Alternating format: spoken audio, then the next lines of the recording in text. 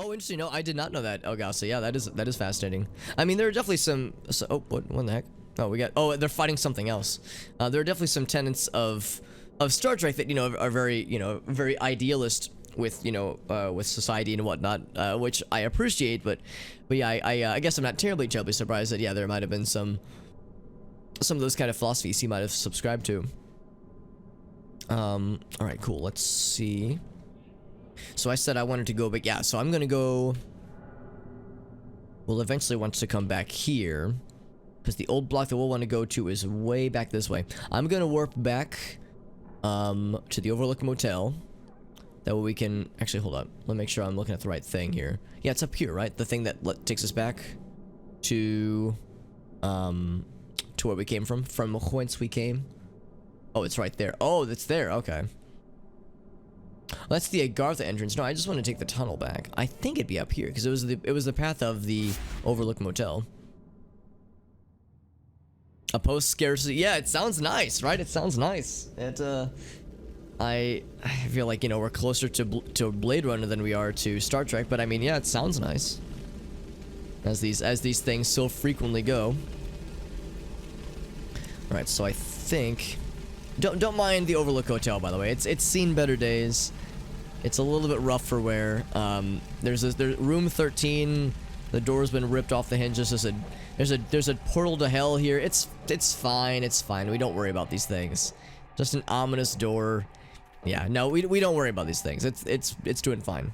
Don't worry about the hell spires, or the whirlwind surrounding us. The brimstone whirlwind, the literal hellscape, the demons walking around. It's fine. It's fine. This place is doing great. Never been better. And they have vacancy, so there we go. I can't imagine why they would be that people wouldn't want to be like breaking down doors to stay there. Not a lot of it. Yeah, it feels more and more like, well, I mean, it literally is science fiction, but it feels more and more an unrealistic ideal. But I mean, that's the point of fiction, is to, well, maybe not the point, but one of the potential points for fiction is for it to be a fantasy. Even if that fantasy is untenable, one can dream, right? Alright, so heading back to the first area for a bit. There were a few quests that I wanted to do, but like I said, first and foremost, what I absolutely want to do, let's head back to the scrapyard. Here, we'll warp to this one. Head back to the scrapyard, because there's a thing I must do. I am contractually obligated. Once you become a hot lava champion, you are bound by blood and fire and lava. Once you become a hot lava champion, you are bound by blood, lava, and fire to do this with every character you create. And I'd actually forgotten what it entailed exactly. So the first thing is to kill this thing, because he's hecking my buzz here, dude. Oh, that's very loud. Let me turn that down on my end. Sorry, that was kind of loud on the microphone. Go back. I want to be monkey. Reject humanity, become monkey. Alright, so there's this the bus. There's a toilet. I'm sorry, I forgot my southernness. There's a turlet somewhere, and the turlet is where you must begin, and the bus is where you must end. And if you do it correctly and you don't touch the ground, much like a proper hot lava challenge should be, you will get an achievement. And more importantly, not just the achievement, but you'll get a title appended to your name that is hot lava champion. I'm looking for where the turlet is, and I'm also getting accosted by multiple monster dudes. Thankfully they're not that strong, but still, they're just annoying. I guess I could look up where it's okay. Oh, here it is. Old toilet.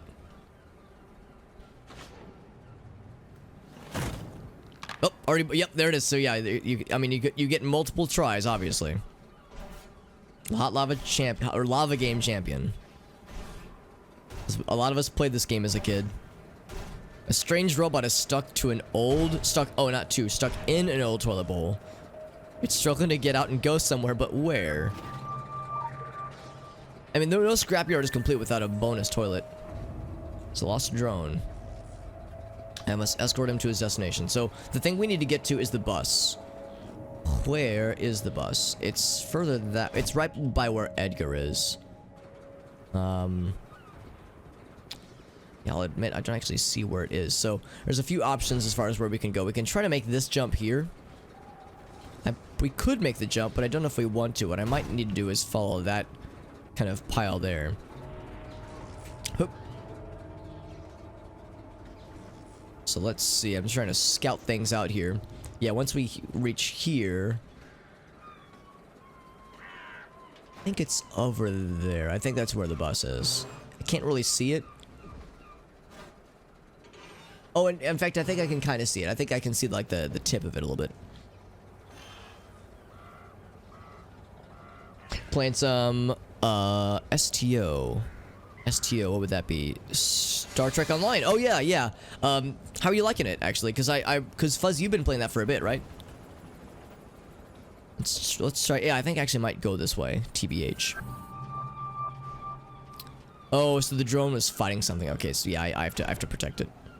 Oh, so yeah, I'm realizing now that I'm realizing the folly of my ways. You really have to follow that bundle of garbage. Trash. Because yeah, you can only take this particular vein so far. Whoop, whoop, whoop. There we go. Whoop, whoop, whoop, whoop. I'm getting stuck on everything. There we go. How's about this? Let's jump back.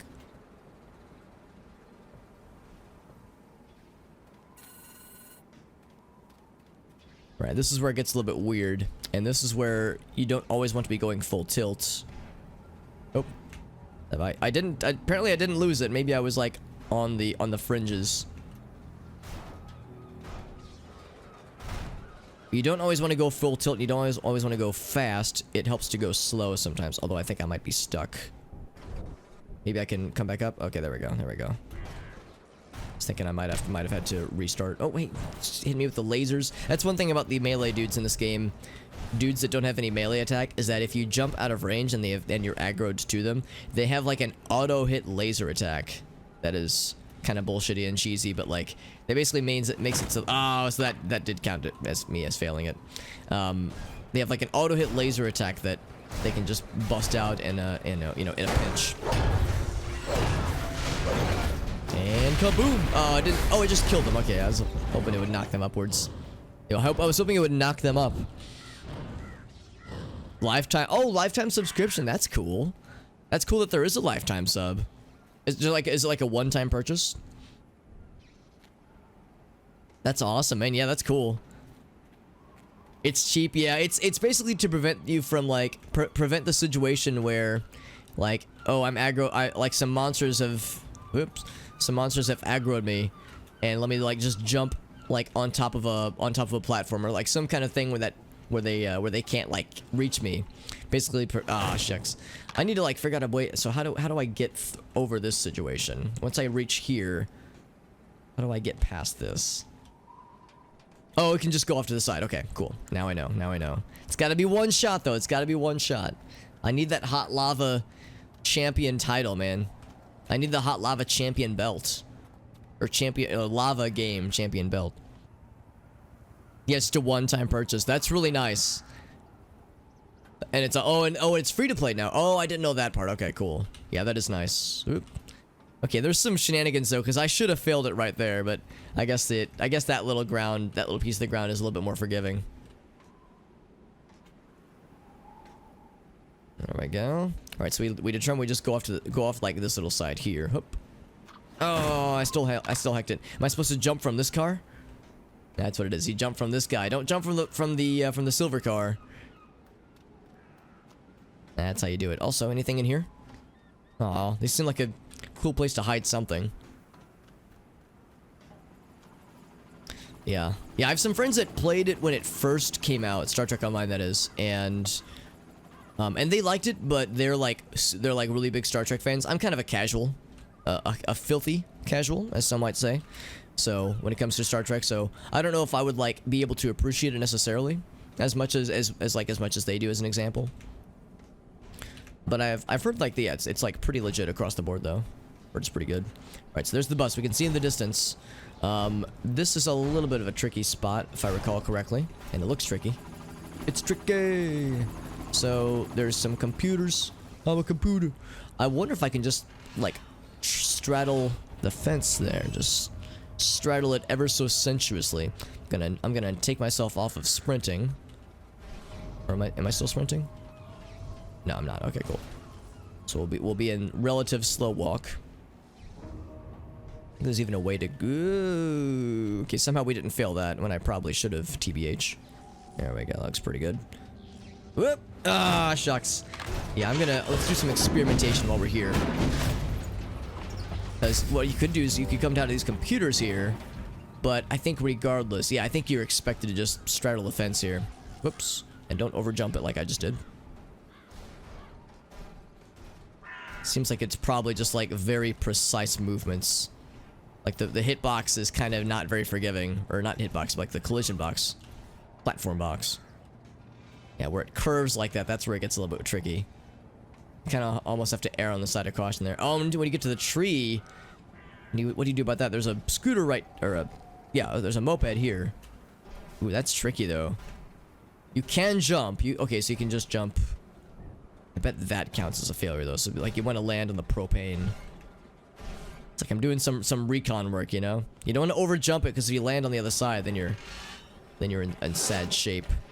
So you kind of want to like back up on the moped. There you go. Jump on the house. There we go. Yeah, let's do some more recon work. Let's do some more recon work while we're here. We can jump on those propane tanks, jump on the tires, or could maybe just jump directly. I bet we could land on that car if we're really good.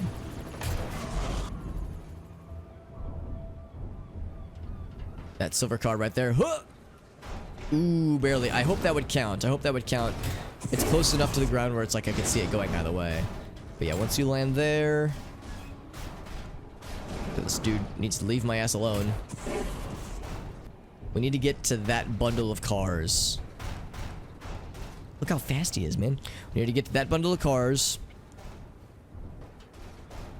Somehow. We could jump on the trash can and maybe try to jump to that little guy. This is like the high stakes part, I remember. Or you could, yeah, could keep going that way if you wanted. Oh, we'd have to jump on the fences. That'd be tricky.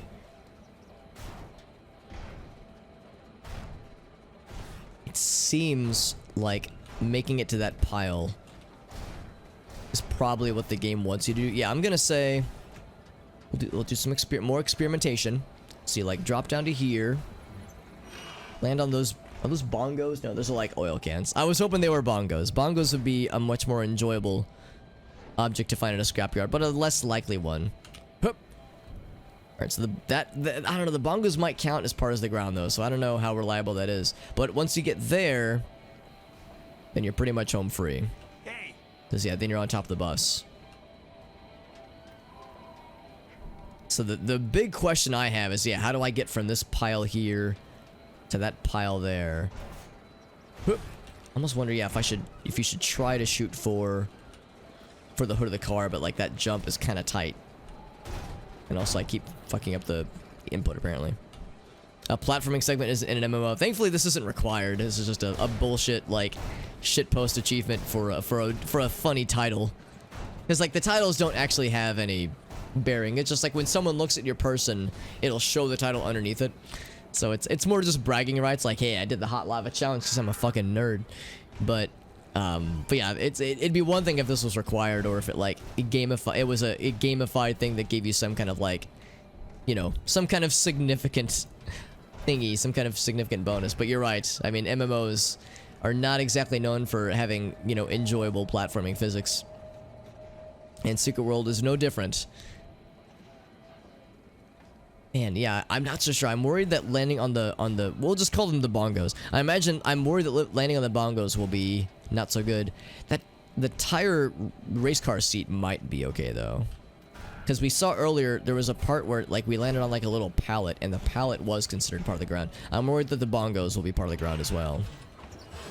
What if I'm on this thing and I go into run mode? Whoop. So that would work. So a lot of it will be based on like what's considered the ground and what isn't. Oh, really? Okay, fine. I'll play with you for a second. Scrap your brain. Okay, now you're dead. Now you're dead. Now no one's happy. Yeah, so just to be clear, so if we're jumping from that little fella right there, so if I kind of drop down here, I think there might be a slow, like a slow walk button, which will come in handy. Oh yeah, you have to jump from here to there. Oh man, yeah, you have very little air control once you've committed to a jump, which, you know, I get it, but yeah, it's tricky. Okay, yeah, let's go back and try for realsies. Done some valuable recon work.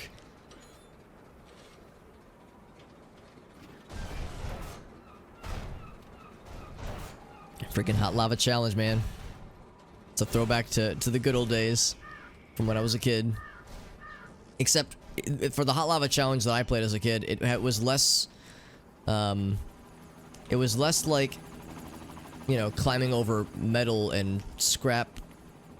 You know, less being in a scrapyard, less scrap metal, less rusted cars, and, you know, things that could potentially give me tetanus, and more. I mean, I got those tetanus boosters, right? I mean, you know, I might as well put them to use, right? Ow. Stop lasering me, homie. Yeah, less of that and more cushions. Like couch cushions and such. Oh, okay, yeah, so, like, it's a little bit weird how it's sometimes... Oh, that was definitely a failure, though, yeah. I need to, like, get learnt on this freaking fence. Ow, dude. Yeah, then he runs away. Yeah, he sets my ass on fire, then he's like, alright, I'm done. Literally set me on fire. Gave me multiple stacks of being on fire. God damn, it's still going too. Yeah, you can see down here, we have multiple stacks of burning. So the trick here is you disengage run mode. Just kind of drop down to here and then jump up top. Yeah, that's how you do it. Yeah, and I've learned you want to err on the side of being on the right side, because it's so easy to slip to the left. Oh. But it's also easy to slip to the right, though, so you gotta be good. Gotta get good. Be good and get good. Let me guess, you're gonna set me on fire? Is that what's out in the streets now? Is that what the cool kids are doing? Set each other on fire? Alright. Alright, let's do this. Let's do this, homie. You wanna dance? Let's dance. Alright, now you're dead. At least I wasn't on fire for another 30 minutes this time.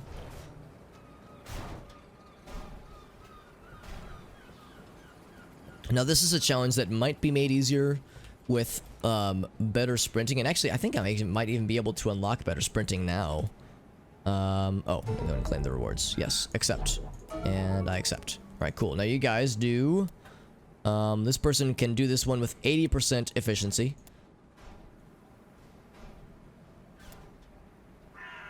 What's the reward there? Is that a signet? A piece of agent gear.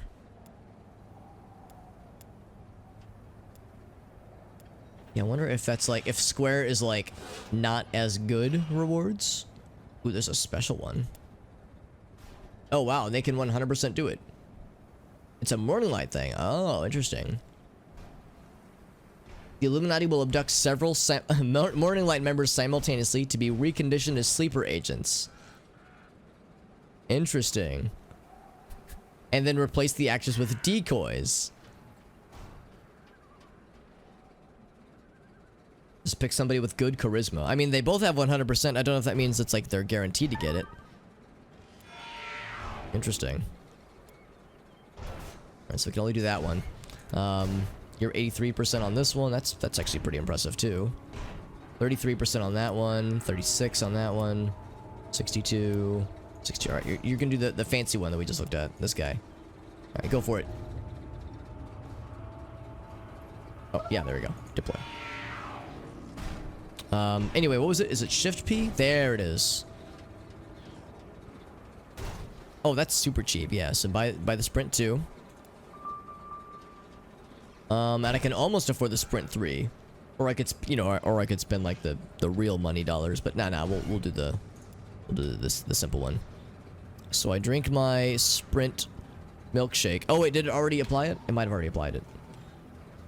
Oh yeah, it already applied. Okay, so now our sprint is a little bit faster. So it's like better sprints kind of make this easier, but it's not that much of a difference, honestly.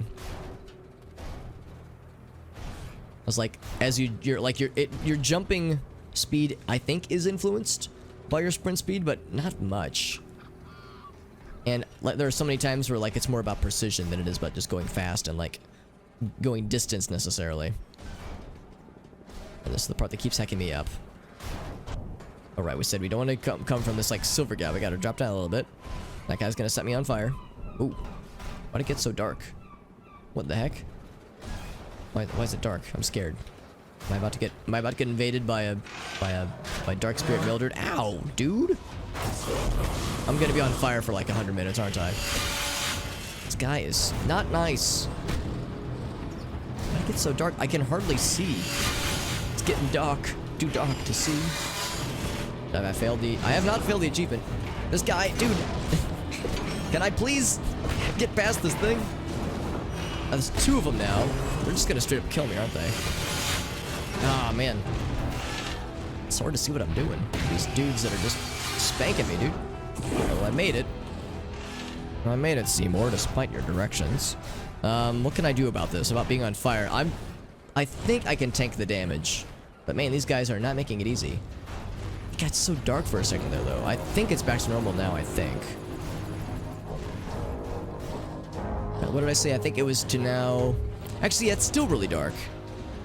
It's still really dark. I mean, it's dark in-game, but, like, unnecessarily so. Oh, it's raining, though. Maybe that's the deal. The piss potion. Yeah, I'll just douse myself in piss. Let's get... Sun's going down. Better drink my own piss. Yeah, will I be able to tank all the flames? I think we will, because it's not that much damage. So one more stack. 10 more seconds of being on fire. We get, like, the scary red thing. Yeah, just take the gamma slider and just go... Just yeet that shit. Yeet that mate into next week. There we go. I'm coming back to life. There we go. After being burnt and bloodied. So I think we just jumped to that guy. I think that's what we did. I think what the game wants me to do is to go like bop, bop, bop. But we can just go from here to bop, I think. Can we go from here to bop? Let's find out. And bop. We can. Alright, so it's like I think a minor sequence break. Just a little sequence break, Stan. Alright, so here's where boys become men. Boys to men, even. Because we need to get to that little barrel right there. That little barrel, friend. Or we can risk it with the bongos. I know that, again, I know they're not bongos, but I tell myself that those are bongos. And that you can land on those pretty confidently. Should I test the bongos or should I push my luck with the barrel? I think I want to test the bongos. Here we go. Bongo time. Bingo bongo. Whoop. Oh, the bongos are clutch. Could this be big? Guys, this could be big. I think... Am I just home free? Whoop. Oh, achievement failed? Oh, man. So, like, I guess this side of the bus is like... There's like a kill zone there. That's unfortunate, dude. Alright, I need to... I thought that was free. I hacked it, though. Maybe I should have jumped from this guy. I got hard baited, dude. I think if I would have jumped from the taller part... Yeah, I was thinking if I got closer, that would be better. I'm surprised that, like... That's weird. That's weird that that counted as failed. I understand that it wouldn't count it as part of the bus for you to, like, be on the bus. And I think I just choked. I think I just choked the input, honestly. I think the nerves got to me, dude.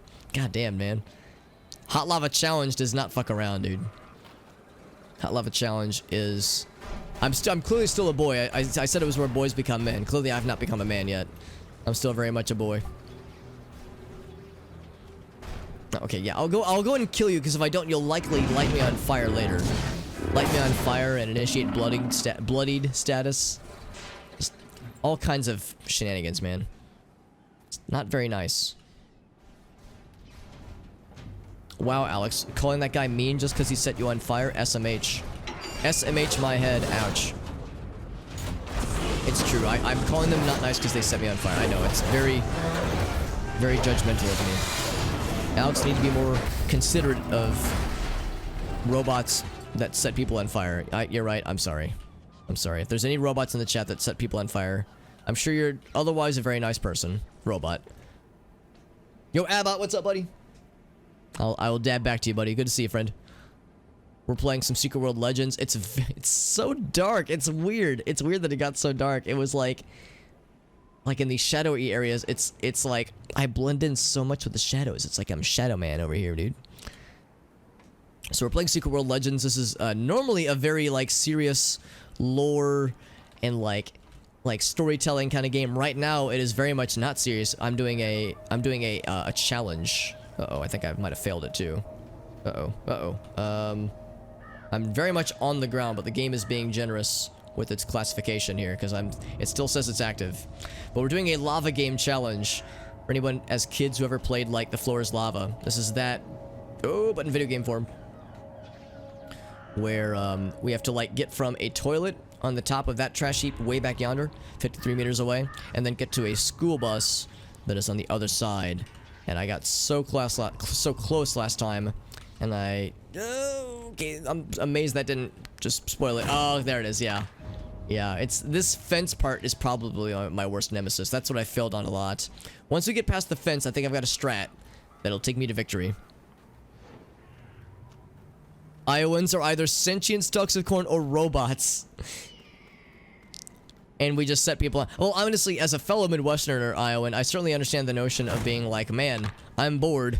Time to like do weird shit to pass the boredom. Like, you know, what's the Midwest known for? Like, yeah, I mean, cornfields, like meth, I guess, like you know, really like scary drugs, cow tipping. Yeah, it's like we do weird shit. Idle hands are the devil's playthings. Idle veins are the devil's, like, you know, things to inject drugs into. I don't know, something like that. Hey, Crumble, what's up, buddy?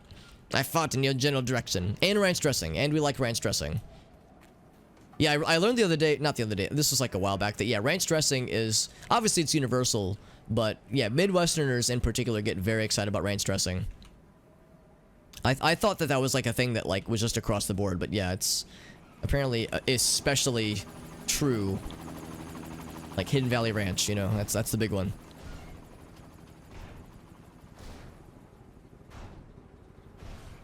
Try to push over 200. Yeah, I've never actually known anybody that's done cow tipping.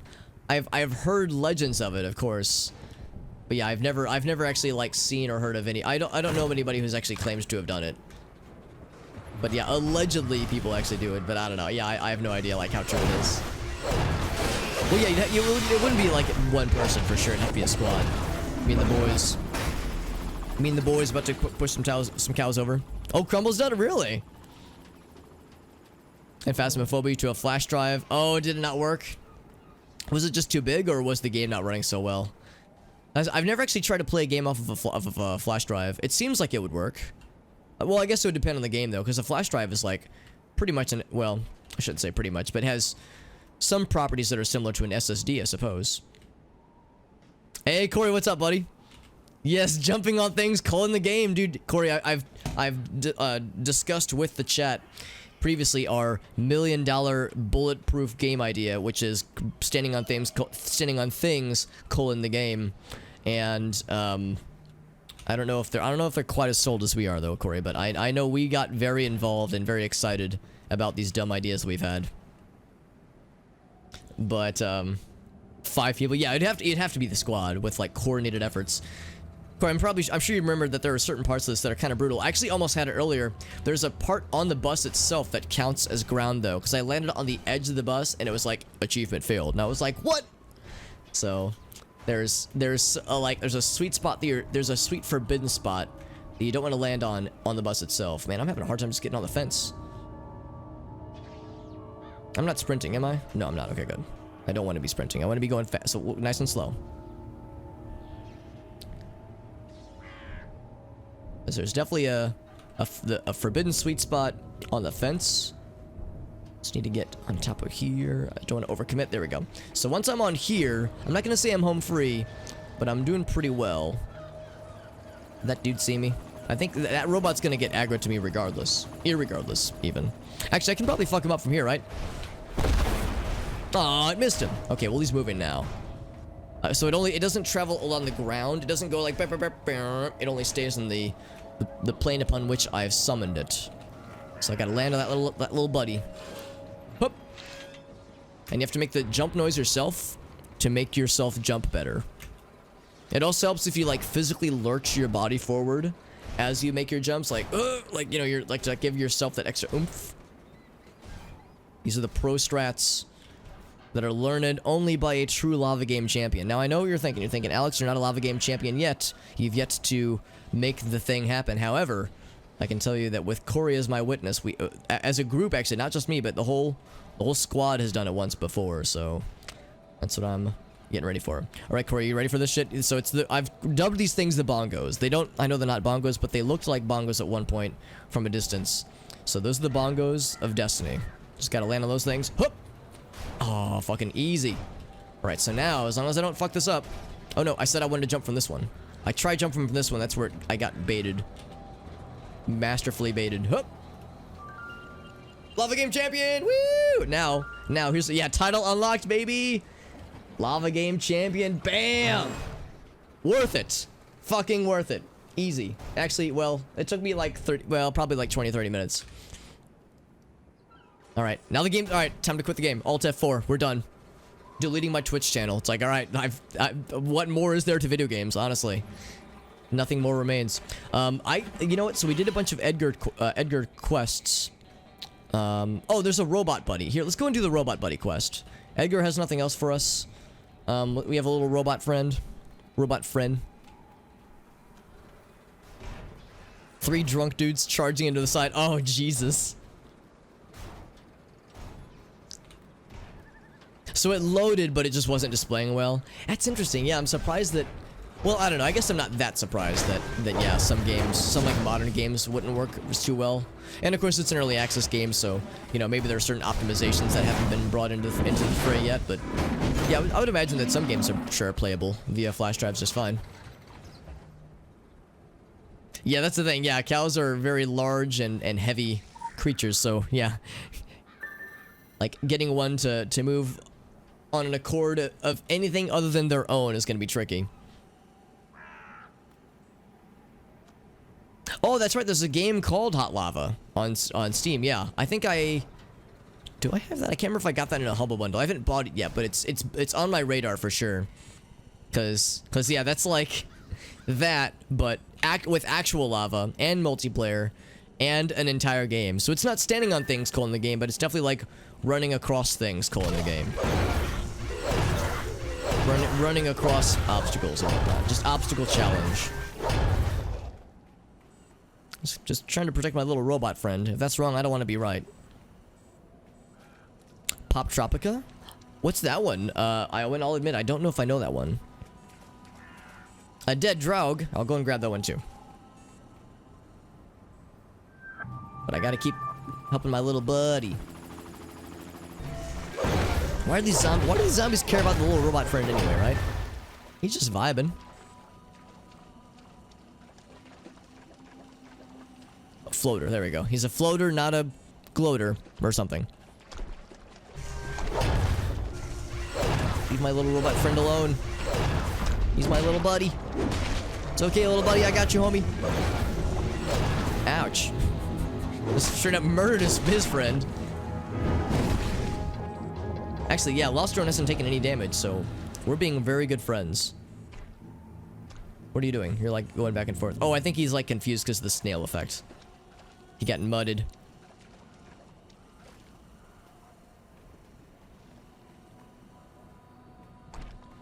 Mudslide Shambler.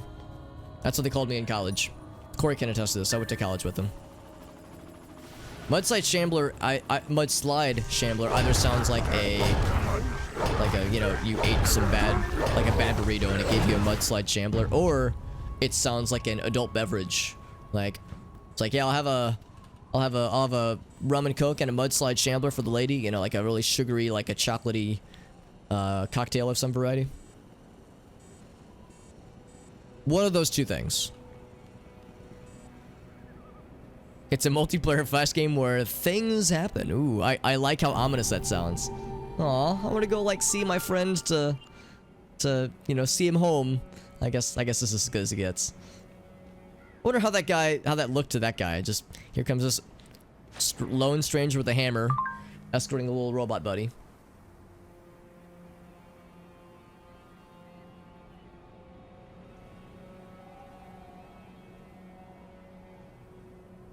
Tech is high-end, but very unreliable. Now, one thing that comes to mind is that this text is still kind of small. I remember tinkering with this after the stream ended last night. I thought I found something to make this a little bit nicer. And it's under miscellaneous. Oh, it reset. Oh, it didn't reset. Okay, it wasn't this one. Is it achievement? So I set that one to 120.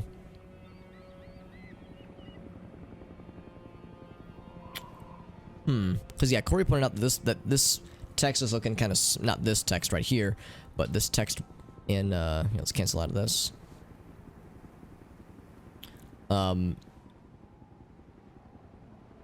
That's kind of strange, yeah.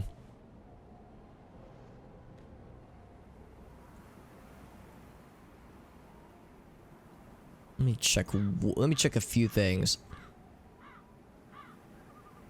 Because I thought it was under miscellaneous. It's not that one. And it's not achievement window scale, which I did increase. Oh, that was it, actually. I think that was it. Because if I go into this one... Yeah, so this one's much bigger. Yeah. So, alright, so this one works. I think when I looked online, the tool that Puzzle sent us specifically said that it doesn't have access to the quest rewards screen. So this unfortunately might just have to be small forever. Like, we can make the window bigger, but the text unfortunately is, yeah, I realize it's probably kind of small on your guys' end. But I'll try to cover the highlights. But anyway, yeah, the Orochi recon drone. It's never just simple recon with them, yeah. Also, Orochi are the biggest conglomerate empire in the world. So companies like Valis, Psycoil, Zegon, Manticore, Anansi, Faust, QBL, and Plethron. A lot of those names do sound familiar. We get to do a lot more Orochi stuff much later in the game. They made everything you're wearing and everything you ate today. That's not, you know, unnerving, right? Not in the slightest. Alright, so I mentioned... Actually, are there any other Ellis quests? There's his investigation quest. But I remember what that investigation quest is, and it's very cool, but I've already done it, and I don't know if I want to redo it anytime soon. I think he has just the one quest, though. Let's go to the skate park.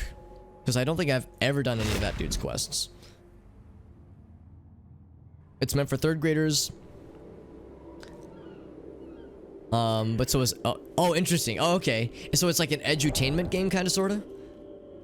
But it's like a weird one in some way. As like I said, I'm always down for recommendations. No matter how weird and/or strange they are. In fact, I would say I encourage weird and/or strange recommendations. Gizmos and Gadgets, is that another like kind of similar game? Danny Dufresne. Oh, he has an investigation quest. I don't think I ever did this quest. ATC as well. Fuck it, man. Yeah, I don't think I've ever done this, so I'm curious. Investigation quest, baby. Let's do this thing. Awesome. I knew it. First the zombies rise from the dead, then they send in the men in black, and then the guys with superpowers show up. This is totally like the August issue of Katana Guy and Headphones Girl. You know, the one in Antarctica with the tentacles and mutant Nazi zombies. I remember it well. I am so psyched to meet you. Can you, like, fly? We could really use some superhero action in this town. I mean, it's a zombie apocalypse. You'd think with all the hours I put into Left 4 Dead, they'd let me carry a gun. Hey, name drop. I just get the runaround. You're only 15. Yeah, I'm also like the last man standing.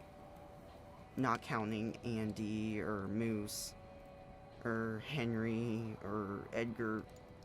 Anyway, it's not like I'm accidentally going to shoot anyone. Not on purpose, at least. This sheriff doesn't even believe I saw the MIBs roll up in their black vans with no license plates. I used my RC plane with a wireless webcam, got a bird's eye view of the action. They're packing some sweet tech. Real made in Area 51 stuff. Like his They're shirt. on our side. They are on our side, right? Good question.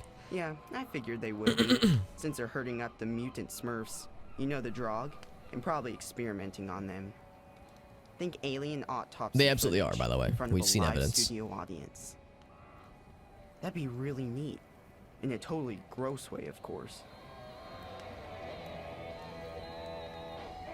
Okay. The black van.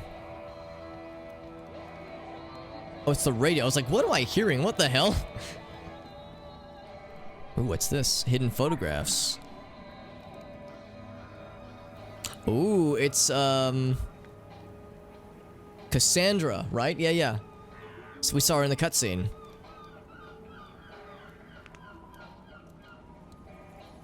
Interesting. So yeah, we know that that Cassandra's like being used to like try to recruit Morning Light members.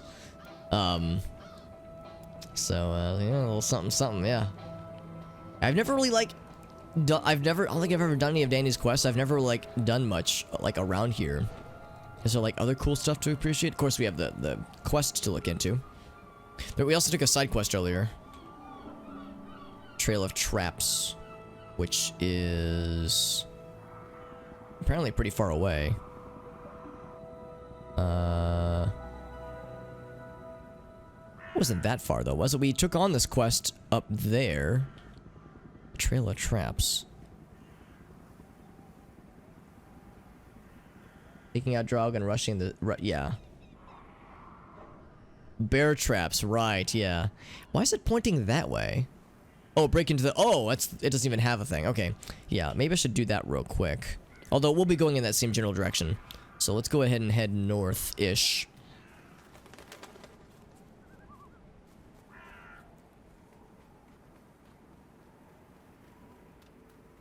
Some GTA 4. Yeah, I will admit, Iowan, yes, I absolutely will be streaming that game, but yeah, I will readily confess that it probably will be a bit, because I want to do Vice City first, and then San Andreas, two obviously very long games, and there's a bunch of stuff I want to get to. Because yeah, like I'm in this weird place right now where I for the first time in like ever, really, I'm streaming a lot of stuff simultaneously. And I've never really done that. I've always like just done like one project at a time, just like do this until it's done, and then this, and then this, that kind of thing. What's this, by the way?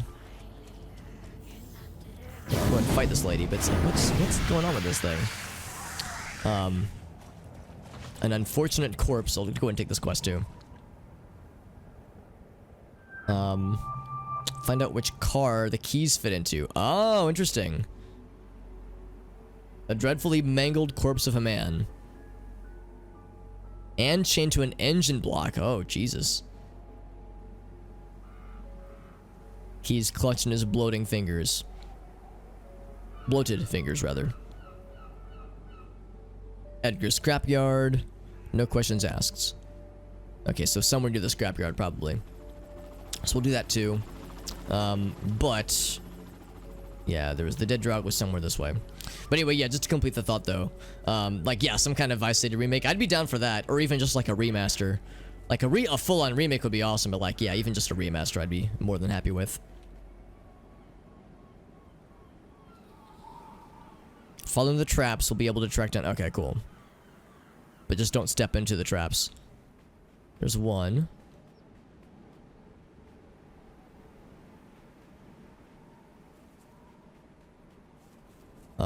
Presumably there's more, right? There's just this one trap. Looking for like a trail of them. There's another dead Draug. Okay, maybe yeah, that's a trick. It's like look for the trail of dead things. Here we go. That's much better. But yeah, just to kind of finish the thought though, because yeah, I'll admit it. Yeah, I'm playing a lot of kind of long form things between this game, of course, and Hyrule Warriors, which I've been playing a lot of because there's so much content in that game. There's a bear trap in this one too, and some mud friends, some mud buddies. And also Noita, and Noita isn't really long form necessarily. It's actually, you know, if you have a decent run going, it's actually a pretty short game. But there's still more that I want to experience with the game. Here we go. There's this guy. Still more I want to experience with the game. There's like other types of runs I want to try to do. There's of course hard mode. There's the whole notion of the mystery of the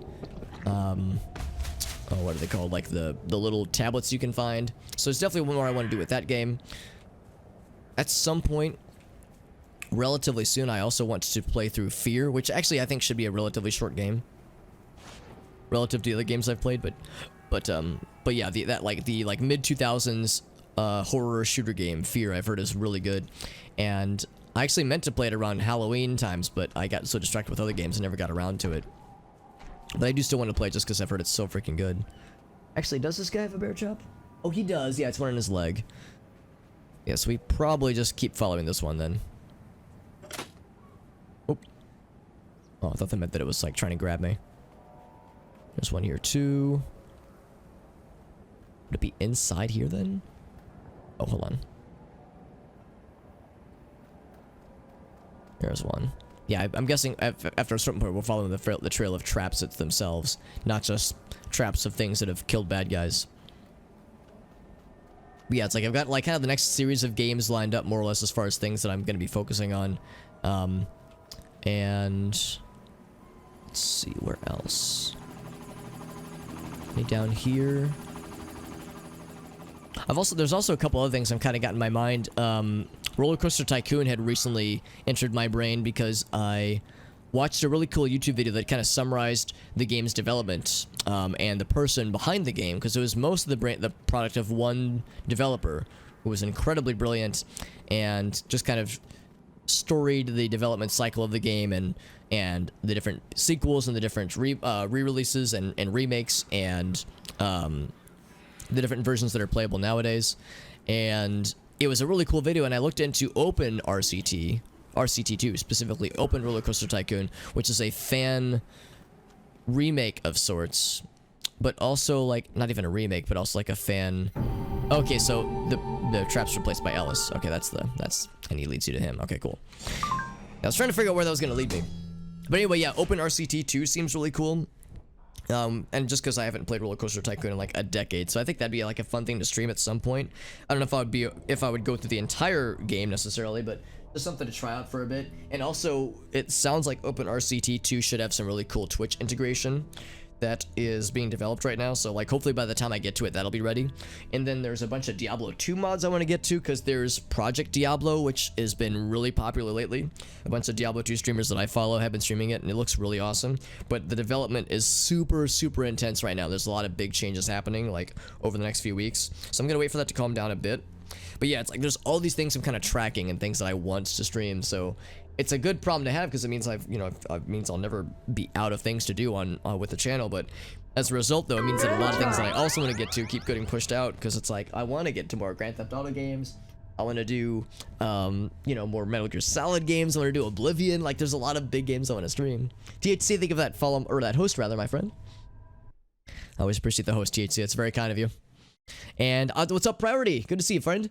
Gwent or Slay the Spire. I've never actually seen Gwent, and I probably would. I would do better, I think, to play The Witcher first, just because I've never played those games, like legit played them. But I do love watching people play Slay the Spire. It's something it is a game I want to play myself, because that game looks incredible.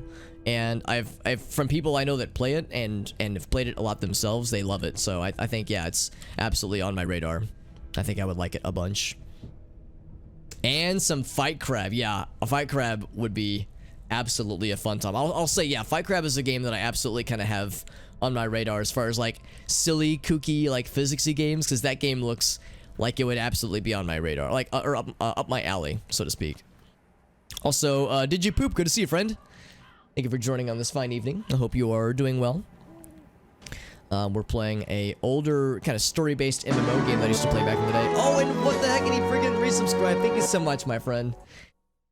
That's very sweet of you, buddy. Stuff and things. Thank you for resubscribing. Did you poop? That's very, very sweet of you, my friend. As always, spending money, that kind of thing, never ever required. Oh, and he gives us up too. What the heck, man?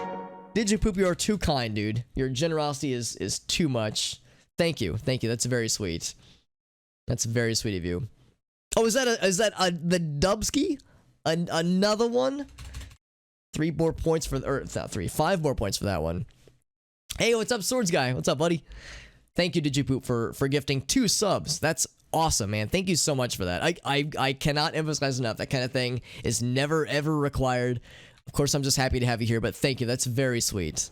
That is very, very generous. Yeah, calling out the lurkers, man. No, it's okay, Swords Guy. You can be a lurking, man. It's totally fine. I'm just happy to have you here in any capacity, but thank you for being here, buddy. That's very sweet of you, Digipoop. Seriously, that's very kind. Holy shit, man. Your generosity is humbling, to put it simply. I'm doing well. I'm doing well. Yeah, it's obviously quarantine is weird. 2020 is weird. Things have been actually kind of sad. My girlfriend's father passed away last week, which wasn't a complete surprise. He had been quite ill with cancer for a while, but COVID took him, and it was bad. It was really bad, and things were rough. I mean, I'm okay, but Grace is having to quarantine for 2 weeks because, you know, she was around her dad in his final months, really. And part of that was when he tested positive. So that's been tough, obviously. And I'd be lying if I said it wasn't tough on me. But you know, I'm not the main target here. You know, it's like this is very much. It's very much something that she's unfortunately having to deal with. And of course, I do what I can. I try to text and call frequently. But of course, it's tough. And it's like, and I would like to think I was, I knew her dad relatively well. I mean, I've known him for as long as I'd been dating her, which is to say about 3.5 years now. So of course it's unfortunate, but like I said, it wasn't terribly surprising because we knew that the cancer was he had by this point he had exhausted all options with regards to what's it called, like radiation treatment and chemotherapy. So it wasn't like we knew it would happen eventually, but it was very sudden once he got COVID. It was very, very sudden, and it's awful because I mean, obviously it's we wanted more time with him, of course, and we're pretty sure that the way he got it was with by going out with some friends a couple days in a row, not a couple days in a row, but a couple days over the course of a month or so. He would go out like for dinner with some of his friends, and that was nice, and we were glad that he was being social. But yeah, it's like there was evidence that they weren't all wearing masks and they weren't always being careful. And yeah, sure enough, somebody in the group tested positive, and then kind of one by one more people started to as well. And even though they had, once the first person tested positive, they stopped meeting up. Still, obviously the damage had been done, and yeah, her dad exhibited symptoms, so got him tested. And I think it was exactly a week after the positive test, and yeah, it was bad. Like I said, it's been really hard on her. So it's been rough. But like I said, I'm fine though. I mean, all things considered, I'm fine, and we'll get through it for sure. I'm not like. I don't think that she will be able to handle it long term, but it's how can you not be affected by that, right? It's rough. We're always watching. Yes, we're always listening. Yeah. No. So it's like that's been on my mind a lot lately, but but as I've said before, the streams are really good for me because they give me something positive to look forward to, and I love getting to chat with you guys, and it's always fun enjoying the dumb moments that happen on stream together. It's fun being able to share these ridiculous games with the cool people in the chat. Some Pharaoh's on. Oh, you like that number that was like 88? Bam! Every once in a blue moon that'll happen. We're like. The camera will be angled in just such a way where a damage number will pop up. It'll be like 7. It'll be very big on the screen. Anyway, there were zombies inside that trunk. I'm just trying keys on all these trunks to see which one it could be. And then also fighting these giant robots. Sword guys it's not jokes on you. I'm always listening. I'm always listening forever. Yeah, it's rough, man. It's rough. And it affects so many. Even for people where it's a friend's friend has it and is fine, but still we're scared about them. It's even in the cases where it ends okay, it doesn't end tragically, it still affects us, right? It still is on our minds always. It's you watch the news or read news articles, and it's always ever present, as it should be. I mean, it's important to be informed, so it's good that we're informed, but still it's stressful. How can it not be stressful, So yeah, it's 2020's been rough, and COVID has taken so much and so many from us. And the common wisdom, unfortunately, is that the next couple months are probably going to be pretty bad. as far as confirmed cases go and that kind of thing. So it's like we're all kind of like bracing for the worst news. I keep finding more zombie friends, man. I don't want zombie friends. I want treasure friends or whatever could be inside of this car.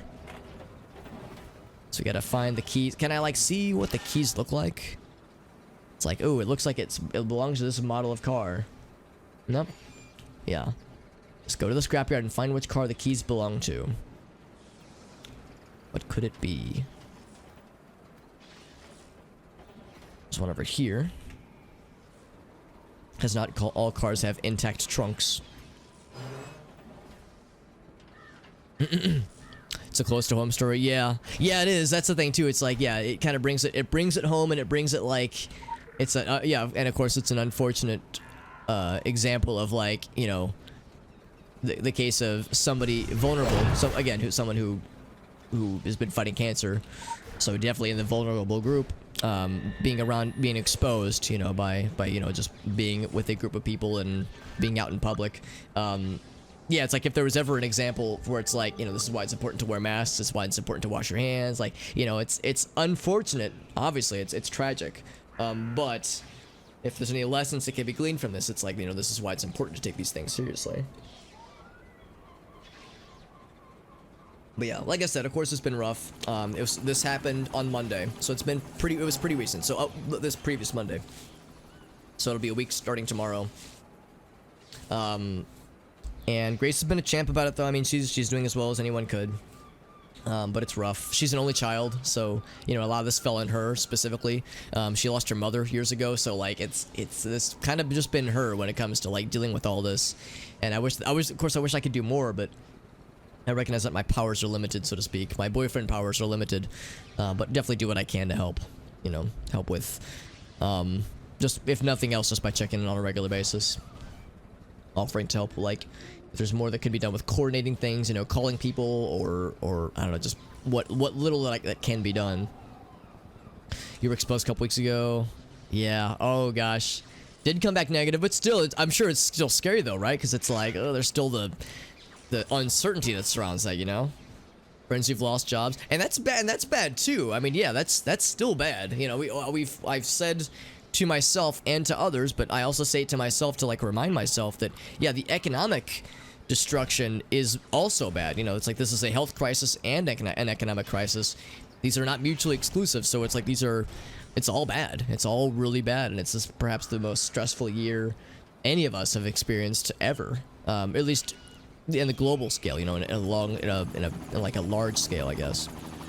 Friends that lost family. Yeah, it's like, it's scary. It's scary to think like how fragile, you know, so many of us are. I mean, of course, it really messes up people who have existing health issues. But I mean, I know of cases where it's taken out people that were young and healthy.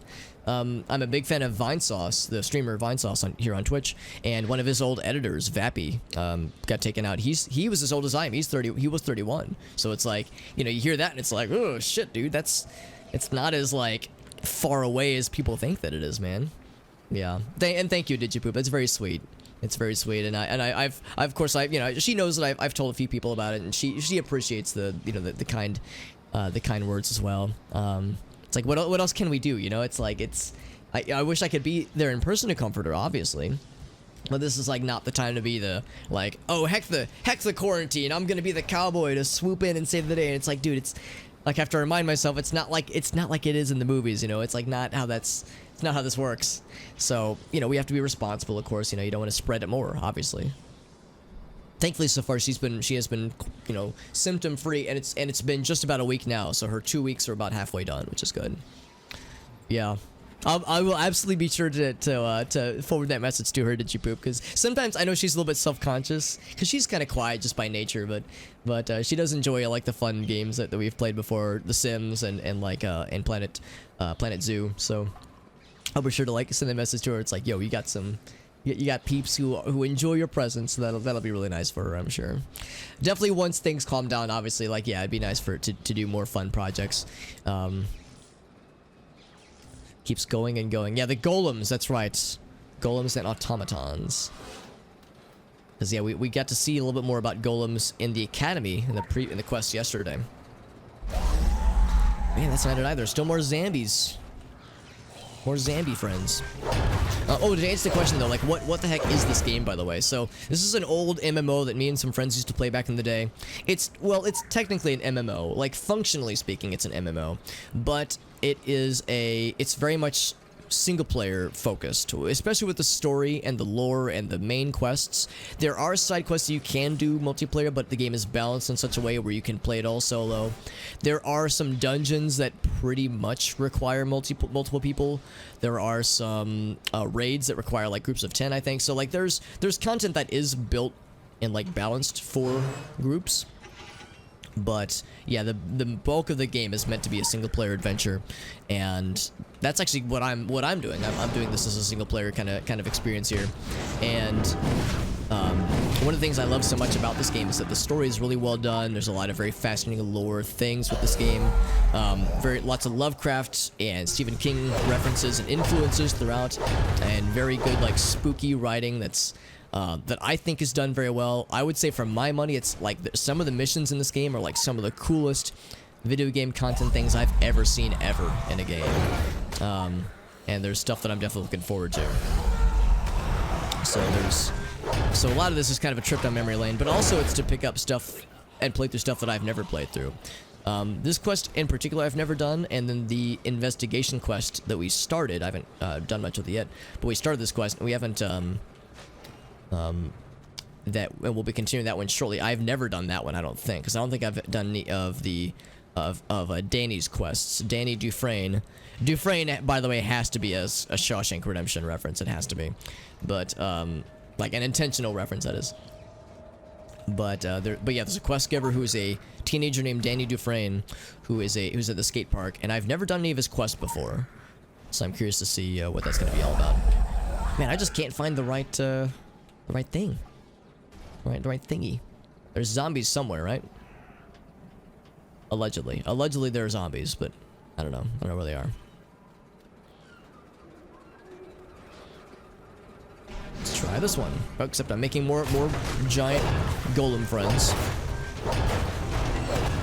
Yeah, very post-apocalyptic. Yeah, the basic story behind this game is that the player character gets superpowers one day. the way we got superpowers is a little bit weird, and I know a little bit more of like what it entails, but it's like story stuff that we haven't learned about yet in game, so I don't want to speak too detailed. But yeah, we basically got like quasi superpowers, and we got recruited by, there it is, there's a dead body inside of it with a ton of cash. So yeah, what was this quest? I'll explain one thing at a time. So for this quest, we found a corpse with an engine block, or a car engine chained, like handcuffed to his leg, in a body of water. And in this guy's hands was a set of keychain, or a set of car keys. So we were looking to see which car it belonged to, and we went to the scrapyard because it had the Edgar's scrapyard business card alongside it as well. So we go to the scrapyard, we find the car that the car keys belonged to, and in the trunk of the car is a pile of money and a dead body. So it's kind of nice. We don't get any more details necessarily, but just some nice spooky vibes for sure. But anyway, yes, we get recruited by one of three factions. The faction that I chose was the Illuminati, because the other two factions, one faction are the Templar.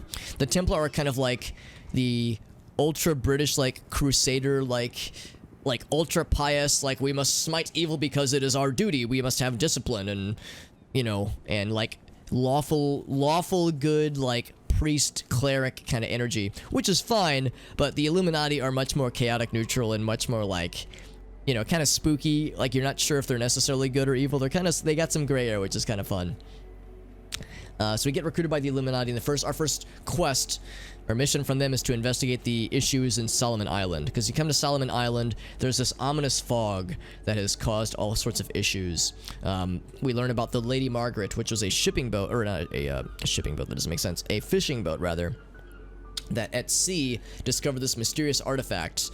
They got lost at sea, and when they got lost at sea, the boat ended up in what is referred to as a ship graveyard, with ships and boats from different eras in history, like Viking boats, like 1920s style like oil tankers, but also like modern boats. And one of the things they found was this shiny artifact that they were drawn to, and the artifact led them home. They were able to come home safely, relatively speaking, but this ominous fog followed them.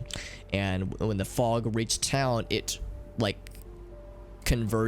drew the townspeople into the water, drowned them, and then they rose as zombies and started attacking anyone who survived. So we're basically trying to investigate what caused the fog, what was this artifact, who took the artifact, where is it now. We're trying to kind of piece the mystery together. And right now, as far as the main quest is concerned, we've discovered that a gentleman named Beaumont, who has traces of himself that lead back to the 1600s, has the artifact. It's a sword. It is a sword.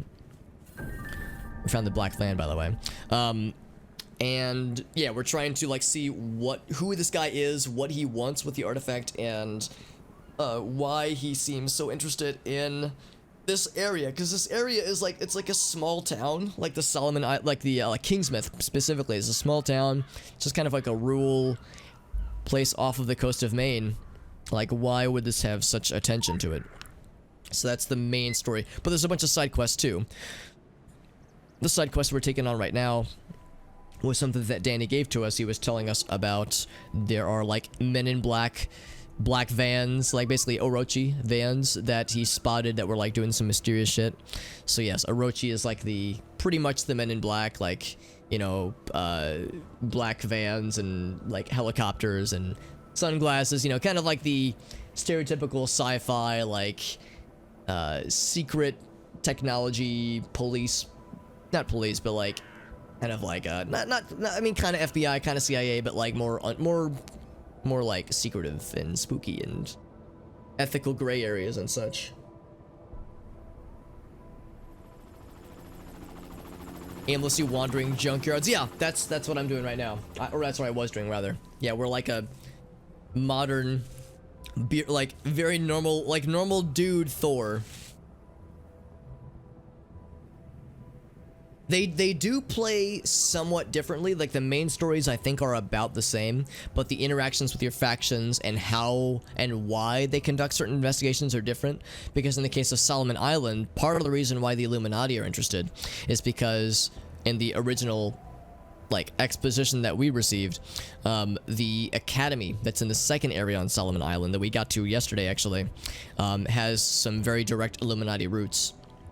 And the place in which this artifact may or may not be is like part of the Illuminati archives underneath that that academy. So that's why the Illuminati are interested. I don't know why the Templar would be interested necessarily, or the Dragon for that matter, because there's the other two factions. But you're right, yeah, like the stories and like the cutscenes would be different, but the overall arc of like where you go and like what you're mainly looking for is about the same.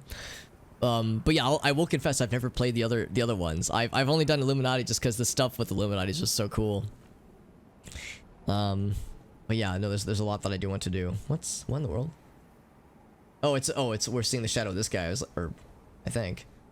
Well, what are these shadows? What the heck? I'm like, what is there something flying? What the heck?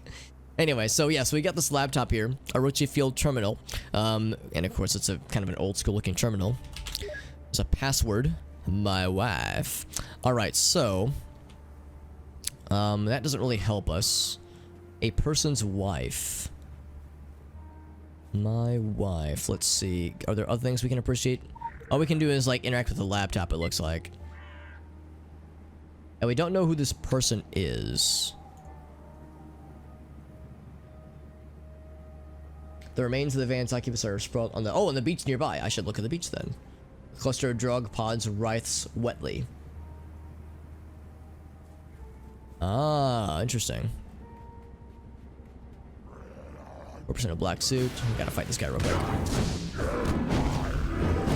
Yeah, part of the things that also came from the fog, in addition to the zombie people that got drawn into the fog and got, you know, killed, zombified, and pushed back out, there's also these monsters called the Drog, which have a Norse mythology significance. And they just came from the fog itself, and they're like another force of nature. So Emily Chan. She has an ID number, an email address. Can I look at you? I cannot look at this guy. Oh, there we go.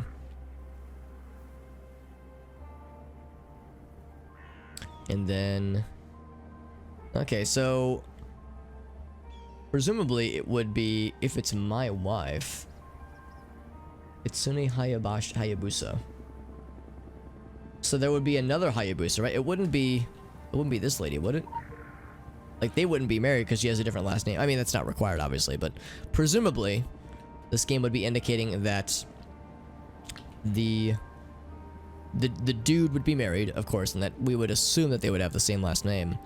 So this is one thing where the investigation quests get a little bit weird. We have a few clues to go by, but not a lot. Like, we can maybe try last name as a password, but that's probably not going to get us very far.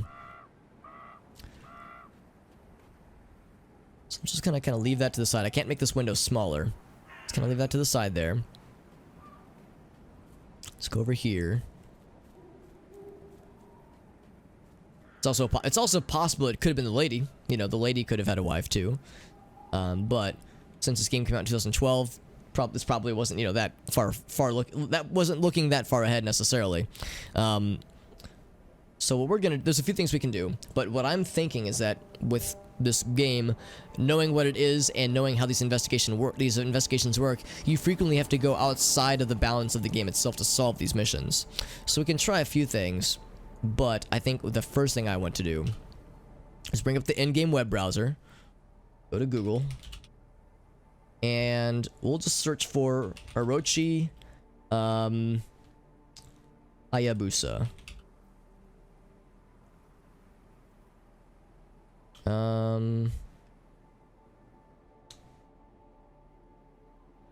Warriors Orochi 4. Oh, apparently there's a game called Orochi. Oh, that's weird.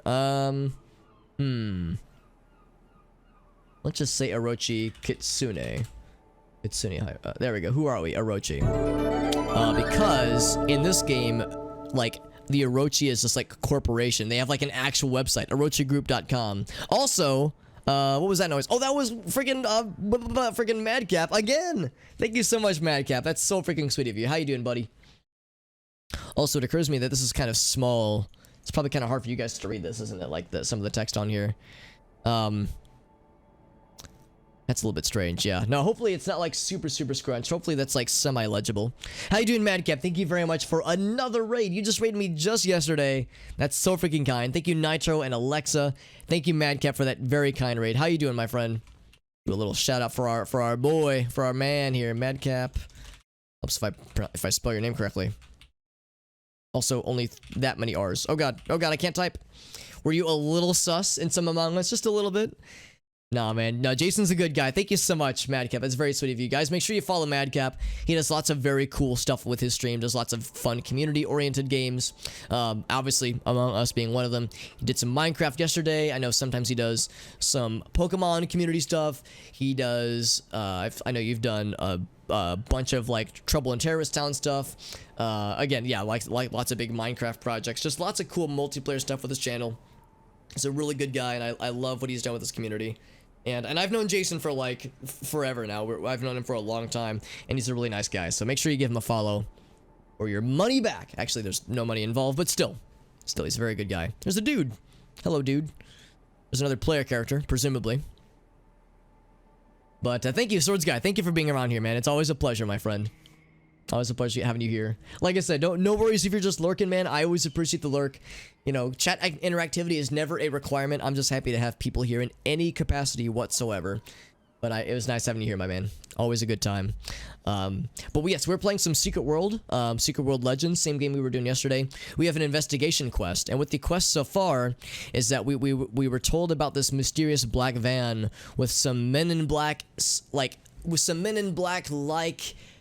activities happening. Some people with like, you know, black outfits and like suits and sunglasses and that whole thing, investigating some of the happenings around here, some of the zombies and other other things occurring, and we know that that would involve the Orochi group, because in this game's lore, the Orochi group, or the Orochi Corporation, is this tech conglomerate that has a specific wing dedicated to like investigating paranormal events. Very under the table stuff, very like spooky conspiracy theory stuff, where they like to just observe and collect data. They don't like to like solve things. They just want to experiment on things and try to find ways to profit off of awful situations. And we are doing an investigation quest from this person who observed some Orochi activity.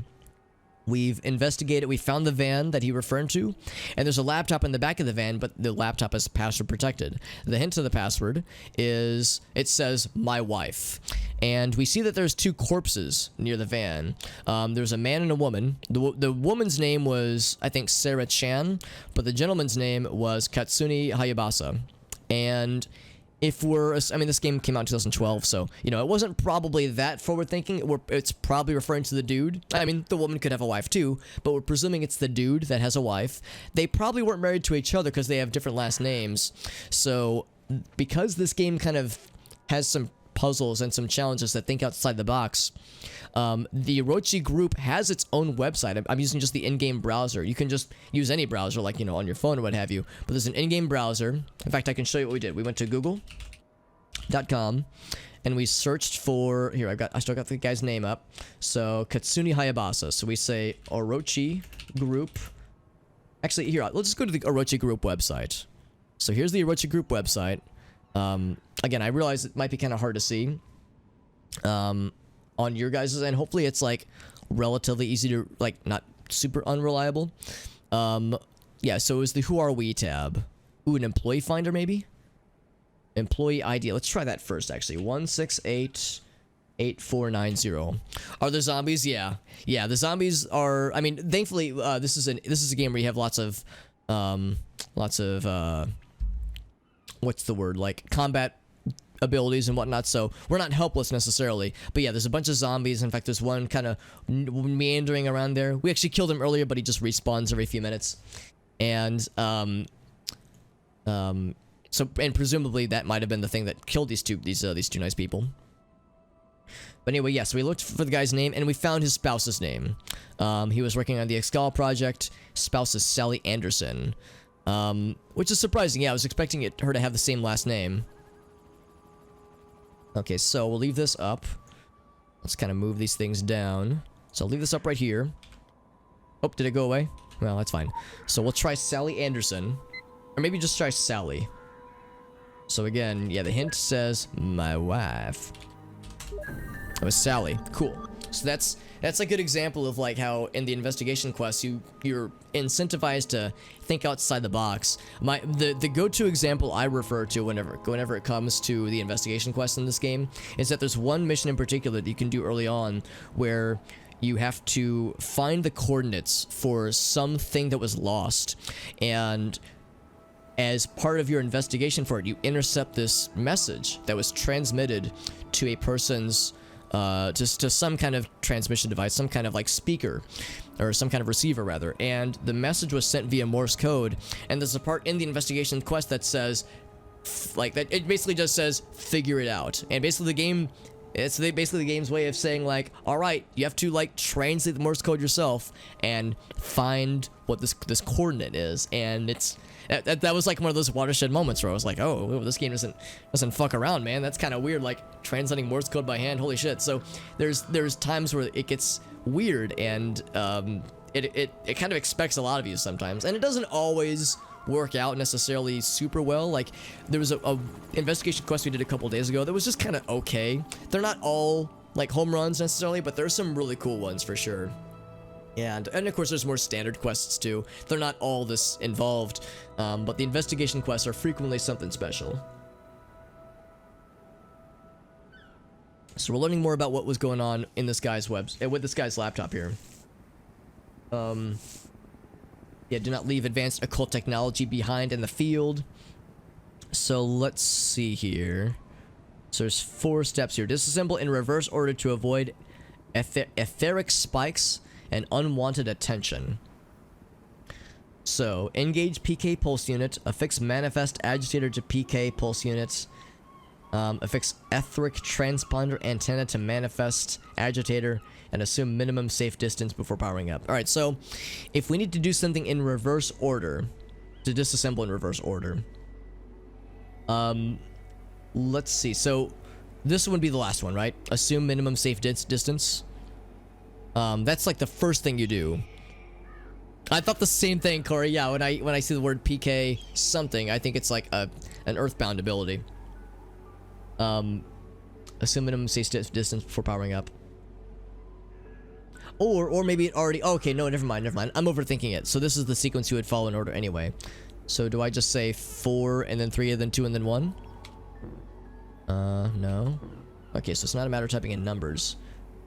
Maybe what I need to do is write these down, and there's something we can do over there, maybe? Because there's like a bunch of stuff nearby. Each component has to be individual. Yeah.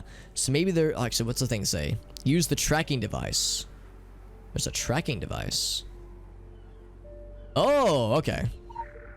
I was overthinking this. Quick access inventory updated. It's Ponky Kong, the lesser known second cousin of Donkey Kong. Radar module activated. Okay. What's tier 3 say? The occult attractor. Don't leave the technology behind. Alright, so we gotta find the technology and then, yeah, do some kind of process to deactivate it or disassemble it. So yeah, these are the unfortunate corpses. And there's a bunch of stuff over here. There's a bicycle. A bunch of, like, pieces of what appear to be Orochi tech. Apparently we're getting warmer. More zombie friends, of course.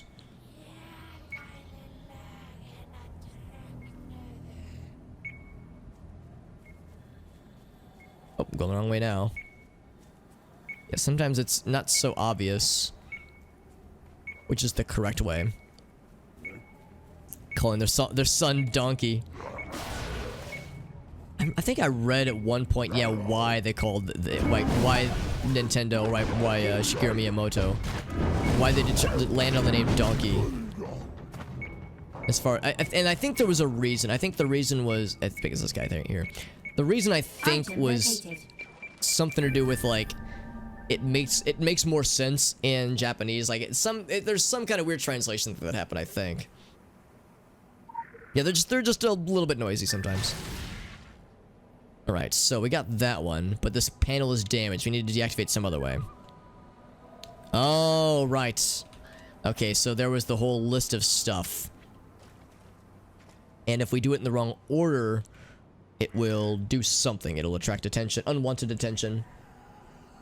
Into low tidal waters, but it's still active. And it's attracting occult creatures, yeah, unfortunately. Before it lures something worse. Yeah, there's a lot of dudes around here. I feel like I need to go back to the van and write down what those steps are. Because if I worry about what happens if I do this in the wrong order. So let me go back. Back to the van. We'll do the login sequence again. And I'm just going to write down what the things are. Or I could just screenshot it, I guess. That's also an option too.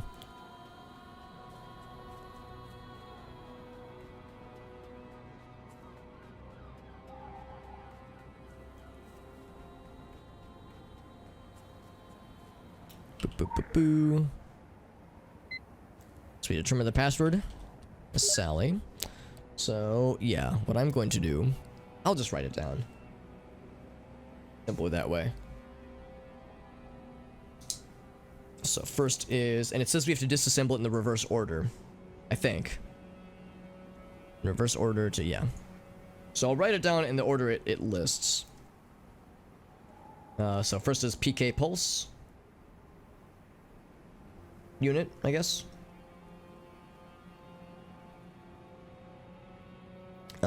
Manifest agitator.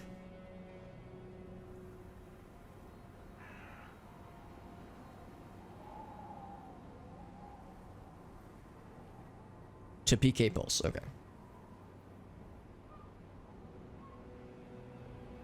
3 is etheric transponder.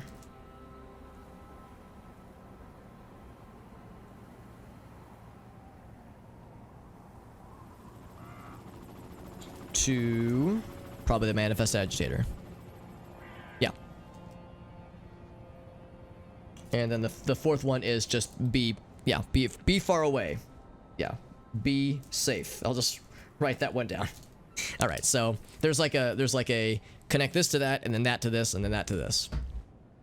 So we have to do those steps in reverse order. So I will. I shall and I will. Couldn't make it from Jersey to the bar in 15 minutes.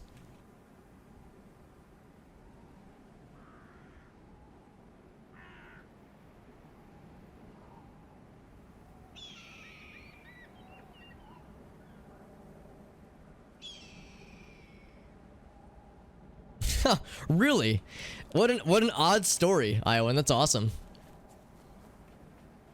Yeah, I figured. Yeah, you meant outside the bar. Yeah. What an odd but like charming story. Like there's just a zombie that's like, I'm just gonna be here. Oh, we just fucking one-shot her though. Hell yeah. Fallen Norseman Archer. Hold on. A Fallen Norseman Archer. What an oddly specific zombie type. Initiating. Fallen Viking soldiers. Awesome. Yeah, I don't remember seeing these guys previously. Also, we have a little side quest to kill 4 of them, so I guess we might as well. So yeah, just some Viking zombie things that have been brought back. Well, it's not even brought back from the dead, but like brought back in time and from the dead. Sweet. Got that completed. Just for funsies. Yeah, what a wild story though, Iowan. That's dope. Well, it keeps attracting occult monsters, just like it's meant to do, unfortunately. Alright, so first thing to do is remove the etheric transponder from the manifest agitator. So I guess I'll use the manifest agitator first, right? Nothing happened. Etheric transponders next. Not that, not that. This one. And then PK Pulse. Of course, this guy pops up and I one-shot him. PK Pulse. That one. PK Pulse unit.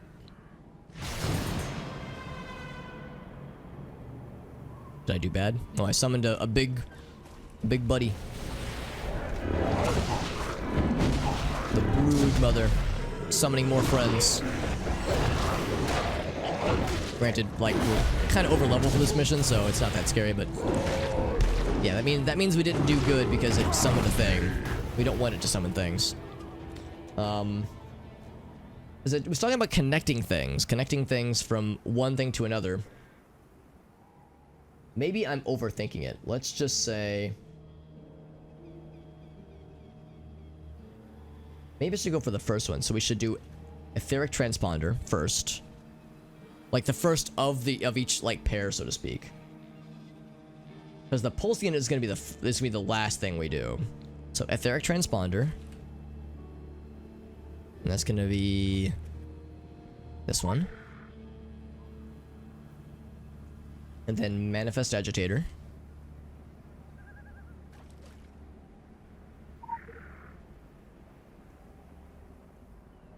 And then PK pulse.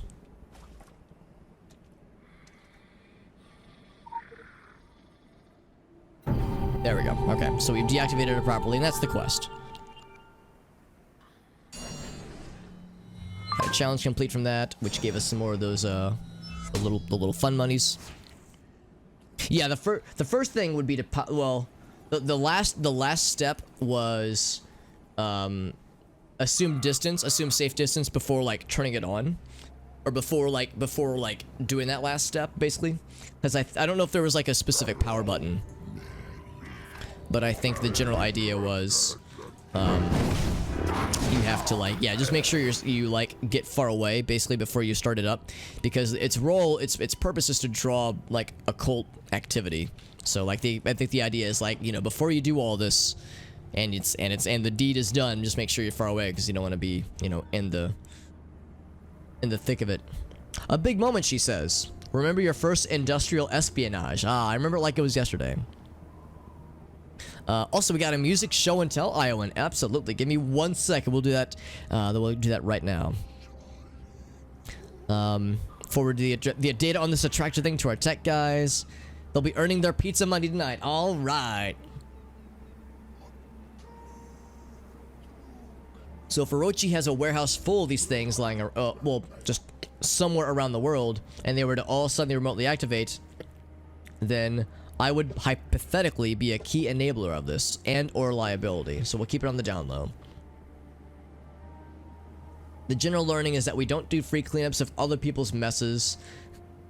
Alright, fair enough. So what was the thing that we got? We got canvas sneakers, high top, comma, orange. So we got some orange high top sneakers for our hard work. And of course a lot of experience, because the investigation quests are usually pretty rewarding. Yeah, with the experience that they bestow upon us. But yes, music show and tell. So I always love to do this. I'm an avid music consumer, and I buy a lot of music. Of course, a lot of people use Spotify and that kind of thing too, which is fine. But whenever possible, I like to buy music. And so my favorite thing to do for like music I really like is to buy a physical copy. And let's see, what is the more recent?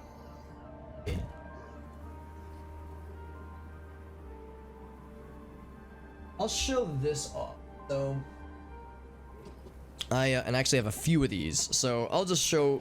It was actually part of a set that I got. So I'm a big fan of like old school progressive rock. I love a lot of older like bands like Genesis and Yes and King Crimson and Pink Floyd, like that kind of era of music a lot. And one of my favorite things about those bands is that for a lot of them, they would be in one band, then they would skip, then like one member would be like in one band for a while, then they would like skip around to a different group, and they would start a solo project, and then they would rejoin the old group, and then they would do another solo thing. Like a lot of these dudes and dudettes were very creative, and they didn't want to do one thing for too long, so they would jump around and do a lot of different stuff. And Bill Bruford was Guess's original drummer, and was one of King Crimson's most prominent drummers. He's still alive, and he's retired as a musician, but he's still doing other stuff, which is nice. He wrote a few books. He has like a doctorate, or maybe it's just a master's in music stuff. So he like does like presentations and does like music school talks and conferences and whatnot. So he's a pretty active guy otherwise. But Bill Bruford was one of the key people kind of in this movement of music. And in addition to playing with groups like Yes and King Crimson and Genesis, he was also very much a jazz musician at heart.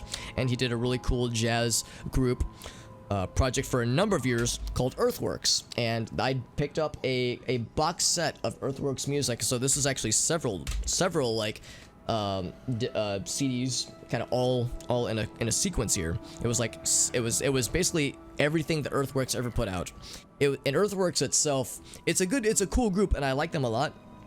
It's not the kind of jazz I would necessarily typically spring for. I would describe it as, I guess, post-bop. So bebop is like a subgenre of jazz where inevitably part of the song will be, it's almost like musicians music. It's like jazz for jazz musicians, like to listen to. Like as a casual observer, it's not always going to be for me, and some of the stuff is maybe a bit far out, but it's very solo heavy, very like the rest of the band kind of stepping back, or like one person like goes wild with like some kind of weird solo or some kind of like really like rapid pace time signatures, that kind of thing. It's weird, and I like it. I like that it's weird, but it's not necessarily what I would necessarily like go out of my way to listen to. But I liked it a lot more than I was thinking I would. And I didn't just buy it blindly. I like listened to it first, like listened to a bunch of the tracks from it first before I pulled the trigger on the purchase. But I'm glad I did, because there's some really solid stuff on here. And I guess I'll focus on just one of the discs. This is one of the anthologies, the live anthologies basically, where they just took a bunch of live recordings from various live performance and live tours over the years, and some of these actually have DVDs, and I haven't actually watched the DVDs yet. But I've gone through all the CDs, and there's a lot of very good stuff in here.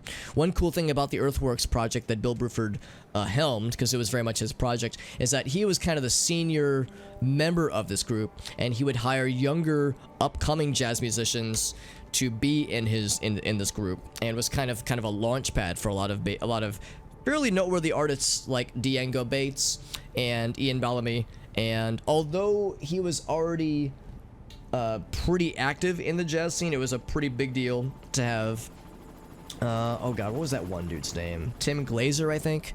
So like there was some like also noteworthy talent that he worked with. They did a concert with Stuart Copeland one time. That's he was the drummer from the Police. So like in addition to it being like kind of a cool little indie thing, they also brought in some noteworthy names. So if anybody likes jazz and they want to try some bebop and or like post bop, which is to say like it's not exactly bebop. It's kind of like an evolution of that genre, or an evolved form of it rather. Because this was like late 80s, early 90s, and then also mid 2000s. So this is quite a while after bebop was a big thing.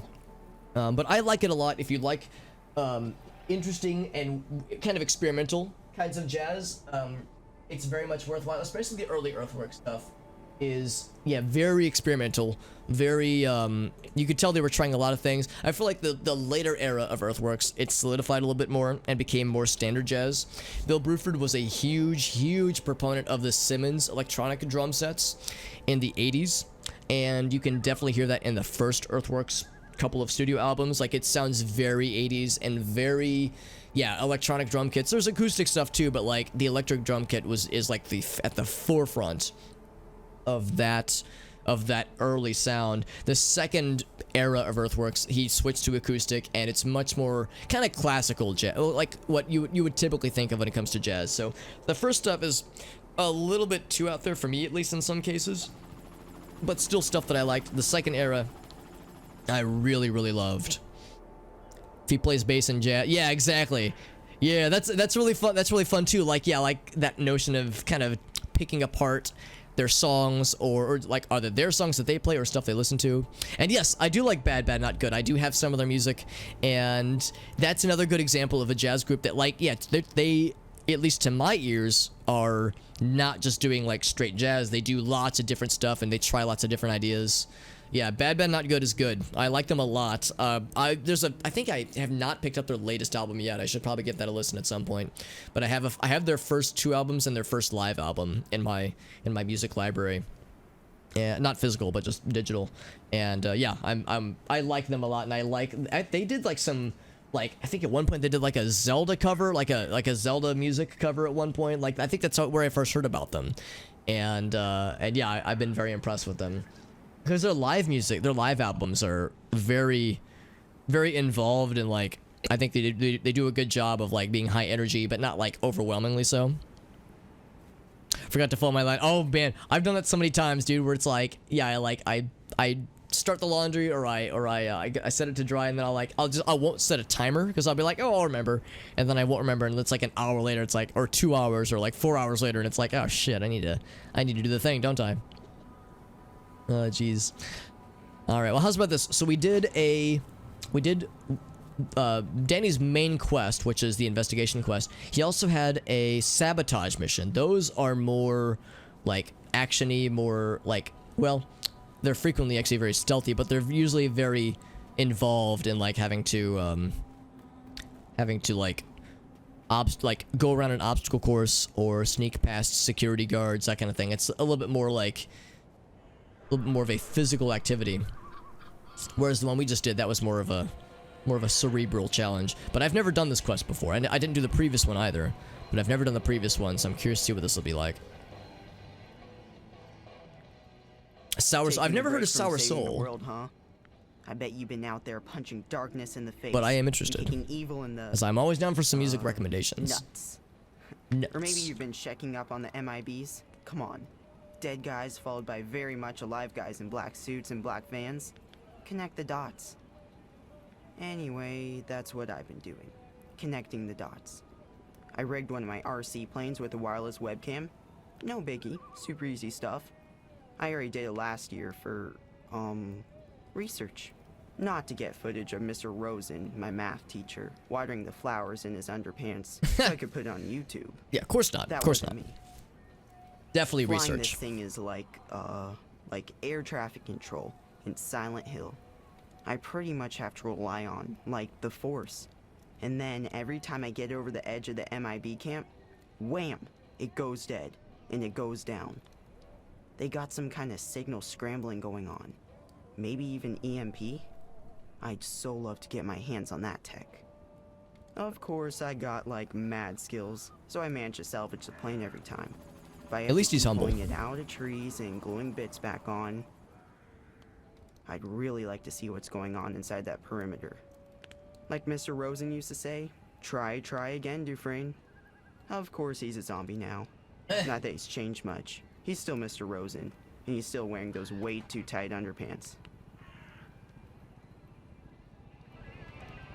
Oh yeah, I do the same thing to Jaboop, yeah. It's like a way to force myself to be more proactive, but yeah, it's like sometimes it's gone back to haunt me. Come back to haunt me rather. Fly the RC plane. Oh gosh, what will the flying the plane controls be like, I wonder? Is this gonna be like that one secret, that one Grand Theft Auto mission that everyone hates? Oh, it might just do it automatically then. Okay, I was thinking I would have to control it myself. And sure enough, it went down. But it's still here. That's okay.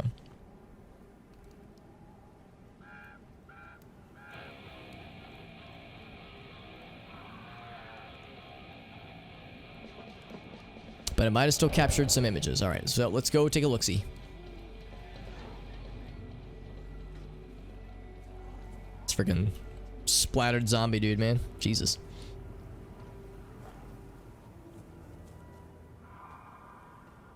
Alright, so it'll be just past the scrapyard, which is not terribly far away from where the Orochi has set up camp. Although we've already done an a sabotage mission around that camp, so I don't know how far this is going to have us go necessarily. It'll be just past the scrapyard. And of course, we spent a lot of time here earlier doing the Lava Game Challenge. And I did set Lava Game Champion as my title, because, of course, it's important. Already done all of Edgar's quests, because Edgar is cool as hell. And weird, but cool. He's a charming lad. Yeah, in San Andreas, yeah, a lot of us remember. For those that played those games, we remember it all too well. So here's the RC plane. So it did take some pictures. Presumably these towers might have been what are like, you know, broadcasting the scramblers that are like the things that are scrambling the signals. 3 EMP devices. Can we disable those devices? Interesting. Let's find out. Alright, so yes, we remember the Orochi camp.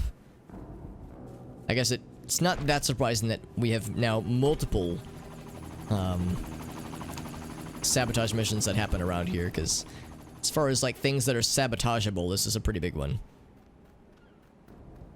And also, like all airports, watch for bear traps. Just like all airports. It's a player character, I think. Yeah. Another way in. Now, unlike other sabotage missions, this one tells us how to get in. Ooh.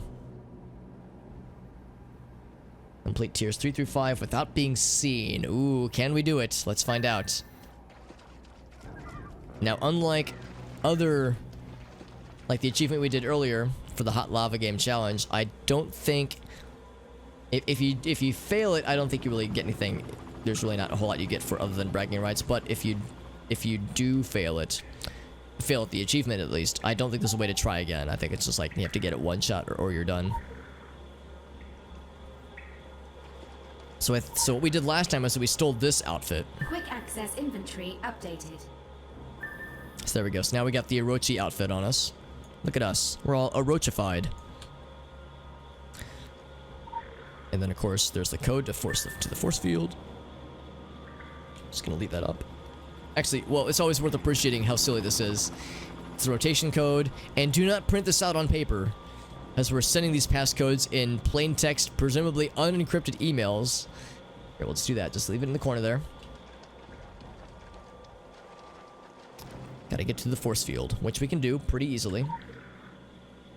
So it's gonna be 739241.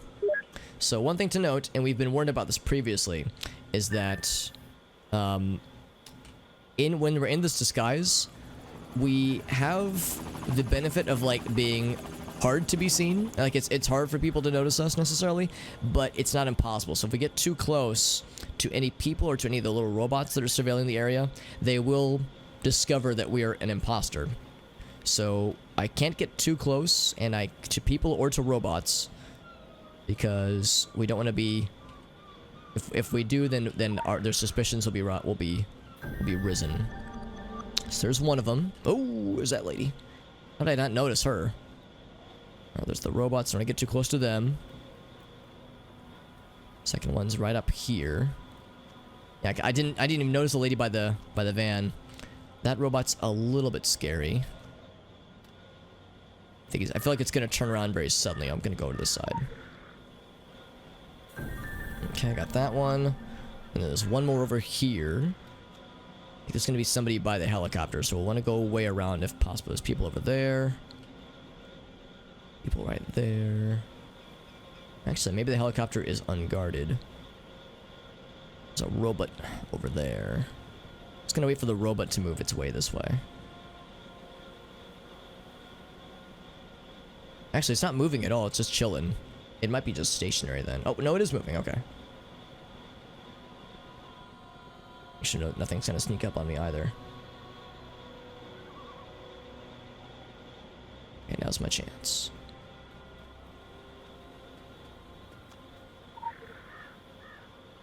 And then get back to Danny. Just get the heck out of Dodge. Now, granted, the beach... Oh, I'm in the lair, too. That's kind of scary. The lairs are scary because that's, like, super high-level encounters. We definitely don't want to stick around the lair because that's a bad time for everybody. Let's go out this way. Just go all the way around. As there are still robots that patrol the beaches, but it's much less surveillanced. So I think we're pretty much home clear at this point. 6 bear traps. Yeah. Certain airports are really a little bit too cavalier about their bear trap placements, right? Just unreasonable. Oop. Yeah, I think we're pretty much home free at this point. There's the unfortunate corpse. Yep, here's where we did the investigation quest, and it's still disabled, which is kind of cool. And there's no obvious bad guys around here, so yeah, maybe our activities were worthwhile. We can disable or can dismiss the little message. Yeah, that's the second time we've had to bust in through that exact same entryway. So how appropriate we've had to use that same vulnerability twice now. And it sounded like we probably got that achievement, but I don't think that achievement's gonna have anything tangible. It'll just be something on the achievements list, which is nice, but you know, it's not anything significant, obviously. But we disabled the EMP things, so now I don't know what happens later. Fly the RC plane. Alright, let's see what it's got. Let's send it over.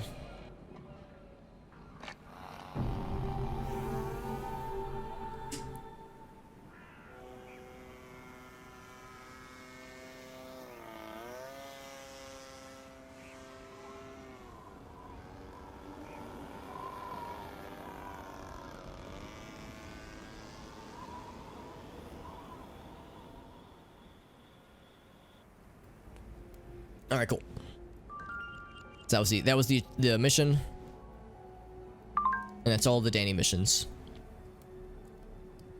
Trace the life cycle of any product or service, and it'll eventually lead back to an Orochi subsidiary. They've infiltrated every sector, including the Illuminati. Interesting. You can't piss without getting some on them specifically. And then they overreact when you piss on them. It's so irresponsible. But what do they want with Kingsmith specifically? If push comes to shove, and shove comes to pinning everything on a scapegoat, we'll just use Danny, the teenager.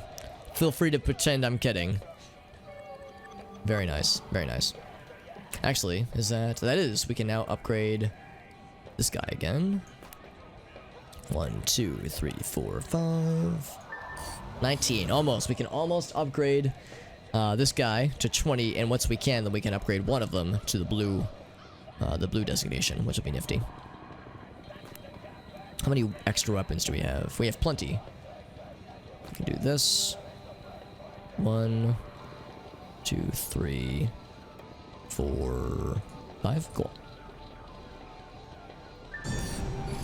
It's up to level 20 as well, which means it too can be brought to it can be leveled up at some point. We just need to find another, either a blue elementalism thing, or just level up another elementalism focus to 20.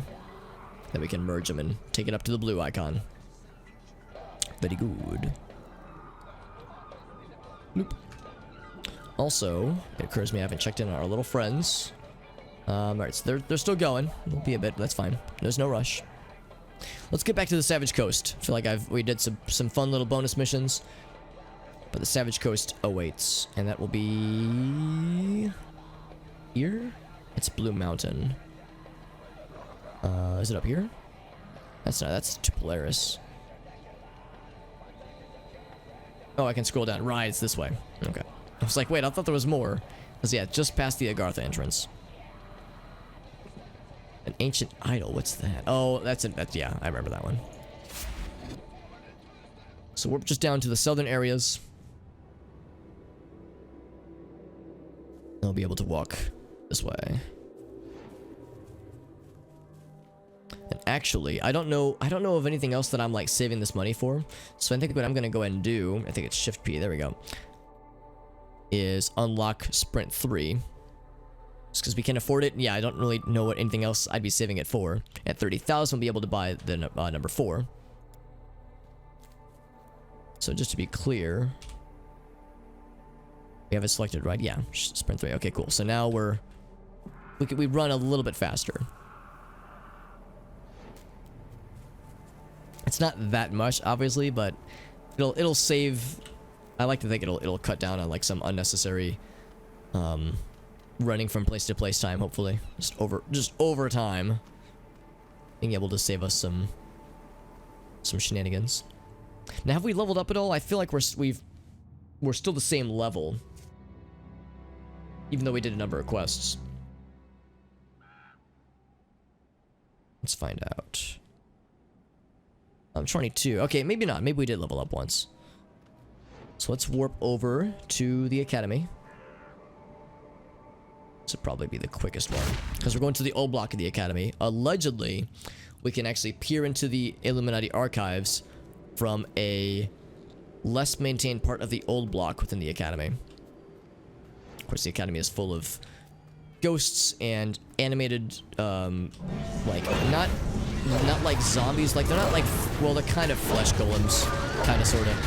But they were never living, so they're just, you know, experiments, I guess.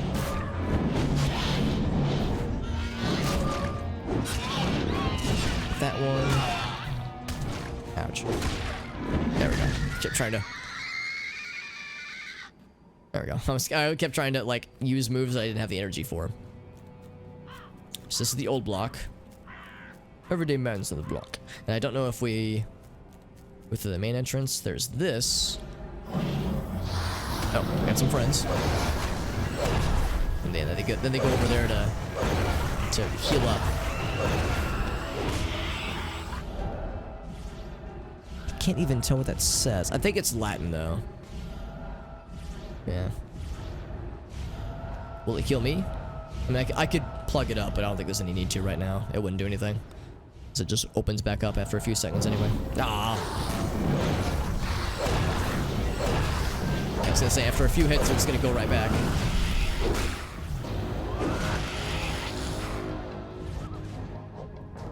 Right, so there's no other entrances. There is a back entrance, but it's not approachable.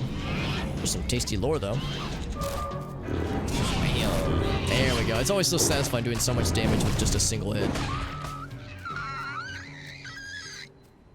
Like the squeaks that they do are so like strange and off-putting.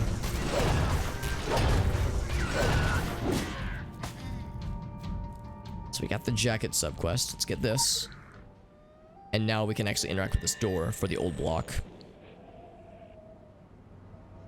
Yes, yeah, the academy. Your journey to success begins here. Innsmouth Academy. Oh, they call it Innsmouth Academy. I forgot about that. The place is Kingsmouth, and Innsmouth was the name of the town in, I think at least one Lovecraft book, one Lovecraft story. So it's, you know, Kingsmouth is a very thinly veiled Lovecraft reference, but I like that they just call it Innsmouth Academy in this game. Let's look for clues. Well, there's a dead faculty member with a crazed familiar standing over him, so that might have something to do with it.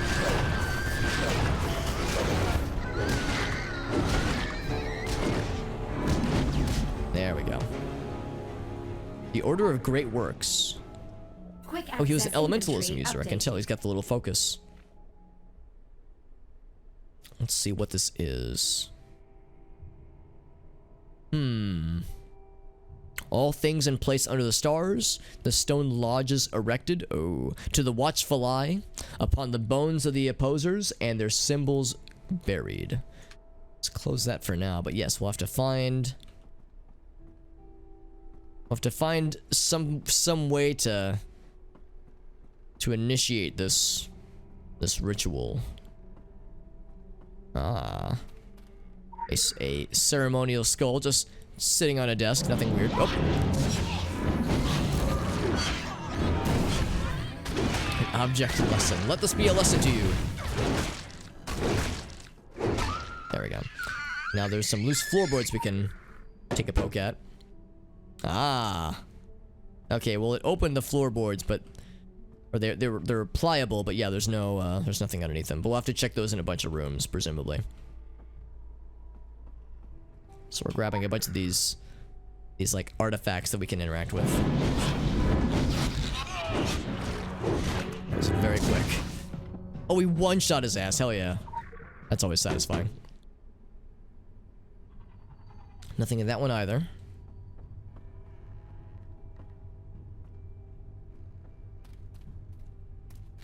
there any artifacts in this one? This room looks very ornate. It's like a lounge. Faculty lounge, maybe.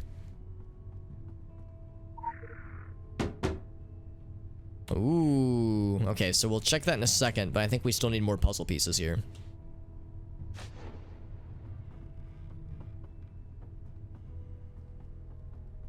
We checked all these, right? Oh, I haven't checked this one. Oh, there's nothing in this one, though. Okay. We can also go upstairs. In fact, it might be in our best interest to do so.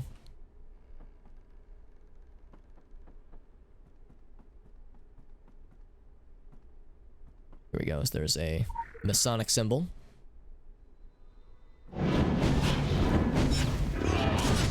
Oh, I was hoping I wanted to be able to pop her before she summons another little friend, a little buddy, a little squeaky friend. Huh? Is that significant in some way? I can't interact with it anyway, so I guess it's fine. Is there something on the other side? Huh? I don't know. I want to like smack it with my hammer, but here I can do this, but it doesn't do anything. Or this one. Yeah, so nothing. I can do the untargeted attacks.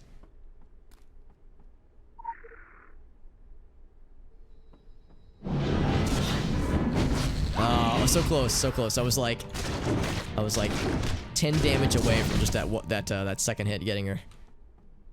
So even though we found the place to go, I still want to, you know, check all these just because I might as well.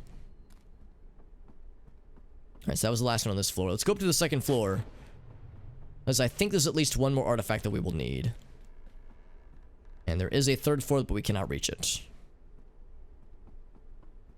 Here, we'll like start from one end and work our way back. Here we go. The Phoenix symbol.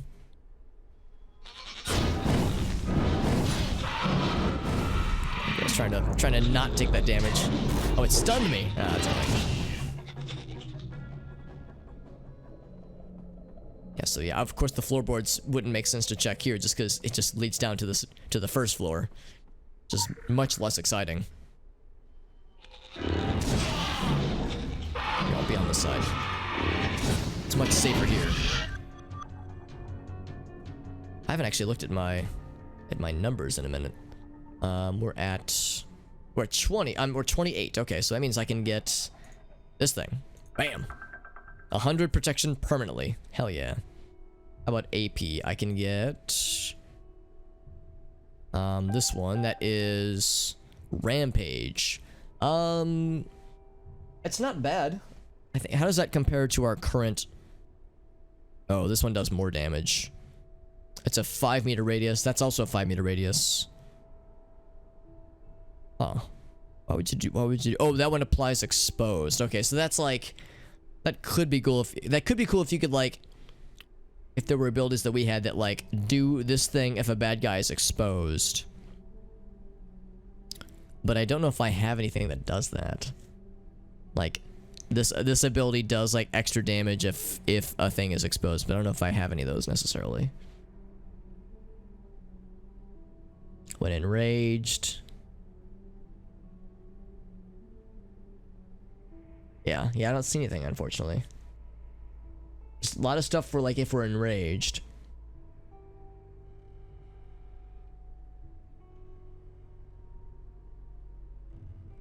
Maybe exposed is something that other weapons can interact with. So if, like, if we had a secondary that had some cool effects.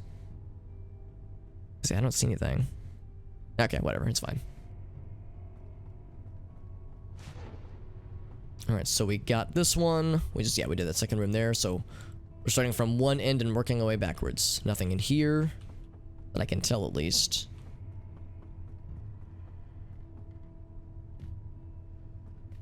This is like an office with an old school chalkboard that has like weird lines on it. It's like a fabric-y looking chalkboard, which is kind of strange.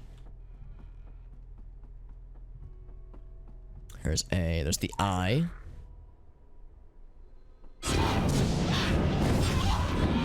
There we go.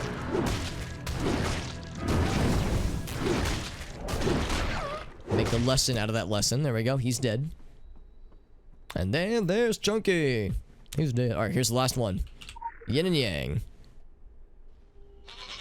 Oh, there he is. Oh, it's so nice that this ability does so much damage. I feel like it's not going to scale that well with us as the game gets harder and as we level up. So I won't be able to rely on this ability as much in the later game, but right now it's kind of carrying my ass and I kind of love it. So anyway, let's see which room had the thing. It's one of these, right? It's this one. This has the thing.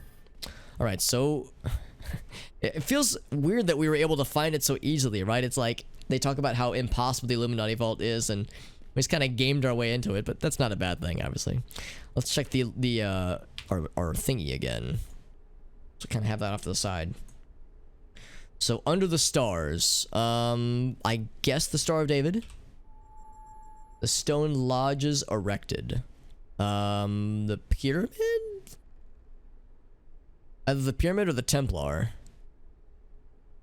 Stone lodges. We're gonna say the pyramid. Well, lodges. Lodges could be the Templar. Oh, wait, no, it'd be the Masons. Right? The stone lodges. That'd have to be Masons. Yeah, let's go for Masons. The watchful eye. The bones of the opposers. Their symbols buried.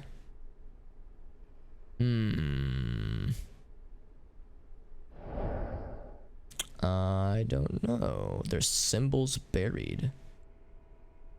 The bones of the opposers and their symbol. The Templar? Cool. Yeah, if the Templar are their opposers, then yeah, the Illuminati and the Templar have always been at each other's throats, historically speaking. Alright, so we're in the Illuminati vaults now. Let's get some story cutscenes. I've been in exile for a very long time. I was forced by false prophets to flee my homeland in disguise, So this is degrade Beaumont. myself by pretending to be something I'm not, to be much less than I truly am. I spent a long time cursing my kind, planning my revenge and victorious return. Eventually, I got on with my life, and now they're all dead and forgotten by those who once worshipped them. There's a lesson in there somewhere, I'm sure. Thing is, I'm ready to be myself once again. No more disguises. Their false prophecies perished with the White God. I'm free, and I don't plan on anything or anyone changing that. So that sword is the beautiful, artifact we've been And to think this thing was out there all along, pursuing. while I wasted my time chasing a fucking hammer. I got what I came for, and I need to be moving on.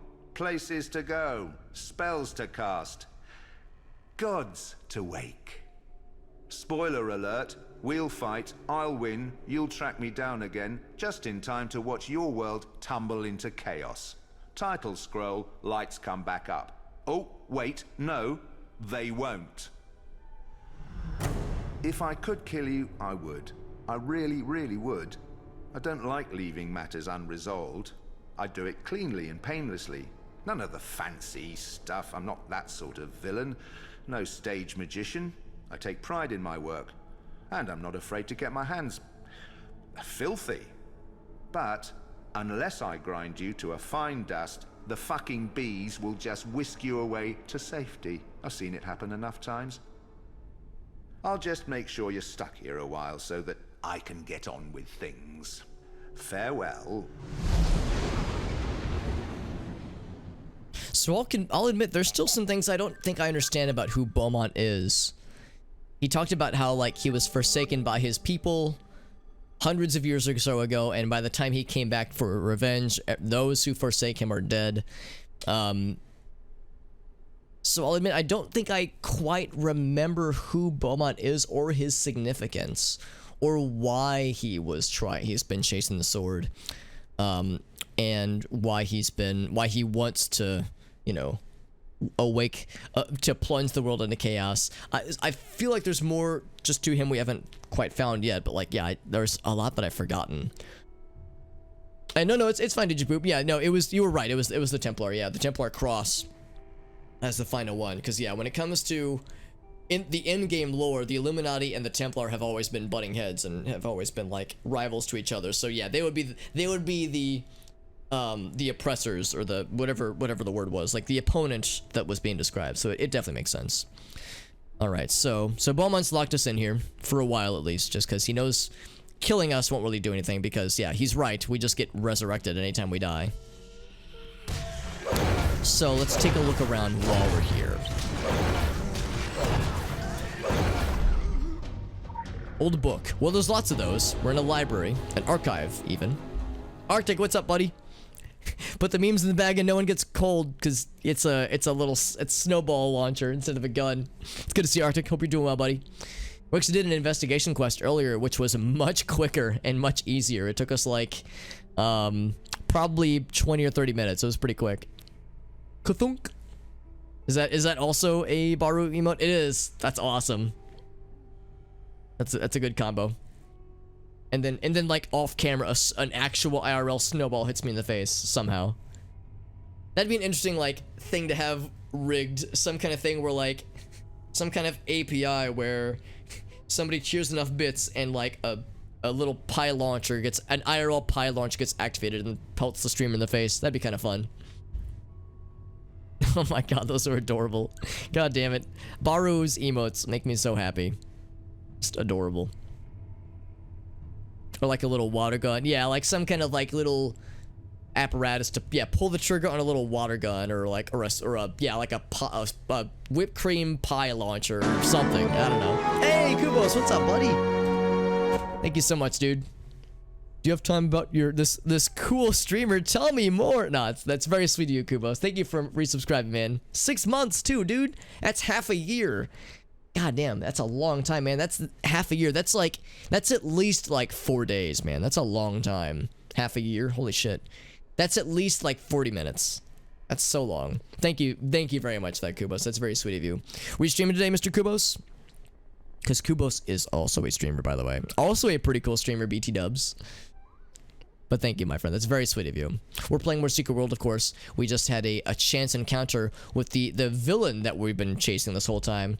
And he confirmed that he's like, oh yeah, he's like, I'm up to some evil shit for sure. And he's like, well, I could fight you, but you'll just respawn anyway because you're a player character. That's kind of how this works. He knows about the Secret Worlders, so to speak. And he knows that, yeah, we get resurrected by the bees anyway. So he is like, I'll just lock you in here and, you know, that'll give me some time to do my evilry, my villainry, perhaps. Henry oh, that's cool. And some Noita. Nice, Kubos. That's awesome, man. Those are some solid games, my man. Original Sin, or Divinity Original Sin, too. That's awesome, man. What'd you think of it overall, Arctic? Was it good? I mean, I know it was good, but... Well, I'll ask you. Just because I've heard Original Sin 2 is very, very solid. Yeah, Noita is always a learning experience. I feel like you could put hundreds and hundreds of hours and you will still learn new things and encounter new absurd bullshit. It's such a good game. Very hyped for Baldur's Gate 3 because it's the same developers, right? Or well, is it actually? Because I know Baldur's Gate 3 is BioWare, right? Or is it not BioWare? Because I can't remember honestly who the developer would be necessarily. It's a good description for some of the depths rather. Yeah, there's always things to learn. And sometimes they're, you know, educational. Other times it's just like, I just can't trust myself. Sometimes that's the lesson, is that I'm my own worst enemy.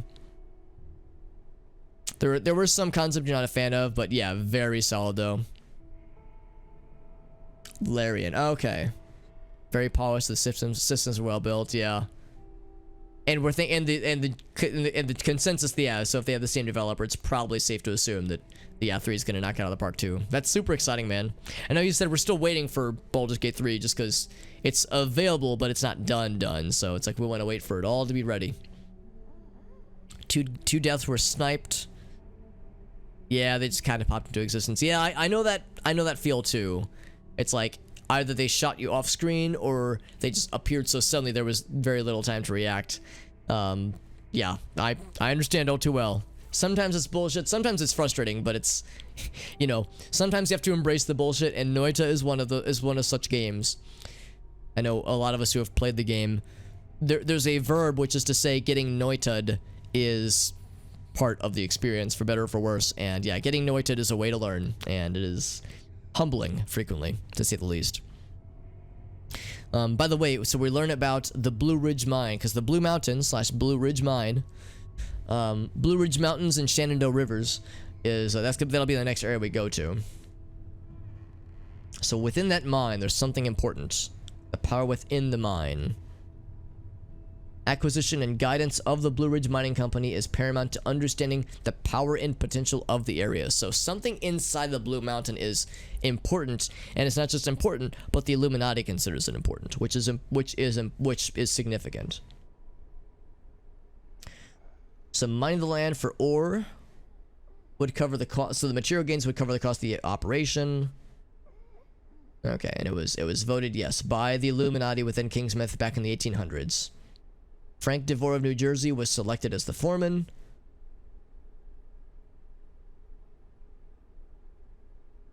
The outer circle of the order in Kingsmouth, given sufficient tutelage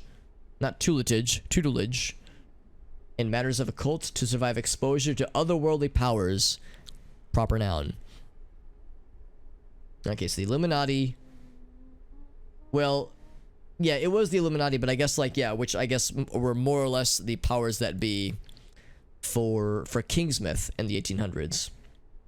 So yeah, they determined that setting up the mine and mining ore within the mine, within that mountain, would cover the cost of operation. Maximizing profits from the mining operation is paramount, and in the second case, it would also predict occult consequences within 2 years of breaking ground. Charters are reconvened to discuss the handling of the matters. Okay. Mr. DeVore will be the mine canary. Okay, so if anything bad happens, Mr. DeVore will be the first to to be an indication that occult consequences have been experienced. Interesting. So the Illuminati determined that this mine, the mountain itself, could have some bad stuff in it, but they were like, well, we definitely want to get some money from this, so let's go ahead and mine it, and if anything bad happens, then we'll cross the bridge when we get there. It's like, I'm impressed that they determined that it was worth the risk.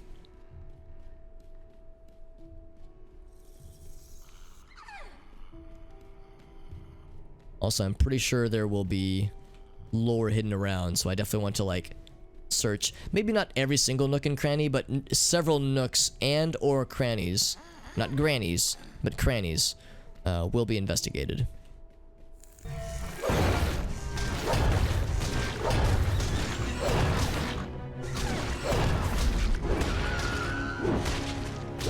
There we go. They'll do well with 5th edition, yeah. Yeah, that is good to know. Because Baldur's Gate 3 will be based on 5th edition. Or is based on 5th edition, rather. General history of the Academy.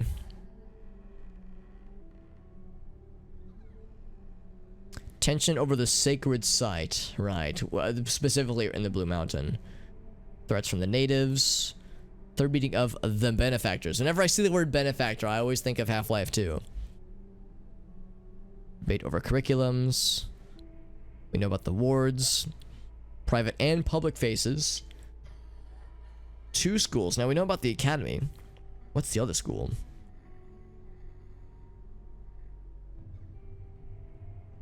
First test of the wards. Sacrifices for security. Accepted methods for coercing volunteers. The blood oaths of the staff. Okay. The trials of affiliation, or how to detect a Templar. Hit the big red button if you find a Templar. If you suspect someone to be a Templar. Limiting of pupils. The right of the parents. The benefit of corporal versus occult punishment. Corporal punishment versus occult punishment. Okay. The first death on the grounds. The first feeding of the walls. I mean, sometimes you have to feed your walls something. You know, I don't know what we're feeding them, but sure. And we could just go that way, but I have a feeling the door's going to be closed. I want to explore around a little bit more. The feeding of the walls. The first feeding. The first of many feeding of the walls, of course.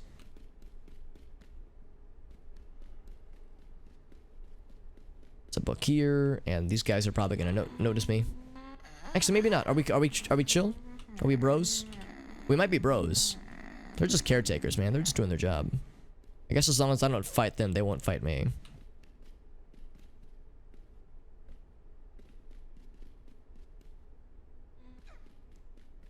Let's see. Now, is there a way to unlock this? Maybe that's what I'm looking for, actually. Oh, the caretaker. Okay, so I do have to fight them. Okay. I thought we were gonna be bros. Oh, it was only a glancing hit. I like that popcorn hit, man. That makes me so happy every time I see it. Just getting yeeted. Boom. A determination hath been made, he says. They want to settle on Solomon Island, the far northern coasts of the New World. Back in 1667, by the way. So the area is appropriately remote, the forest is rich, and the sea is bountiful and plenty. Adequate proximity to resources required to build and adequate distance to the Templar armies. This is when the Illuminati settled in this general area. The natural harbor is suitably sheltered and easily defendable. Solomon Island, I am beyond honored, says whoever wrote this. Then 1668, Mr. Fletcher. So we learned about Fletcher, the person whose name was Fletcher. There was an altercation with some local natives. Party was sent to explore and survey the mountains on the west side of the island, but they reacted with hostility. The natives, that is. So the area holds some kind of position of significance and veneration within their heathen beliefs, says whoever wrote this. Lumber has been harvested for construction of the first church. It'll be the cornerstone of our community, our eye, says the early settlers. Presumably Illuminati. Another excursion braved inland to the mountains. Natives were also hostility and showed surprising ferocity. The last entry, September of 1668, hostilities with the natives temporarily subdued. We have vowed to stay away from their sacred site and holy mountain for now. Alright, well, that's good. That's good. The natives feel that the mountain is sacred, and knowing what I know about the mountain and the lore in this game is that they have very good reason to apparently the caretaker didn't like me drinking the rooibos tea. It even has kind of like the box styling of like some like store-bought tea. But yeah, no, I knowing what I know about the game, yes, I would agree that the mountain, the holy mountain, is appropriately considered a holy site for sure, and that caretakers are yeah, totally thing. Yeah, there they go. Yeah, it's been a while and there are details I've forgotten, but yeah, the mountain is important and it should not be trifled with. Should not have been trifled with, but you know, we learn about these things years afterwards. It is clear from the markings circling the island, that Norsemen were here before us. The runic inscriptions leave no doubt. Why they left and under what circumstances is unclear. I like, by the way, this is addressed for the illuminated eyes, so it's like for Illuminati eyes only. Why there is no record of this elsewhere is also a mystery. But they left on good terms with the natives, and they are frequently mentioned in their legends as saviors from the north, wielding the very power of the sun to extinguish darkness. It's got to be the sword, I'm thinking. I'm thinking that the Norsemen had the sword. That would actually explain why when the Lady Margaret, that fishing boat, first wound up in what they described as a boat graveyard, there were like boats from all eras, but prominently there were like Norse, like Viking war boats within this graveyard from different eras and different time periods. The power of the sun, a weapon perhaps. This mystery item, this artifact, is tied to all the natives' legends as the key to the island. And Beaumont described the sword as the key, but he didn't know where the lock was. Our search for it has yielded nothing but further enigma. But the search must continue, because the Norsemen took it with them when they left. Well, it's likely that they took it with them. So the fact that the Lady Margaret stumbled upon the sword by accident and brought it into Kingsmouth might even mean that, yeah, there's like there were forces at play to prevent the two things from meeting. It's almost like, yeah, like the island itself is reacting to try to prevent the key from being inserted into the lock. It's kind of similar with what the Templar finds in the Celtic region in general, and off the coast of Scotland in particular, and I don't know much about that one. Maybe there's some Templar lore that gets more into what happened with those fellas and Cinderellas.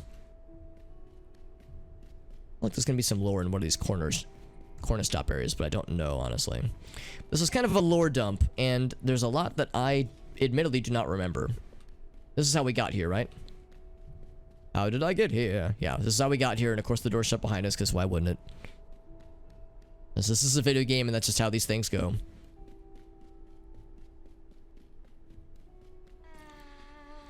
So I'll check all the corner areas. It's nice that these guys are not necessarily gonna fight me, unless I like disturb their area. The caretakers are guarding the books, so I guess they hate learning. They hate people learning. They hate it when people know how to read. How dare I? Alright, so I think we've checked all the corner spots. This one over here is going to be where the rooibos tea was. Delicious. I can't drink it anymore, though.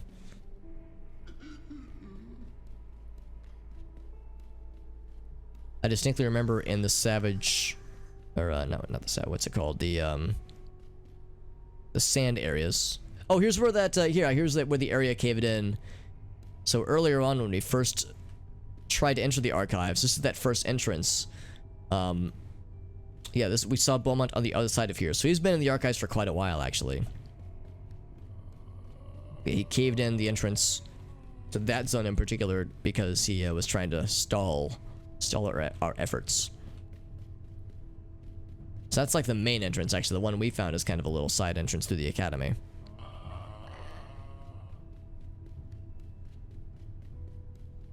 I was thinking this area is going to be locked, but maybe it isn't, actually. Oh, this is just a new area. Oh, I see. Okay. So is there more lore? There is. Bam! Oh, what? Okay, there we go. I was like, what? How did that not hit them? What the heck? Maybe it doesn't affect them unless they're aggro to you. I just figured that would start it off. So these are the names of, I guess, some of the original founders. Oh, Frederick Beaumont. Oh, so maybe he was one of the founders. Solomon Priest. Oh, Solomon would have been the person who wrote that first entry. Isaac Fletcher, we learned about him. Okay. Frederick Beaumont. So he was one of the original settlers then. Or one of the original members, and he got exiled at some point. I wonder why, and I wonder why he's alive now, because that would mean he's several centuries old. Which is slightly older than one would expect somebody to live. And also he looks relatively young. Like, why is he such a relatively normal looking dude, despite being old as balls itself? Whoa. I never capitalize on that very much because I just like to watch them fly upwards. I never like follow up very much because I just like to see it happen, but I should really keep attacking when that happens. To the men of the Order, an announcement concerning the Tavern of the All-Seeing Eye. Also, the Tavern of the All-Seeing Eye is just a dope-ass name. So there was a summoning of a daemon, perhaps, causing a great uproar. And the daemon, overthrew the warding shackles placed upon it and did escape from the cellar, to be witnessed by fearful townsfolk not of the Order. All are reminded that it remains in the first place an alehouse and court of judging, and only in the second and most secret case for consultation with the dark aspects. So don't summon daemons is the lesson to be learned here. Maybe. It's looked down upon at least. So this is officially an alehouse and a court of judging, and not for consultation with the dark aspects. So don't summon demons. Don't summon daemons. Please. It'll make people sad and or scared.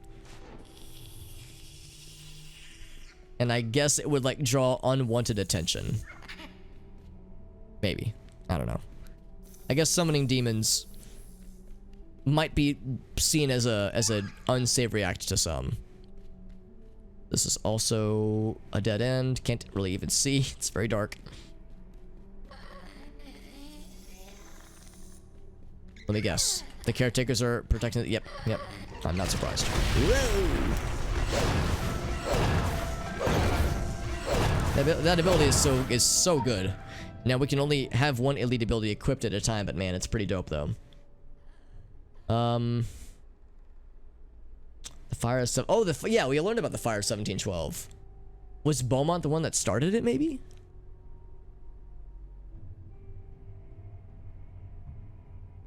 So there was evidence found.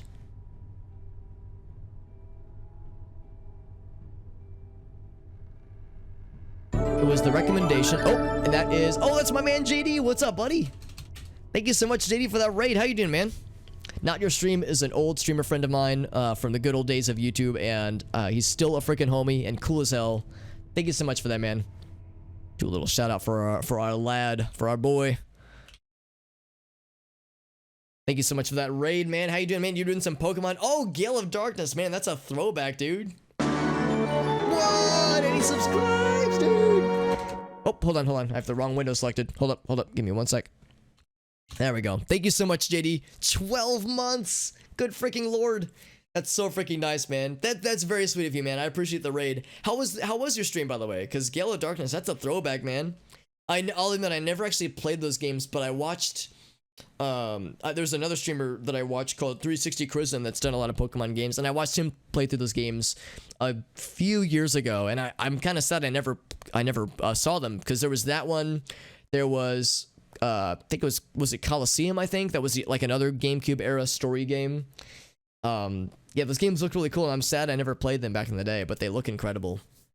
Thank you, by the way, JD, for rating and resubscribing, man. That's so freaking kind. Seriously, you are too gosh darn generous, man. Coliseum, and you love that one, but never got around to this one. Yeah, I've heard that that Gale of Darkness was a I definitely know it was good, but yeah, I think my understanding is that fewer people played it, because it's a sequel, right, to Coliseum, and Coliseum I think was like decently popular, but yeah, like they kind of like flew under a lot of people's radar. So for those that played them, they're remembered quite fondly. But yeah, unfortunately, they were kind of cult classics in that they were kind of under the radar for a lot of folks. By the way, we are at thanks to JD, we're over 100 extra life points. You can see in the top left corner, we have a little system where as people support the channel and as things happen, we count out the number of points for these things, just a kind of a very simple little point system. And every time it reaches at or over 100, I donate $5. So I will do exactly that just now. Donate $5 rather to charity. The chosen charity in this case is Extra Life. It's a fundraiser that I've been active in for 10 years in a row now. This is my 10th year in a row, fundraising for Extra Life. And we of course did the Extra Life game day back in about a month or so ago, early November. And there it is. There's the donation. Usually takes a few seconds for it to come through. But yeah, so we reached 100 points there. That means the counter gets reset, or we took 100 points off it at least, and back down to a significantly lower than 100 number. Thank you again to JD. That's very, very sweet of you, buddy.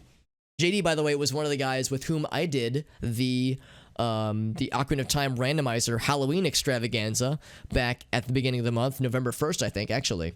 And that, of course, was a blasty blast. We were hanging out in Gratoffy's channel yesterday because I rated him afterwards, and JD was there too, so the three of us were kind of, memeing along with Gratz's Majora's Mask randomizer run that he was doing. And yeah, we were both talking like it'd be cool. It'll be exciting once Majora's Mask randomizer is up and running, because right now it's still under a closed beta. So there's still stuff being done kind of in the background as far as the Majora's Mask rando. But yeah, I'm excited for that. I'm excited for the idea of hopefully maybe like a winter holiday event thing that the devs for ModLoader 64 might be doing. We heard whisperings that they might be working on something right now for like a holiday event, but we'll see. I know they said they didn't want to like overpromise any things because obviously nothing is guaranteed, but December is not too far from now, so maybe early December we might learn a little something, because yeah, I'm 100% down for more rando, because that was a blast. So many absurd, ridiculous moments during that playthrough. It was weird watching. I was watching the Gratz's Majora's Mask rando yesterday, and it was like, yeah, it's weird to be playing this without like ridiculous costumes and frequent raiding from like mysterious Dark Link clones when you don't have a weapon regardless. It's like, it's weird, having this without ridiculous Halloween things happening. Oh, that was so good, man. That was so good. But anywho, yes, we were playing more Secret World Legends, the story-heavy MMO game that's mostly a single-player game at this point, which I'm very fine with because the single-player content is very good. We are right now in the Illuminati archives, learning about a little bit about the Illuminati and its origins, but also specifically about a character named Beaumont, who is kind of the evil dude right now. He's the dude that we've been chasing for a while. He has a powerful artifact on his person, that is actually a sword, and we've learned a little bit about this artifact, but we don't know what his intentions are, and we don't exactly know who he is, but we just found evidence that he is actually several centuries old. He was one of the founding members of the Illuminati, at least here in Kingsmith, the place where this particular part of the game takes place. So if he's several centuries old and he has an axe to grind, we need to understand what his intentions are and why he's doing it. Yeah, we've ran into a few other players. I would say at any given time, like in any given area, this is an instanced area, so I think this can only be single player. But in the overworld areas, yeah, I would say once every half an hour to an hour, we'll like see a person just kind of walk by, like as people do other quests. I do know that the game intentionally limits how many like people outside of your party you will see to like keep it kind of spooky. Like apparently that was something the game does intentionally, but unfortunately it also makes it feel like the game is really dead. So it's kind of a balancing act. It's like on the one hand it's nice to see other people, but on the other hand I think the game developers don't want you to be like what's the word, like smothered by like the presence of other people, just because yeah, I guess it could kind of like maybe soil the spooky vibes. But I don't know, it's always kind of fun whenever I see another player character, because it's like, hey, we're all in it together. It's gonna be kind of fun. But yeah, nothing in this area. The indoor areas like this one, like these dungeon areas, I think are pretty much 100% instanced to be like, you know, so you by yourself, for better or for worse. But yeah, so what we're learning about the fire of 1712. This was a fire that like destroyed, I think it might have destroyed the academy and a few other things, and somebody started the fire. We didn't start the fire, but the flame had not been burning since the world had been turning. Someone did start it, and they were thinking at first that they were going to blame it on some Templar individuals. They said to hang them in public until they are dead and organize an expedition to burn London to the ground. Damn, that's fucking brutal. The committee stands firmly behind this recommendation because it would also make the people of Kingsmouth feel good, and it would also... The Templars are the Illuminati's rivals, so they would love a reason to blame it on the Templar. However, it must be said that the Templars were probably not responsible, so the Illuminati is basically saying, we're gonna put the blame on the Templar, and we know it wasn't them, but we still want to do it. However, we need to still continue investigation to see what's going on here, which is, you know, weird. Yeah, exactly. It's like, on the one hand, I talk up this game a lot, and I like it a lot, but it's no wonder that this game didn't catch on, because, I mean, the issue with MMOs, or not the issue, the point of MMOs, of course, yeah, is to have a camaraderie, like oh, and this place is, these guys have been torn to shreds, and this book's already available to us. Just a pile of corpses here. But yeah, it's like the whole thing with MMOs, it's like you want that community feeling, and the gameplay is sometimes boring. There's a flesh golem up there. The gameplay is sometimes boring with MMOs, but it's like, yeah, like the solo aspect is kind of what makes up for it. So in this case, they were like, well, we're gonna like do less of solo stuff and still call it an MMO, but yeah, less social stuff and more solo stuff. It's like, we want to make an MMO that's also a single player game. It's like what were they really going for, right? It seems like a weird choice. And like you determined, like, I guess the MMO route in 2012 made sense from a like financing perspective, but yeah, it's like it makes you wonder, like, long term, was this really a worthwhile idea? We didn't start the fire. We didn't light it, but could we fight it? I will fight the fire. I'll punch it in the face. Beaumont came by for... Oh, supper. I thought it said came by for suffer. I don't even know what that means. So Beaumont, that's the name of the villain dude, and the Beaumont that's mentioned in these documents is probably the same guy. Because again, we know he's several centuries old. I'm beginning to suspect his... motivations for visiting so often. He remains pleasant, some conversation maybe. He makes my dear... What else? I feel the something up in a fever. I can still hear the terrible whispers that beckon me into the deep. Oh, so this sounds similar to the fog. Beaumont called at the house this morning after breakfast and asked to speak with me in private. He again insisted to be brought down into the mines to speak with the men. He appeared upset and began to shout. This time I refused him, and he left in a fury, rather. Joanne something me for being a poor guest. I fear she has developed feelings for Beaumont. Interesting. So Beaumont was interested in the mine. So something happened in the mine. Something happened in the mountain, that is. And Beaumont was very interested in something within that mountain. And we know that the mountain is considered a holy site by the natives. So there was something that he knew about that he wanted to get into, and whatever happened to the mountain caused effects that were very similar to the fog that cursed the people in Kingsmouth. Because yes, Frank Devore started the start of the mine, and he also built his mansion, but he was guilty of murdering his wife Joanna in October of 1881. This all took place in January of 1881. Sentenced to death by hanging. He was associated with Beaumont.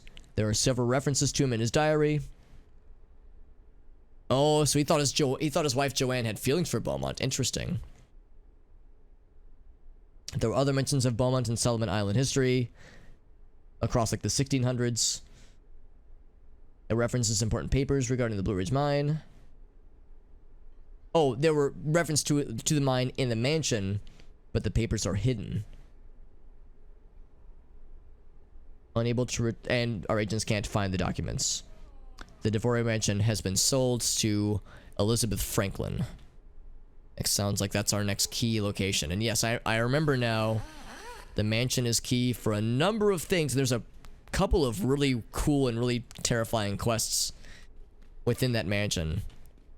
There's one where you go like back in time, I think. There's some weird shit in that mansion for sure. Alright, let's fight this fucking dude. Yeet! The archivist. I will deflesh this flesh golem. Replicating experiment. Oh god, he summoned a flesh clump. Alright, he's fucking dead. GG. Oh god. Look at that face. Well, there's multiple faces, really. So we can jump. Oh, no, we can't jump up there. Never mind.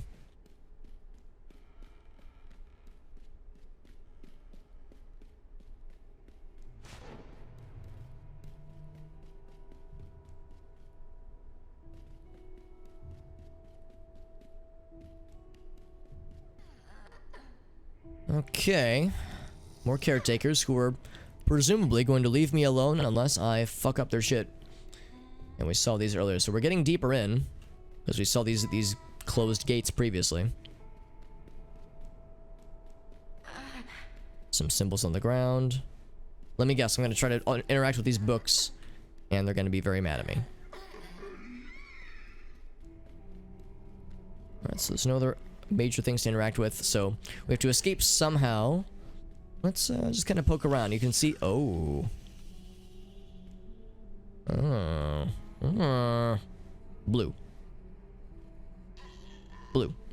Do I just, oh, it's a thing where you have to like, let me guess, I step on this one and it like toggles them.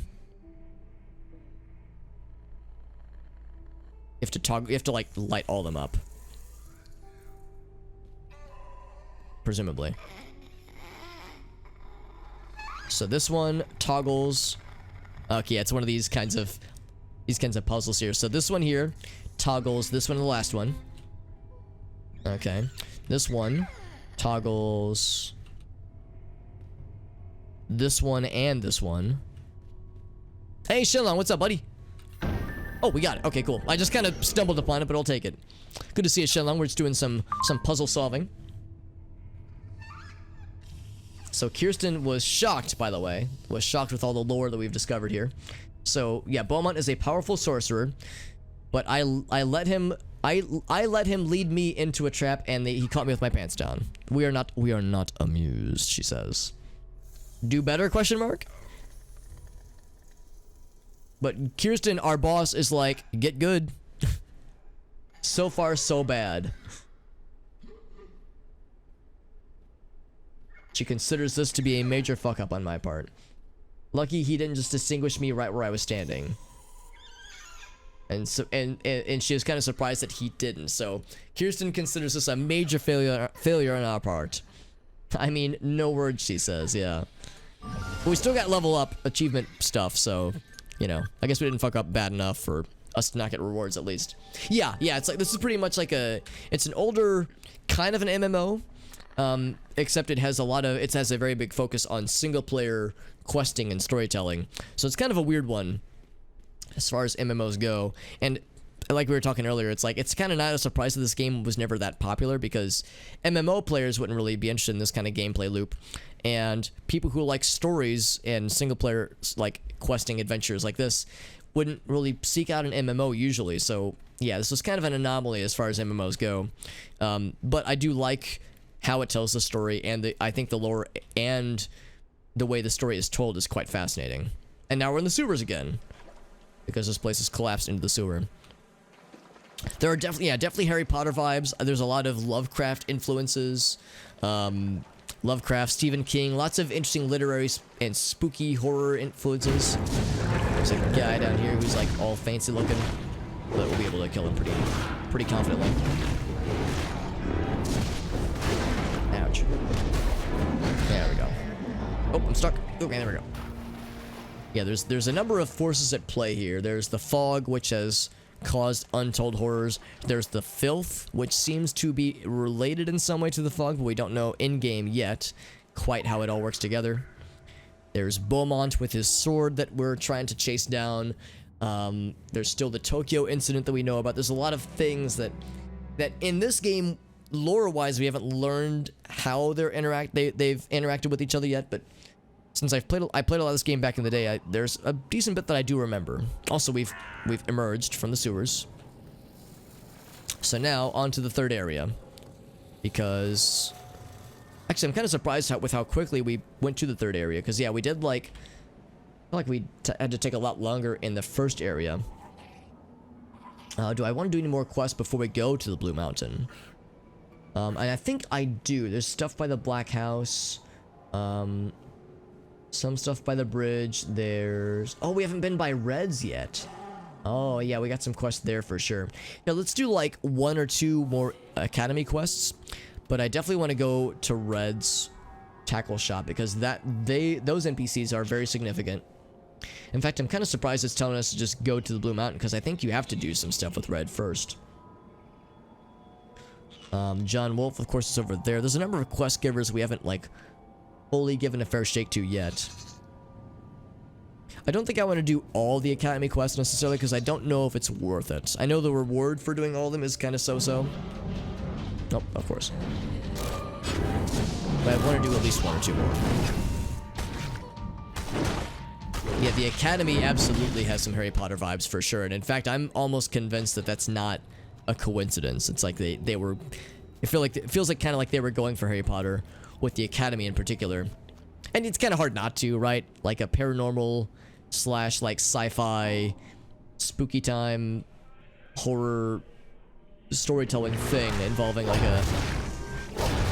it's involving an academy that's run by the Illuminati, or at least founded by the Illuminati, but you know, definitely has their influence on its sleeve.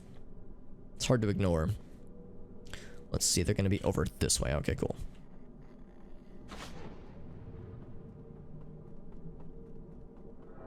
So yeah, they got the protection glyphs right there. So here we go. So we did Carter's quest. We did one from Annabelle and one from Hayden. Let's do another one with Annabelle. Strange boathouse in the mist, she says. A fringe benefit of my talents is a heightened sensitivity to the natural world, particularly when the unnatural puts the boot in. When the trouble started, some of the staff made a break for the river. Trained magi who could take care of themselves. But something was waiting for them. Nothing natural. It's still out there. Carter and I have had the same dream, and it's a doozy. The harvest at Henderson's farm, swollen and churning with lava and disease. Like those dead, traumatizing time-lapse documentaries. Ah, Archibald Henderson's murderous legacy. It is another weft in the fascinatingly grim weave of Solomon Island history. Another weft, I like that word. There is a lot of seriously bad shite emitted from my copy of the Skull Prospectus. A fringe benefit of my talents is a heightened sense. Whoa. Initially. That was weird. During his life. He was a magus, but at heart a simple farmer. likely barely able to comprehend, let alone control, his messy undoing. I think the cutscene I has come from an glitched out a little bit. agricultural family. Yeah, my parents grow sunflowers. I sense this situation is socially awkward. Ah, no, not more than usual, to be fair. So the subtitles went out of sequence. Oh god, the subtitles are stuck. Happy Halloween, aye. The Academy had absolutely no truck with his creations, but the subtitles are stuck. Oh god, what can I do about this? How do I get that to go away? Okay, what if I do this? Shit, that's weird. I mean, I guess it could just be there, but that's gonna be very distracting. Here, what if I do this? Oh, okay, yeah, there we go. It went away. There we go. That was very strange. I think I have to take the manipulator with me, by the way. Quick access inventory updated. All right, cool. Yeah, every once in a while that will happen. This game's engine is very out of date, Further education. and unfortunately, shit like that will happen. But anyway, so yes, we know about the Henderson farm, and yes, there was mention of the events that transpired around the Henderson farm. Unfortunately, were involved in some way with the disappearance of these faculty members. So let's see what we can find. We need to go to the boathouse. Well, that's kind of far away from the Henderson farm, isn't it? It's all the way here. Yeah, the farm is... Okay, I guess I don't exactly know where it is. It's like off the edges of the amusement park. It's like around here, right? I think that's part of it. Yeah, alright, so in any case, I wouldn't think that this would be super related to the farm, but I guess, I don't know, maybe he owned more property than I thought. Anywho, let's skedaddle down this way. Thankfully, the action quests are a little bit more straightforward than the investigation quests, which can be very meandering and very weird. Of course, we attracted these guys' attention. That's fine. There's some lore over there which we want to pick up real quick. There we go. And they're gonna squeak loudly. Very good. Thank you for that. Thank you for squeaking loudly at me, little monsters. Okay. So this is about the Academy. In fact, we have almost all the Academy, don't we? There's 3 left, okay. There's a grumbling in the discontent frequencies from the vocal organs of some Kingsmith folk. So the students enjoy the luxuries of the school. Other children must commute off the island. Oh, interesting, okay.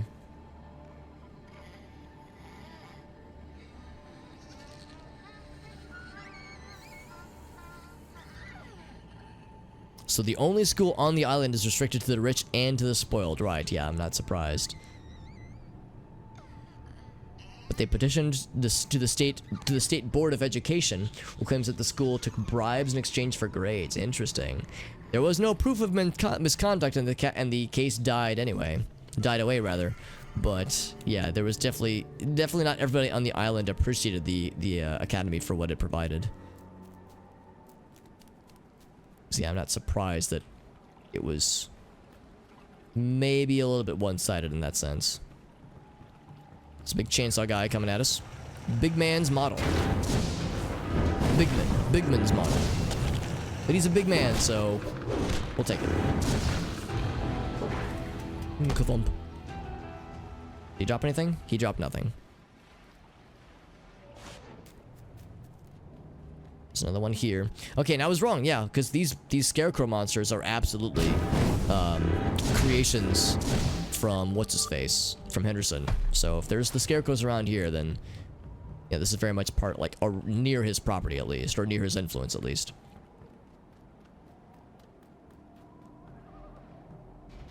Okay, you see me too. With this creepy little doll voodoo focus thing. It's very creepy and very strange. But creepy and strange are just kind of par for the course when it comes to this game. Yeet! 25 scarecrow monsters have been perched. Who dis? Mutilated corpse. Or yeah, mutilated. But why does it have a living thing? A living indicator. What else can we find? Oh, some lore. That's sneakily hidden. More about the scarecrows. Archie Henderson's son died in an earthquake. His wife died by her own hand. His daughter was devoured by a Wendigo. One daughter was left, and he obsessed over her safety. He turned to the dark tomes and grimoires in his possession to try to create guardians to protect her. I wonder how that went. Either he was incredibly unlucky, or his occult manifestations were a undoing. His undoing? I don't know, but some kind of undoing. Something else around here.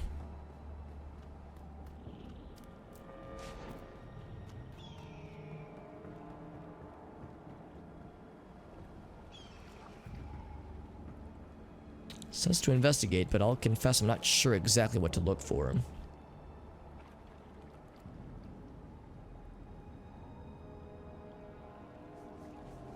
The fate of faculty members, yeah. You just see the one guy right here. Oh, you just like walk up to it and press the use button, okay. I like how it was friendly for a second there. So this is one of the faculty members. Fernando Atwood. Psychic education. Alright, well, that's one. For missing boat, ah, okay. So somewhere around out here.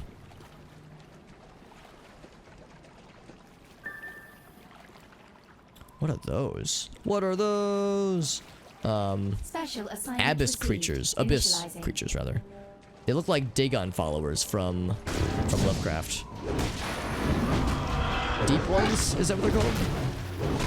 I can't remember what like the Dagon monsters were called. Not Dagonites probably, but yeah.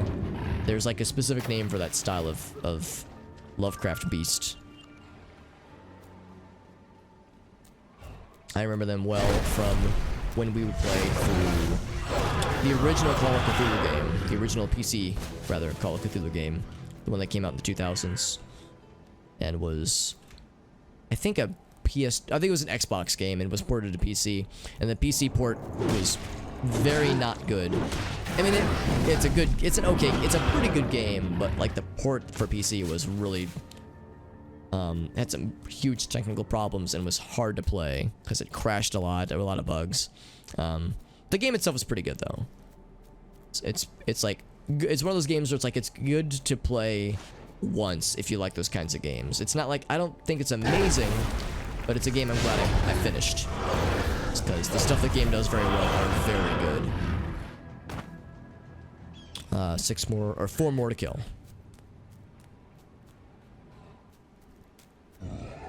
This, of course, is just a little side challenge. This is nothing that's significant, really. Just an excuse to fight some bad guys for a bit. Also, I realized I didn't actually follow up on this. Oh, they're still going. Oh, it's gonna take a long time. Okay. Because, yeah, sometimes it takes like 50 minutes. Those take a few hours. Oh, those didn't count as abyss creatures? Oh. That's kind of weird.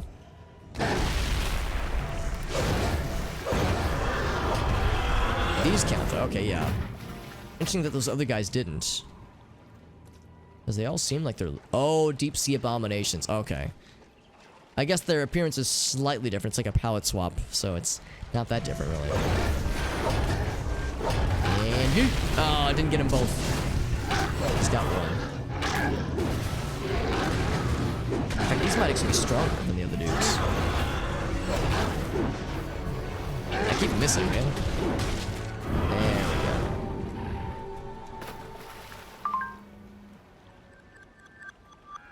We're getting more rewards, which is kind of nice. Another 2 tier. Actually, this one might be better to level up, actually. So we'll have that one be our kind of our focus. In fact, I have what I need to do that. So let's level this one up. 1, 2... Oh, not that one. 2, 3, Oh, crap. No, I don't. I need a few more weapons. Okay, that's fine. But we have what we need to get started with it, at least. That's another human player. Whatever level he is. Ah, well, he's probably doing the quest I'm on right now. Yeet. Oh, wow, we killed him instantly. Awesome. All 4 of them, too. Let's see what we got. William Ellery, Chemistry and Alchemy. Francis Ashley, Occult History. So they were all here and they all got zombified. Applied Necromancy, Albert Morgan. That's actually kind of on the nose right now. And then Alan Dyer. Trepanation and Geology? I wonder what trepanation means. It's probably a second boat though. Man, look at all this blood. This is a lot of blood. Wow. There's some shit that went down here, man.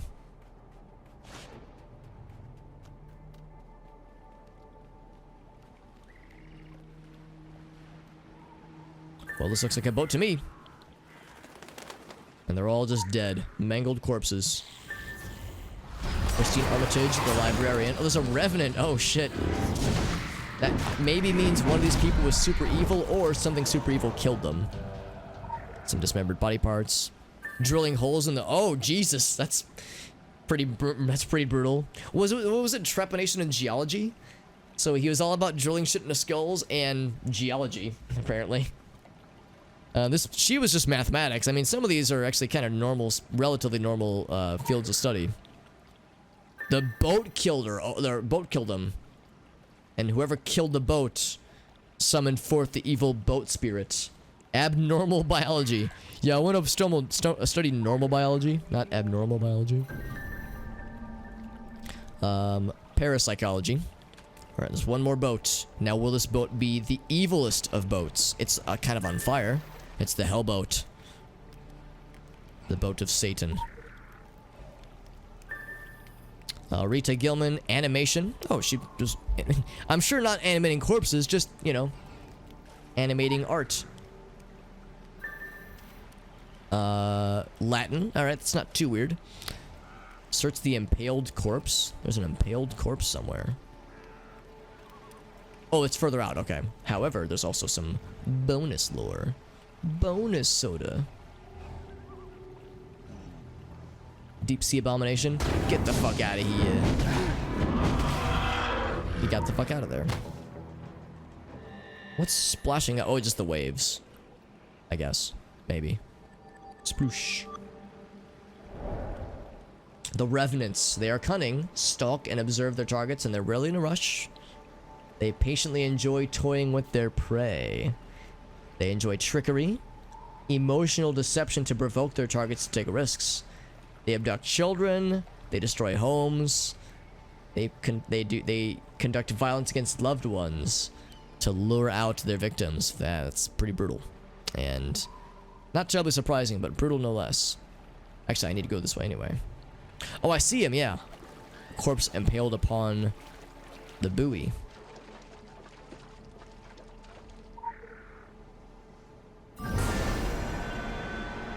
Ancient languages. Oh, there's a big boy. Alright, big boy. Yeet! Oh, it didn't interrupt him. I needed to scream yeet better. Let's get my little fire friend. I haven't brought fire friend into the fray yet. Get fucked. Yeah, fire buddy is always a good choice.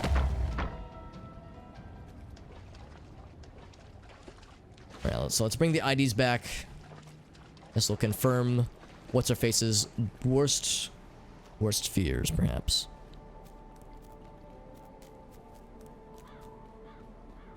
Although she's probably not that surprised.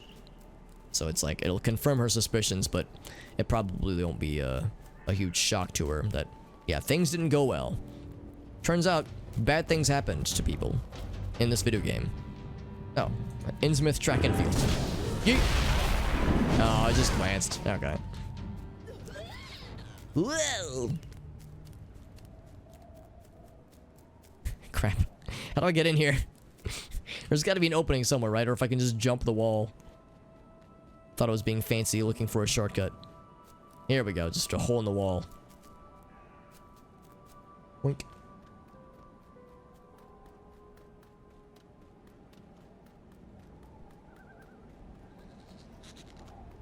Now let's see if... Now, there won't be a cutscene when we bring this to the end here.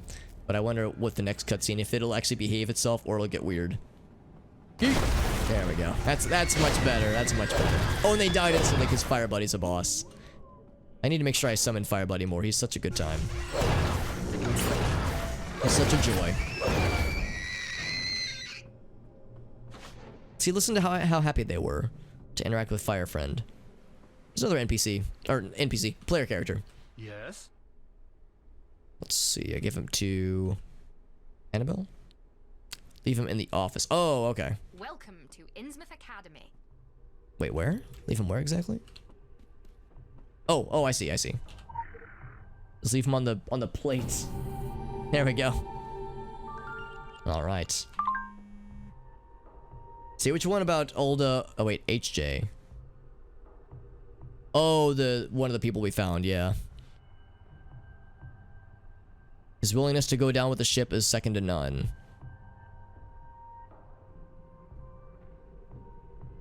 Oh, wait, yeah. Wait, who's HJ? I'm sorry. Because, yeah, they all tried to flee, yeah. Because they all jumped ship, exactly, or attempted to jump ship. So now we can cross some names off of the missing persons of note list. Save the magic people a few hours of overtime. But for Archie Henderson, his legacy is responsible for a lot of butchering. But let's not pin everything on Archie. It's not all his fault. Not yet, at least, she says. Okay. And actually, this should be just enough. In fact, it's one too many to do this. Oh, there we go. Assemble! So that's level 20 now, so now we can go fusion. Which of these do we want to keep? I think they're both identical. 45, 142, and 44. Yeah, they're both identical, so it doesn't really matter which one we use to fuse. There we go. And if we want... Actually, no, we'll wait a little bit more on that one.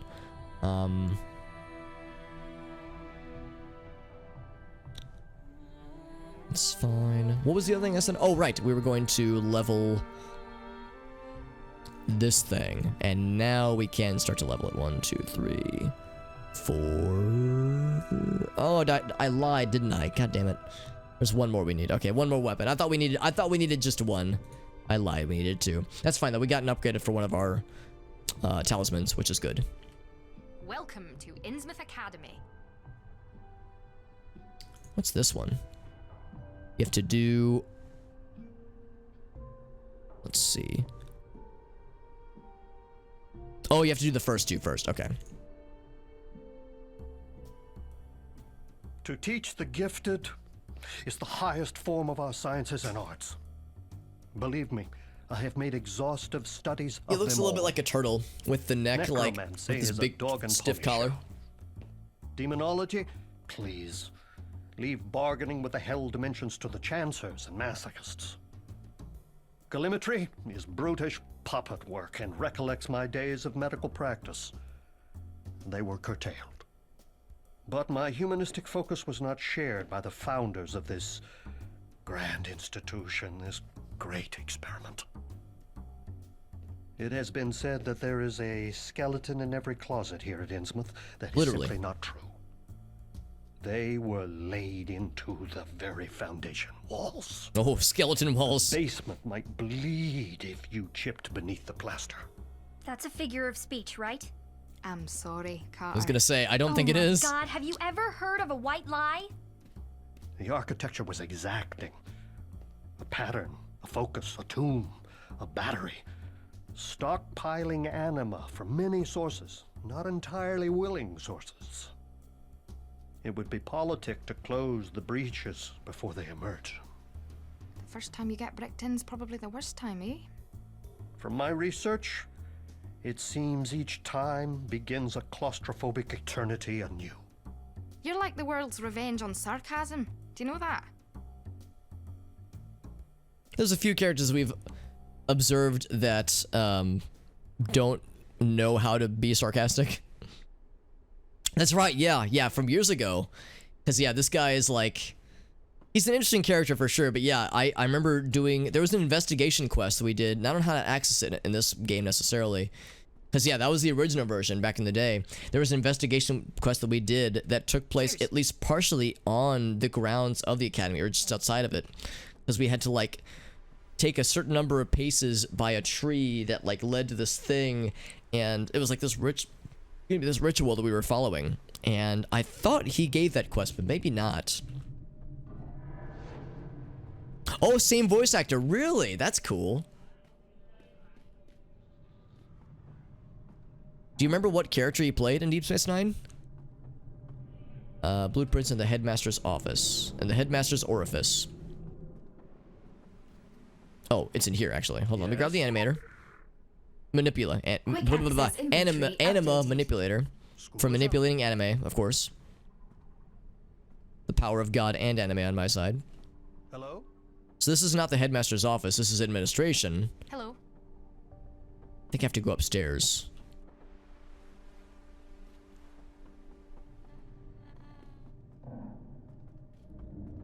Yeah, let's go upstairs. Just a bunch of rolls. Oh, nice. That's pretty badass, actually. Here we go, Headmaster's office. And here's this lady. And you.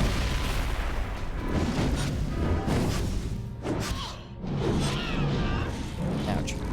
Oh, she healed up. Oh, did my fire buddy despawn? He very well might have. There's also a safe in this room. An ambassador character. And a Ferengi named Inspector Brunt. So just, yeah, a lot of like side roles. I gotcha. So these are the blueprints. Hormones, ley lines, and an unfortunate combination thereof. I'm not sure what that... I mean, I can think of a few things of what that might entail. Some accidental drownings. A history of accidental drownings. Containment grid rupture resulting in a giga death. Sounds a little bit unpleasant. The tennis courts were ritually dedicated in 1967 with an ornery process. And there was a foundation that involved cadavers. So let's go explore a little bit. Apparently the foundations of this building are horrible and terrifying, surprising absolutely nobody. Yeah, that is impressive that that person has done so much. And you. Oh wow, that was a quick kill. I'll take it. Some general oh man, that sounds wonderful. Well, I know that Megadeth, of course I'm a fan of the band Megadeth, but the military term for Megadeth is for 1 million kills. I think Gigadeath would be for 1 billion kills, billion deaths rather. I think, if I'm, you know, assuming the worst. So, you know, 1 billion people dying is maybe a bit of an issue. Also, I got something. What did I get? Oh, it's one of the daily quests. That's right. Gotta close the anima leaks from the things that are, you know, things that have been built with unwilling souls and whatnot. Let's shut this thing up. In general, sows sounds so good. Whose emote is that? Oh, yeah, dude, Burnbeck's is so good. He's got some good emotes. Some good moats. Oh, he saw me. I was trying to be sneaky, dude. Let's get Fire Buddy. Fire Buddy knows what's up. Hell yeah. What's up, Living Flame? Fire bro. Yeet.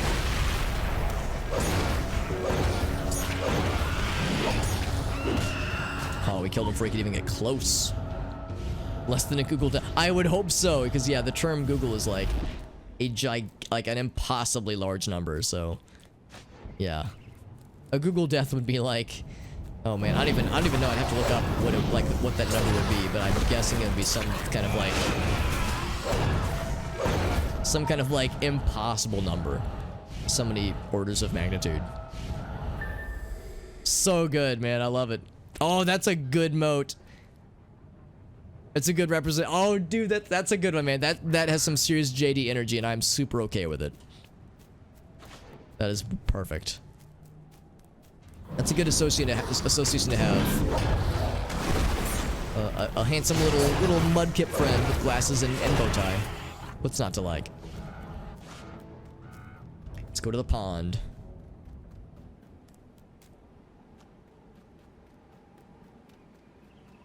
I was saying I wasn't sure if I was going to do all the the academy quests, but it occurs to me it's like, maybe I might as well, since this is the second to last one. And they're thankfully pretty quick. Quicker than I thought they would be, actually. I think it's going to be the one with mirrors, and I think I kind of remember that one, actually. Is that a mummy? Class of 67 Geist. An animal leak by the pond. I hate when that happens. Oh, we have friends. We have that guy. We have lots of friends. Oh man, everyone likes us. Everybody loves you now. Let's do this. We already have fire buddies killing her right now. And oh, wrong button. Yeet. Suffocating spirits. Big old mud dude. It's a little annoying that everybody decided to notice us all at once. Actually, I kind of missed with that ability. You can see I didn't quite stick the landing on that one. Some lore, though. Let me plug up this hole.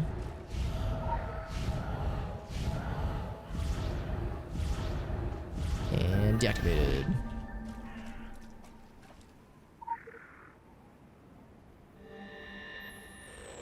More about the Academy.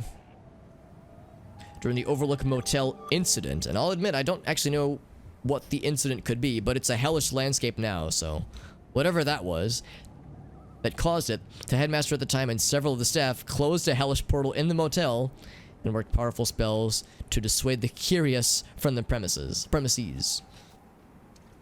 Wonder how well that went, because it's very much a hellish like nightmare right now, but apparently it's not a one-time thing.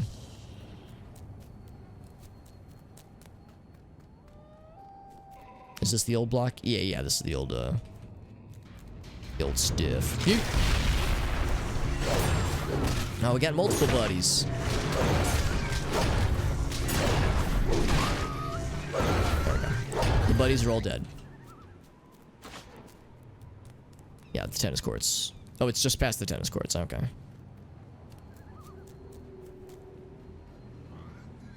Managed to squeak by those guys.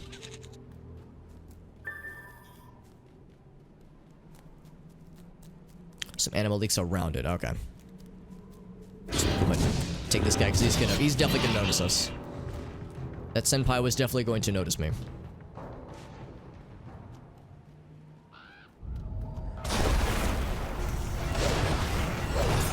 Of course, the animal leaks do kill these guys, but not much, so it's not too hard to out damage them.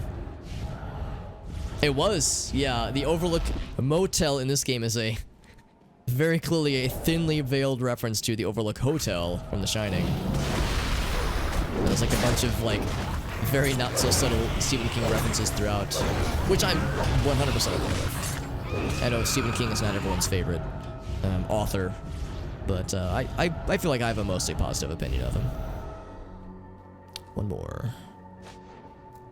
And here it is. Here's Johnny.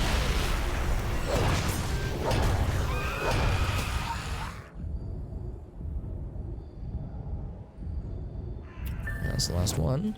Back to the Academy's main building. Are there leaks to plug up there? Because I figured we would have started with that one, actually. We already got the jacket quest.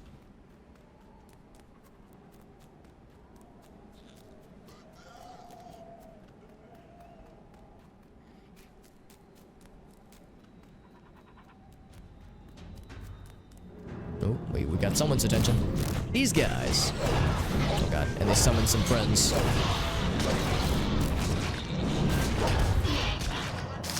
There we go. Oh, they're dead already. Oh, never mind. No, okay. I thought for sure that was gonna be harder, but never mind. They're all dead. Some animal leaks. Yeah, just one leak. I promise not to take it. To take a leak. Oh god, infernal dowries.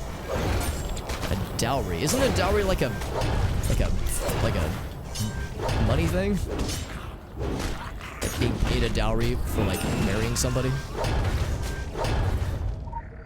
An infernal dowry. 80% of good. Yeah, I know that not all of his books are zingers, obviously, but some of them are very well regarded for sure. Yeah, I know that not all of them are classics for sure. Yeet. Oh wow, the 2-hit combo. That was satisfying.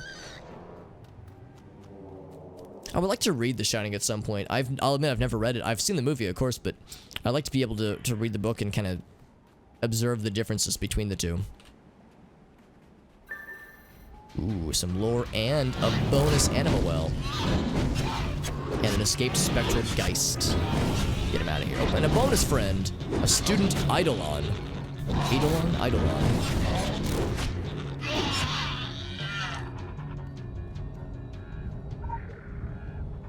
Yeah, given to a husband from the bride's family, yeah. It's a major anima leak. Ah, I see. The Academy Wraith, excuse me? He's got some lore. Ooh, fancy.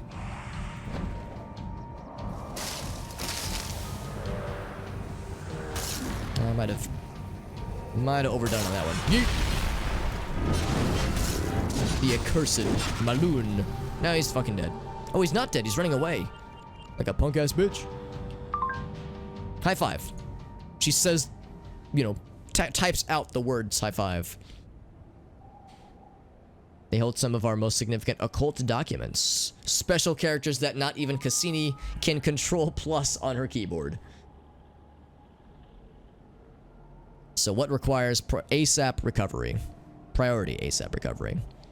Just gotta keep the walls from bleeding out. You don't want to get blood on ancient summoning texts. Probably accurate, honestly. I have this kind of anima tech built into my Hummer. You should see the looks when the baby springs a leak. Oh, I don't want to know. And of course, Kirsten would drive a Hummer, because, yeah, that's kind of on brand for her. Alright, cool. That's it for that. And there was some lore we just gained. Legends. Places of interest. Academy, of course. One more left on the Academy, by the way. So the current headmaster wanders the halls. We saw him when he was just a boy. Such a studious child. Every day he read the Yadizi death curse from a book, accidentally killing his mother and 11 others. Oh my. We whispered into his ear before he turned himself over to the police. Now he's all grown up in his blue suit and latex gloves. Oh my. So that's the unfortunate backstory of the headmaster then. Don't you hate that when that happens? You accidentally utter the death curse out loud. You utter the forbidden incantation, murdering 12 people, including your mother. Happens all the time, man. If it's happened to me once, it's happened 1,000 times. Alright, so we'll do one more. I was thinking like, oh, I'll just do one or two more, but I'm having a fun time, and I'm curious about that mirror quest, because that's the one that I remember the most. Oh, it's so satisfying getting the 1-2 points like that.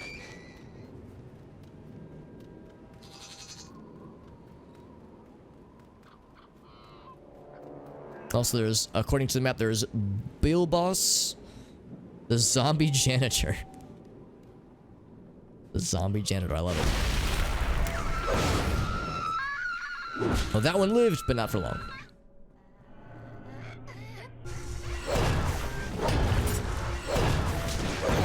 Like, we're doing a lot better now compared to how we were doing when we first entered this area, because we were... Oh, look at her go. Hell yeah. So that's the assault rifle powers we get to see. Assault rifles and pistols. That's a respectable combination. I understand pistols are pretty popular. Another dude. See, we got lots of peoples. Oh, they're all higher level than me. I'm only like 23, right? Yeah. Alright, so... Oh, there's 2 more. Do I want to do all these, though? Let's see. We'll see what this one is. The Breakfast Cult. Did you come for the library amnesty?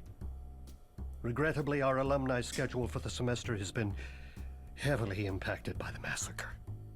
Slaughter is a crutch, an unfortunate crutch. I presided as Innsmouth's headmaster over a run of good form for 15 years. Naturally, there have been the usual accidents, maimings, well within accountable risks. As I would tell parents before I was retired from the Reparation Committee, you cannot vivisect a ghoul without breaking a few legs. He's paraphrasing. Work with me here, HJ. Oh, he's Moving right HJ. along. The wards of this school, hundreds of years old, are violated. It is unthinkable, but we handle the unthinkable every day. Now things are slipping through, both ways. I'm not sure which is worse for the general health of the island. A thorough investigation will follow as soon as we have appointed new staff and dissolved their predecessors' corpses. Yes, the immediate concern is that the wards must hold. The devices are hungry, rapacious for anima. Great. We'll have a sacrificial donation drive. A sacrificial bake bake sale. sale. Or a bake sale. Oh, fuck, he even said it. Delightful. I wasn't expecting that. I was like, oh, hey, if we're doing, like, donation drives, bake sales are always good. Actually, speaking of food and food-related things, I'm gonna take a very brief BRB. I think I might just make it like a super brief BRB, because I don't really need to use the toilet, and Dexter Dog is sleeping like a little snuggly doggy angel. He's like in his little doggy bed behind this chair over here, and it's very cute. Yeah, I'm gonna take a very brief BRB. He talks just like him too. It's a cool voice, but yeah, I could see it being very recognizable, just with the way he pronounces certain words, and just the kind of like upstanding kind of very I don't know, very academic way he speaks. And he's a great slang. Yeah, he does it well. Like, he's fucking, man. It's like, if you do a roll well, then yeah, just keep doing it, right? Anyway, give me one sec, guys. I'm gonna leave the screen up, and it'll take me like 60 seconds, so I'll be right back. I'll be so fast.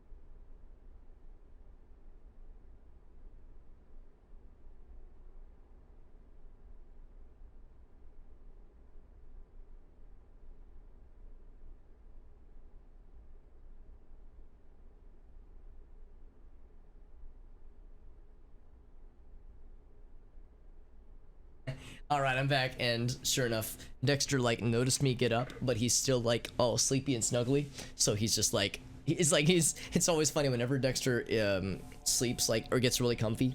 He like just kind of like, he's, you know, he just kind of conks out and sleeps for a while. And sometimes like if he like looks up suddenly, his hair's kind of like poofed out from like laying on like one side for a while. So he like looks up, his face is kind of like a little furry. His doggy hair is all poofed out, and he like yawns and he's all sleepy. It's just very cute. So he looked up when I stood up, and he was like, it's fine. Sometimes, you know, dogs would be like, oh, I gotta follow, I gotta see what they're up to, but sometimes it's like, they'll be fine. I'm just so comfy. Take care. Oh, gotta grab the anima manipulator though. I need to manipulate my anime. Quick access inventory updated. The wards by the door. It looks pretty okay. Yeah, let's make sure it's working. Alright, little dudes. Follow me! Check me out. I'm all delicious.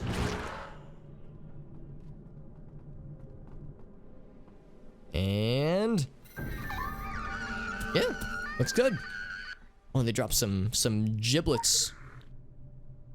Get the anime charges. Hello, yes, I will take all the anime. Yeah, they work great. Awesome. Just as designed. I need one more anime charge. Any more familiar friends? Here we go. Come to me, my children. Well, they're not my children. But there we go. Oh, he's still alive. Oh, wait, he's like... Oh, that was weird. I think he was confused. Assemble an anime shard using the anime manipulator. I'm just going to grab all of these. I might as well. Anyway, anime shard. This one. Alright, I've invented anime. Updated. Lure familiars, close to confirm. Oh, wait. Restore the gate. Oh, okay, so I have to restore this this word over here then. And then lure dudes to make sure that it's gonna, you know, do the thing. Make sure it works. Let's see, do I just do it here? Shift 2. There we go. Alright, so... Alright, who wants to help me test this thing out? Any bad guys around here? Well, they're not bad guys. Just because you're a bad guy does not mean you're a bad guy. Come to me. Yeet! Hell yeah. Alright, let's do some more. Oh wait, I have to get the shards. He was still flailing his arms, by the way. Alright, one more shard. Now, do the shards drop just by killing them? Let's find out. Because they don't drop all the time. But they do drop now. Okay, good. That makes my job easier. I wasn't sure if you had to kill them by virtue of using the wards, or if they just die in general. It's just one of the back part. A backdoor ward. Also known as a backdoor plug. A butt plug, if you will. A magical butt plug.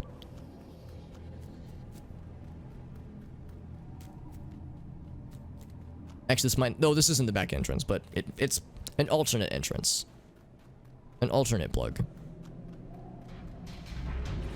Do we make friends? Hold up. Oh, I need more things.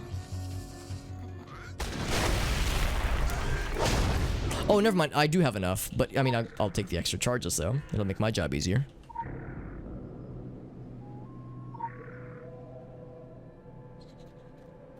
One more. Use the manipulator.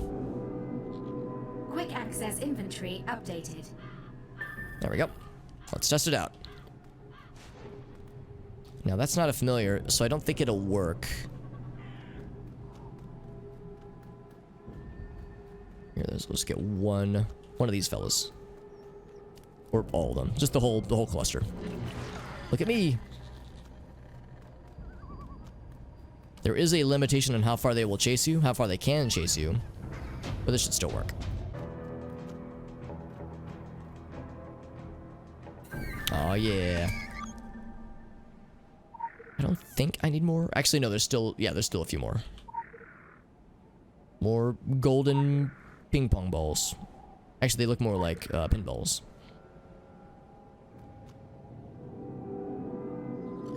Quick access inventory updated. Inventory. Yeah, the various academy entrances.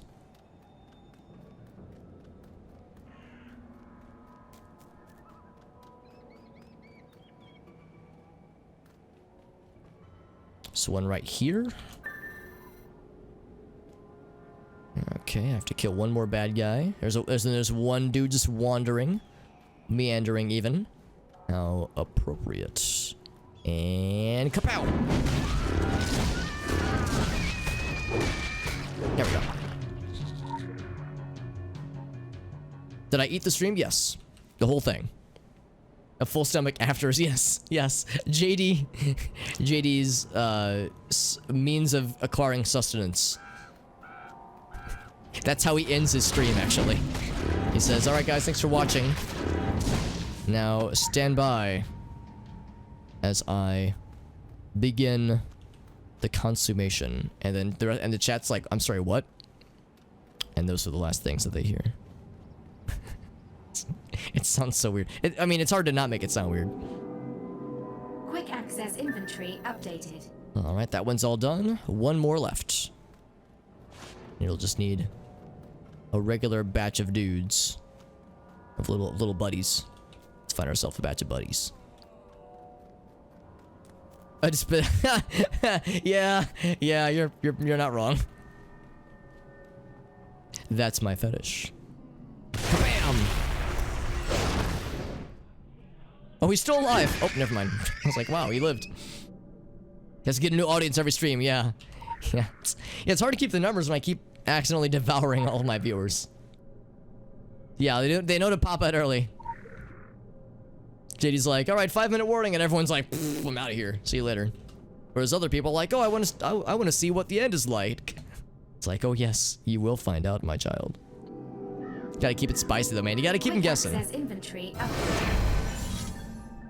The ward in the library. It's not a bad idea to have a ward in the library, probably.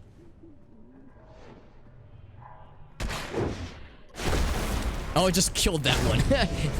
Just killed him outright. Oh, they're not dropping the pinballs. I need the magic pinballs, please. It's on the ground. Just a journal. Okay.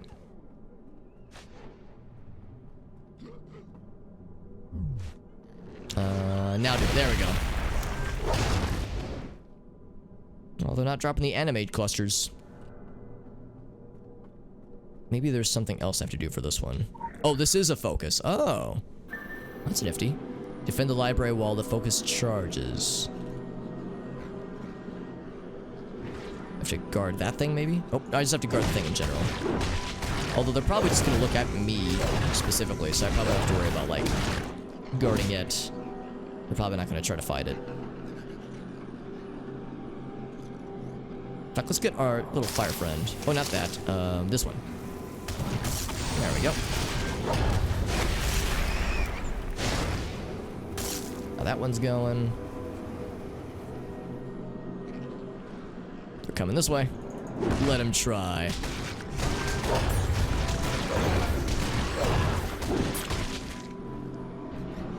Looks like they do get healed by the animal wells, but we can out damage the healing pretty well, all things considered.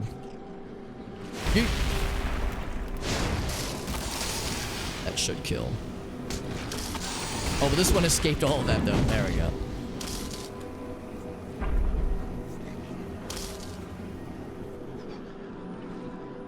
Yeah, there's more of them coming. Yeah, thankfully it's just these dudes, which we fought plenty of anyway.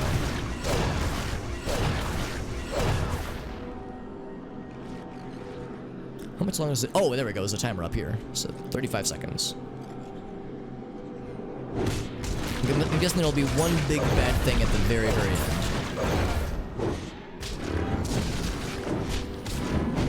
There we go. Little fire buddies killing it. Oh, they just auto-died. Oh, it's because wards... Oh, I see what it's doing. Yeah, it's establishing wards in these locations. It's not one big ward. It's like a four-pronged ward.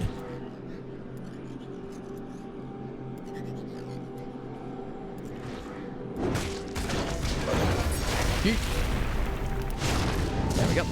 And that's the end of the game. Oh, not the end of the game, but the end of that particular mission. What's this jabroni doing? Get out of here. Crazed familiar. I freaking love H. Yeah, dude, Hayden's a cool dude. We interfaced on a video conference meet and greet once. He had his ruthlessness ducks in a row, and I could take some notes. The school campus we kind of inherited from the bad old days, not the good old days. When they expected Black Magic to do a bleeding edge containment grid's job. They thought Black Magic could just do anything, I guess. You could find the stuff all over the country. Our forefathers just throwing up boards like gang signs. Sometimes it held. Sometimes some guy laying cables gets his face melted and it's DEFCON time. I hate it when that happens.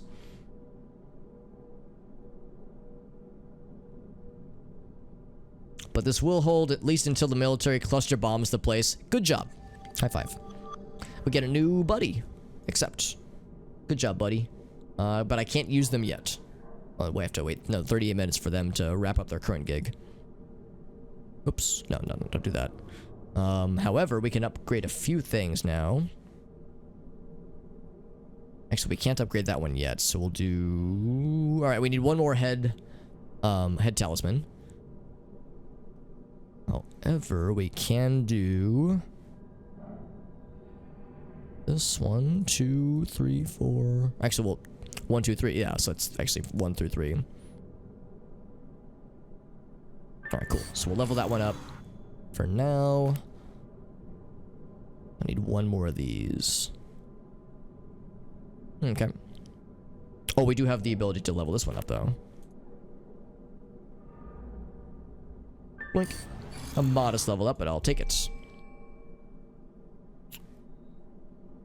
Okay, very good. Alright, we'll go ahead and do the last one. With old Hayden. Old HJ. His last name is Montag, so if it's J, I'm guessing J is his, like, middle name, maybe.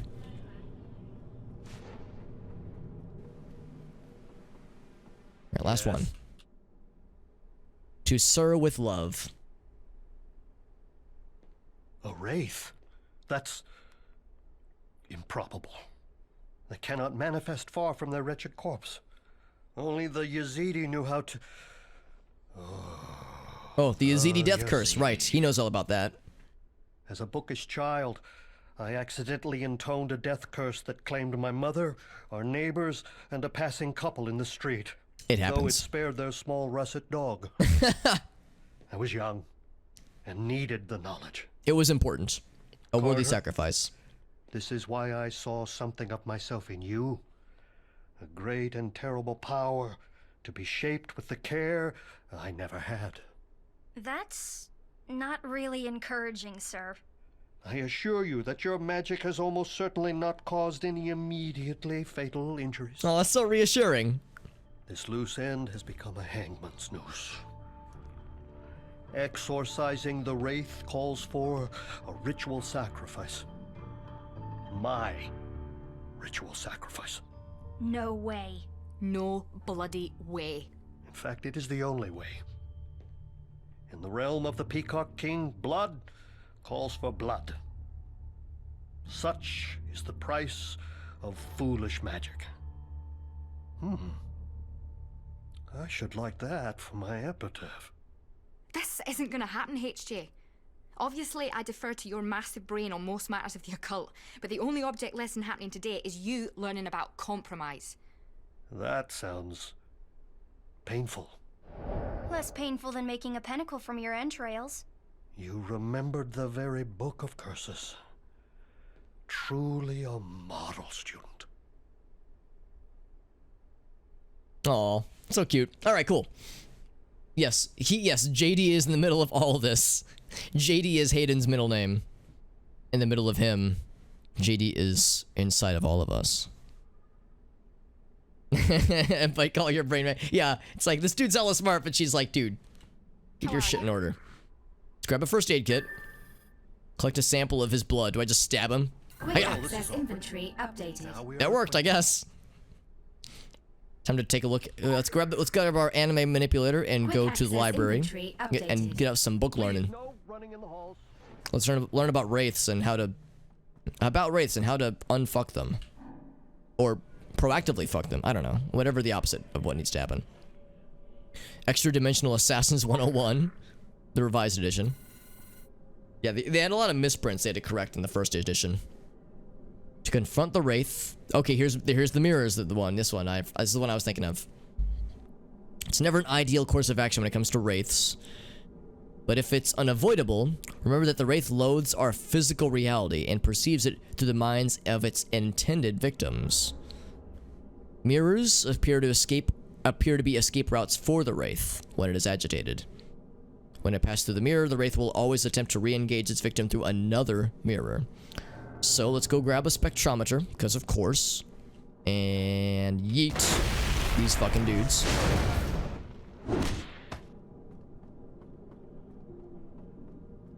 Is this gonna turn into Phasmophobia? Howard Jenkins, where are you? Howard Jenkins, you son of a bitch. Then you start cursing out the phantasm or the whatever the ghost is.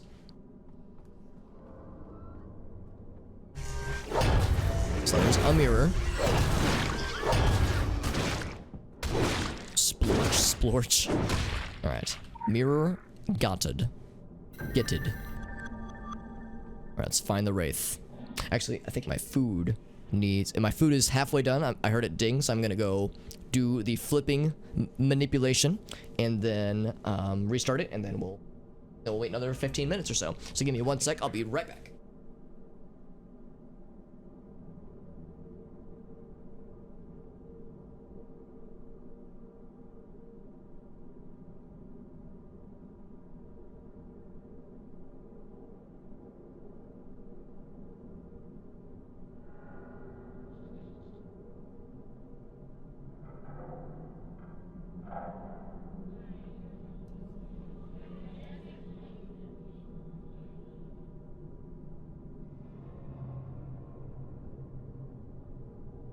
Okay. I know Arctic suggested one time I just flipped my entire convection oven over. I just yeet that meat into next week, and now we're good. So I have a few things. I have a blood sample, I have the anime manipulator, I have the occult spectrometer, and the mirror. So we use the occult spectrometer, which is to say, here, we have too much blood on our hotbar here. There we go. Shift 2. It sounds sad. It sounds like it wants me to go into the basement. I go upstairs? Oh.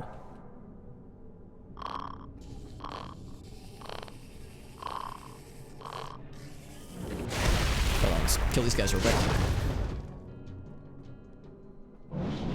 Okay, this isn't a wraith though, this is just a spectral being.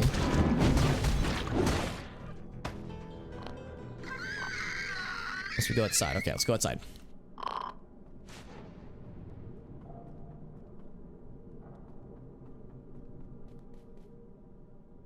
Oh, not that button. This button.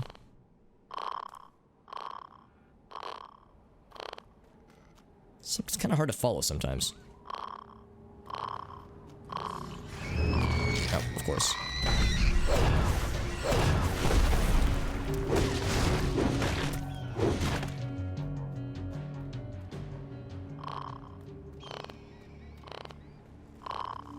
Right here. Spray his blood around the area. All right. It's a lot of blood. Wow. Then place the mirror. Oh, there we go. Oh, there it is. So we've seen Malone once before, but every time we fought him, he would just run the fuck away. Oh, right. We saw him at the end of the previous mission. And that previous mission was required. So yeah, that was where we reported to him about the Wraith. And of course it runs away, shrinks down adorably, and goes into the mirror. And then smash that shit. Mirror is destroyed. Alright, so let's find the Wraith. There's several mirrors in which it can appear.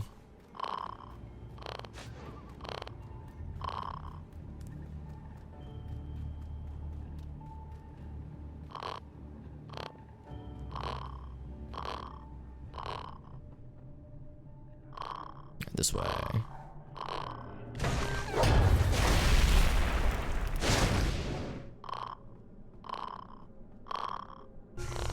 These guys respawn so quickly too. Okay. So it's on this floor. Oh, it's this one. If I break the mirror or break this dude. Okay, there he is. Get fire friend. Oh, it interrupted him. Hell yeah. Get fucked, Maloon. Destroy the mirror. That mirror's out. Yay, Jimmy, what's up, buddy? Thank you very much for that raid, Mr. Jim. How you doing, buddy? Who's the wraithiest of them all? I hope it's me. Alright, so that mirror's out. So we have to, I think, find him again. We're doing some, ooh, there we go. We're doing some academy missions. Actually, this is the final academy mission that I'm aware of, at least. We're chasing a wraith around, trying to spank his booty into next week. And it's going pretty well, all things considered. We're also yeeting him into the sky with that one cool hammer ability. How you doing, Mr. Jim? And how was your raid? Oh, that's a lot of blood all of a sudden. What in the world? Or how was your stream, rather? And, what were you streaming on this fine evening? As for those who don't know Jimmy, for those who enjoy the Secret World, by the way, or Secret World Legends, Jimmy is a Secret World expert. Not to put you on the spot, Jimmy, but your veritable knowledge with this game is impressive, and I always appreciate having you around, man. It's a good time. It's a good time having you around, and you're a good dude. Oh, you were doing some SWL as well, dude. Your taste in video games is impeccable. I like how he turns all small before going into the mirror. All right, I think we're running out of mirrors, which is good.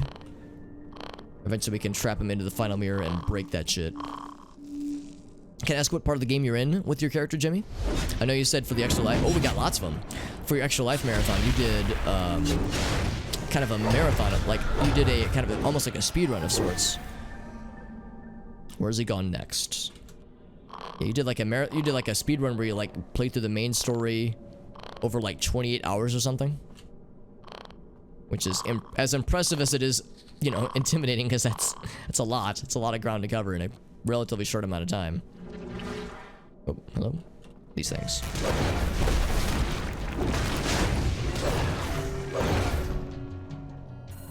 And there he is. Maloon once again. The accursed. Let's just barely leap out of that. There we go. I'm sure that wasn't going to do that much damage, but I wasn't going to stick around to find out. Trap him into the projector. Oh. Is he in the projector? What do I do?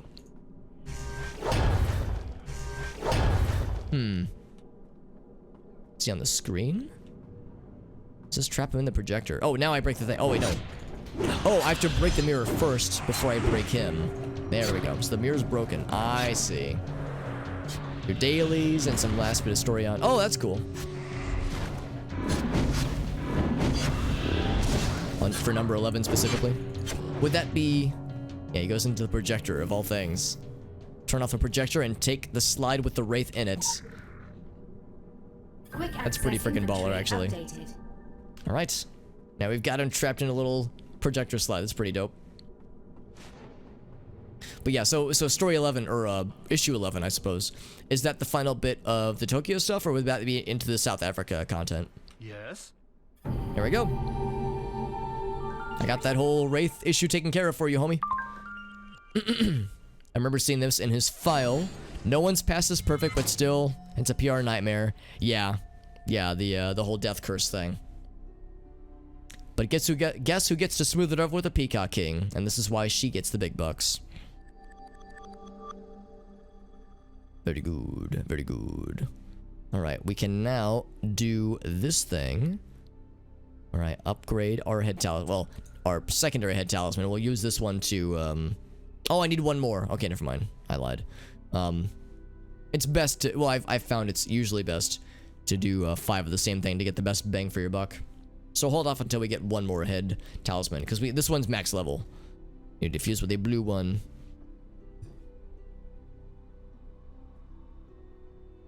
Oh, it's number 11? Oh, okay. Oh, I see, yeah. Character number 11. Yeah, I wasn't sure, like, if number 11 you meant, like, chapter 11. So, yeah, like I said, Jimmy is a absolute badass with this game, and the fact that you know so much about the game and have experienced so much is very impressive. Body temperature makes my skin crawl. So we've done all the missions then in the academy. Let's go ahead and go to the Blue Mountain, since I think that was, like, the last... Well, actually, no, that's not true. I still want to do a little bit with Red's Bait and Tackle. Just because that whole series of quests is interesting and it will play in well to the main story. So we want to do at least 1 or 2 of those. And in fact, I thought I thought you had to visit Red's shop before you go to the Blue Mountain. Like, I thought it was required, but I could be mistaken. Little Flame Buddy, dude, Little Flame Boy is a baller. You were 100% correct, Jimmy, with recommending Little Flamey Buddy, because that dude is incredible, and he's been very much a huge assistance, much more so than I was expecting. I mean, I knew it would be helpful, but like, I'm impressed with how readily he's able to draw the hate off of me, and bring the aggro to him. And of course, when you first summon him, he's super awesome. Like, he's just incredible. So that's been helpful. We also, just for the time being, have the Crystallized Frost move, although there's more I want to unlock. In fact, come to think of it, I should maybe consider looking at what I've got right now. Definitely want to get this one. Your rage knows no limits. Would do so much damage. Wow, that's awesome. Would spend 50. Okay, let's do that. Let's get rid of, let's see. Razor Shards is good. That's pretty good, I think.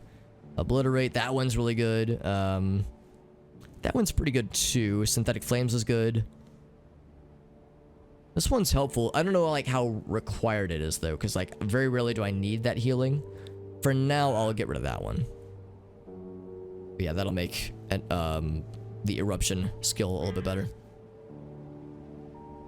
Yeah, the fact that it impairs is awesome. The fact that, yeah, the ground that it covers is really awesome. And yeah, just his long form usefulness is pretty incredible. Let's see. So we have 12 more points to go for here. What was the last thing I unlocked with this? Oh, that's right. Yeah, we got Eruption unlocked. I kind of want to eventually get this one because that'd be nice. But there's also some elementalism stuff I'm curious about. I've heard Ice Beam is pretty good, and I kind of want to like level up into that. What's this one? How does that compare to this guy? So that's like pulses of 58 damage. Instantly freeze the area. It applies debilitated. Ooh, that sounds nice. Maybe I should grab that one. Flash freeze. Let's try it out. Let's see how it looks. Okay, yeah, that's what I was thinking. Is that there would be some point where the game's like, actually, you kind of have to do this other thing. We also got some corpses. They've been trying to push towards the settlement. And their raids have been frequent. There are some survivors, though. Prevent the... Oh, I remember this. Yeah. From reaching the bridge. I know what that noise is.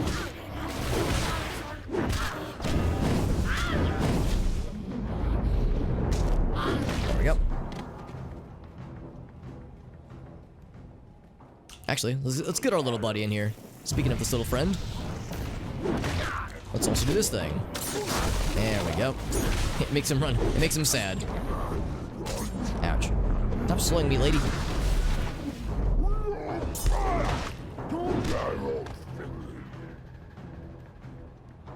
And you. There we go. That is perhaps my favorite looking move. I don't know if there are better elites to be selected eventually, but it's a very fun one.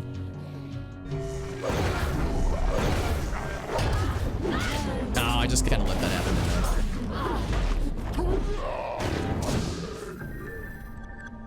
Then there's a berserker. Let him try. Fire or electricity would heal my little buddy. That's good to know.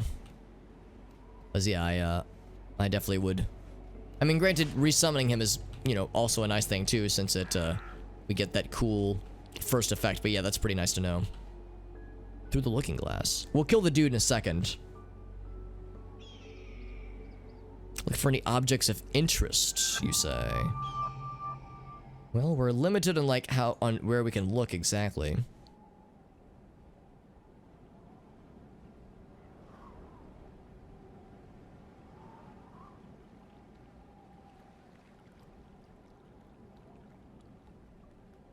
Objects of interest, you say? That's a dead body. That's kind of interesting. Alright, so we could go check that out in a second, but I also want to explore this way. Alright, little flame buddy. Let's do this thing. We got a big old bad guy to smite. He's just chilling, waiting for us. Oh, there he is! Big old crab blood. Oh, never mind. We got this guy instead. Yeet! Yeah, he's like focused on Flame Buddy, which means I can just do my thing.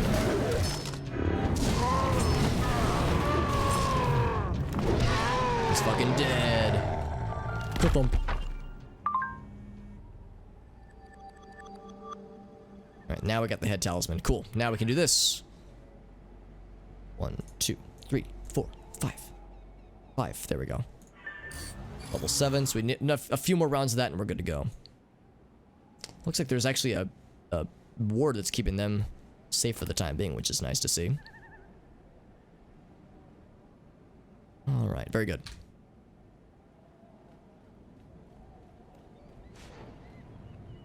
Let's see, do I want to do that other quest first? I think there might be an anima. Oh, we already have the anima warp. Okay, never mind. Yeah, let's warp over here real quick. I'm curious what this other thing could be. This object. This object of desire.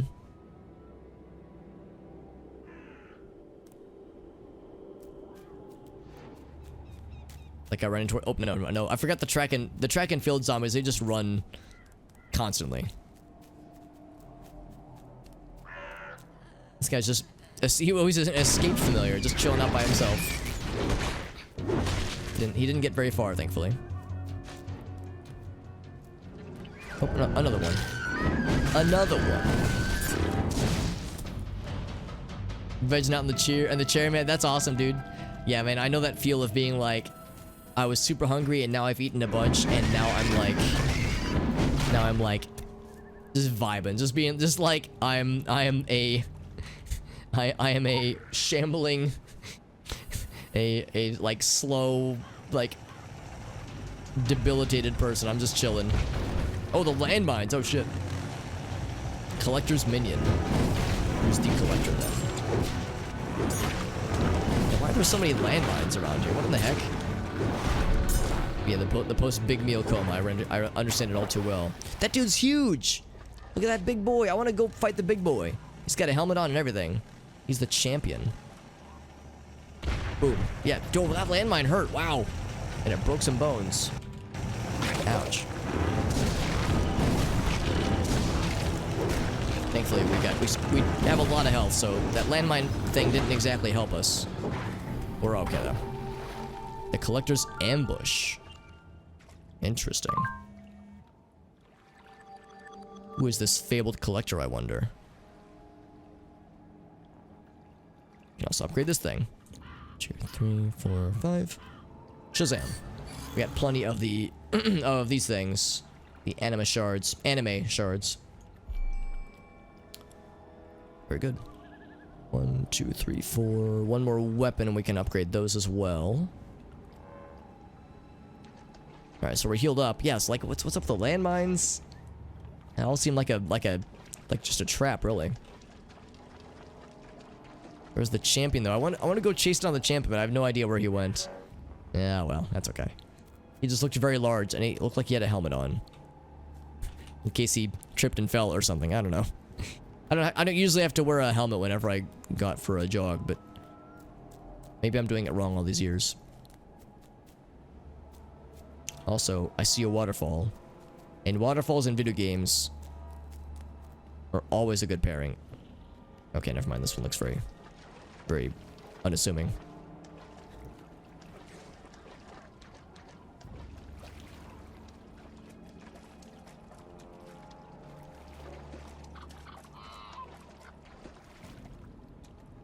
Kind of surprising, actually. I figured this would be like a cool place to find something.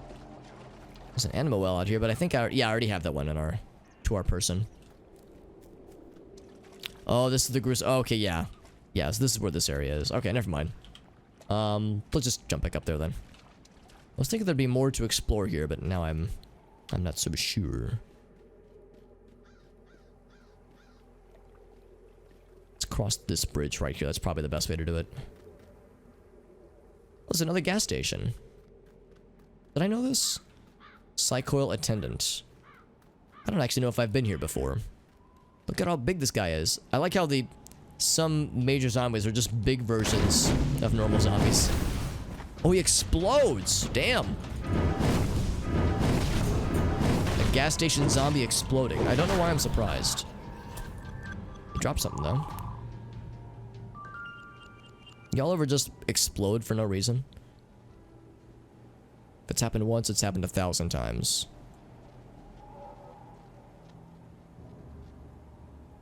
He gave us a lot of books, though. There we go. Yeah, they're always big. The champions are, yeah, always... Well, I guess they're not always big themselves, but yeah, the big ones themselves are champions.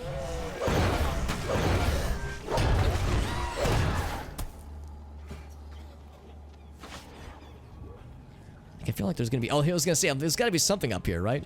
Can I get lore about this gas station? Gas station lore. Oh, it's Orochi lore. Oh, because it's Psychoil, right. Psychoil is very much a Orochi subsidiary.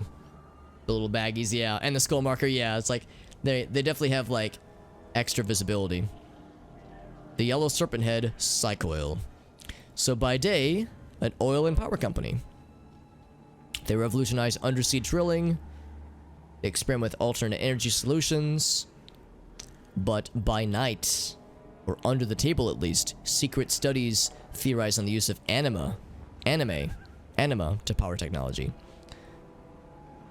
Gears and circuits hum as they did in ages lost to your kind's memory. Look where that got them. Interesting. Very cool. Yeah, let's just warp up this way. Just save myself a little bit of time.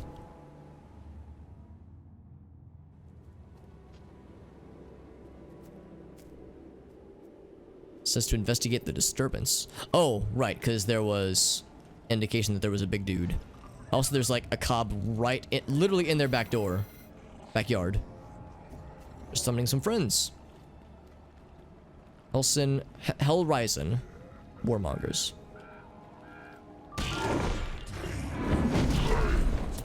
Let's get our little buddy. Alright, Living Flame, do your thing. Also, yeet. It did knock him in the air, just not much. Ka-thump. And of course we have to look for survivors. However, I was gonna say, I seem to recall there being something down here. Wabanaki. The, which I think were the natives, right? Something rots in Kingsmith. Something groans in the Blue Ridge Mine. An evil fog creeps. Remember the dawn. People of the dawn, rather. Indifference and generations of fast food choke the old wisdom, and remembering is difficult. To remember the communal pools is like grasping dreams.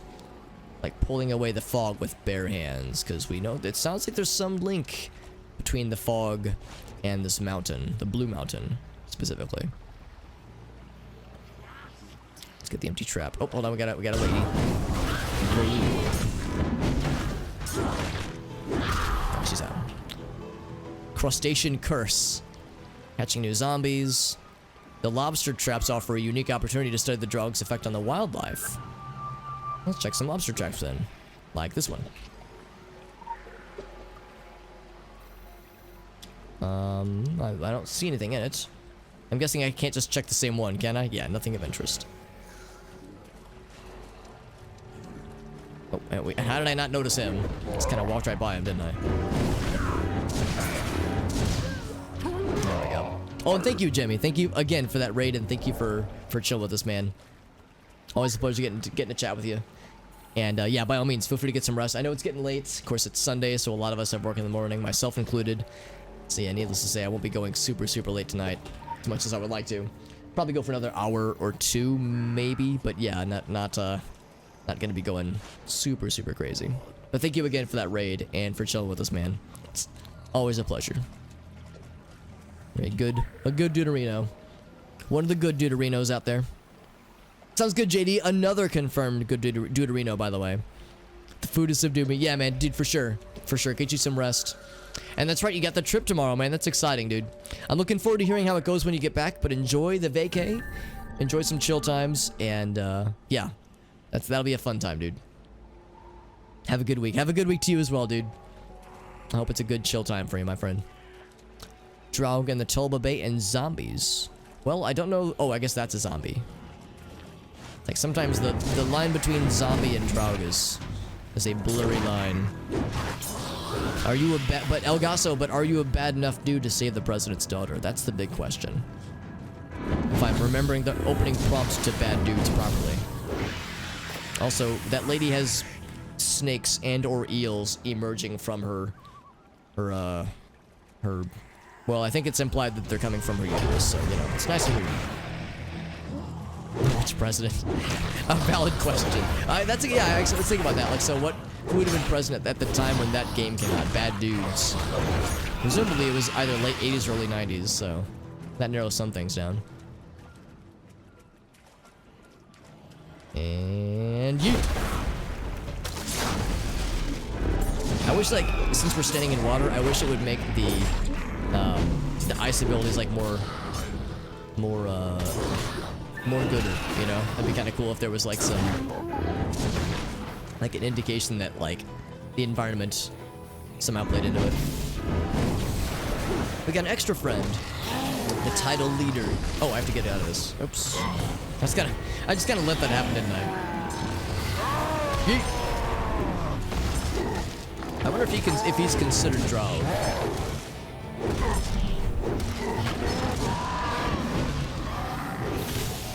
No, he was not, sadly, but he did drop a thing, and that makes me happy. And we can almost use it to... Oh, we can actually. We can use it to do this. Critical empowerment results. Critical empowerment. They said it was Ronnie. Oh, that Ronald. That Ronnie.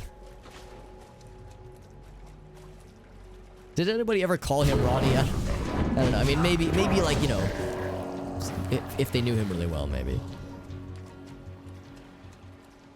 Old Ronnie Rig.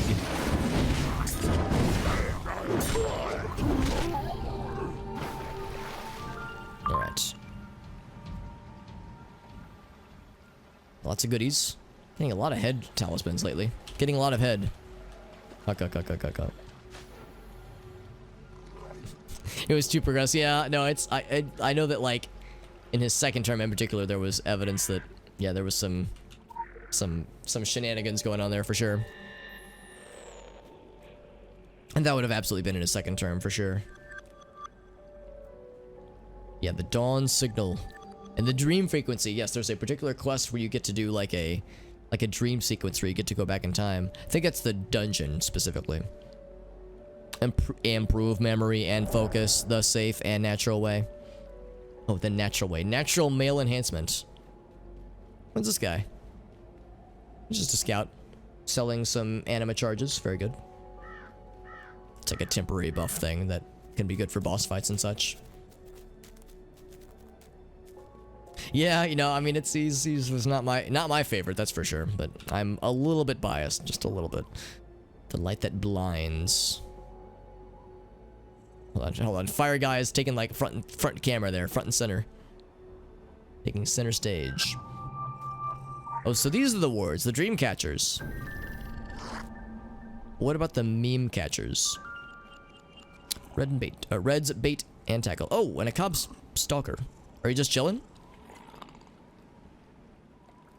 Why are you not fighting me? Are you a deep one?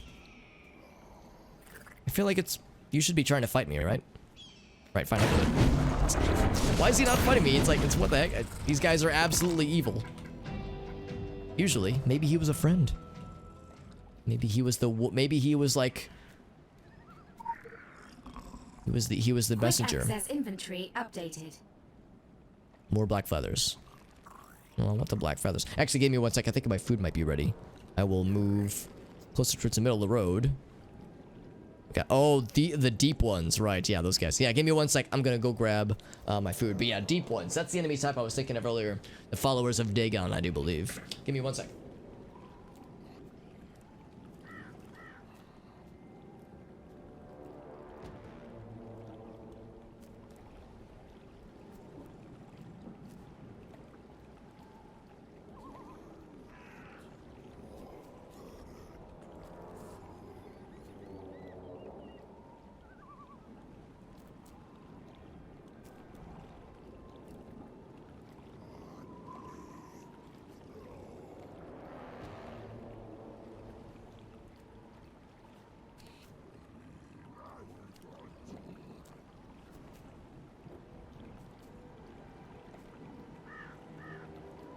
Okay.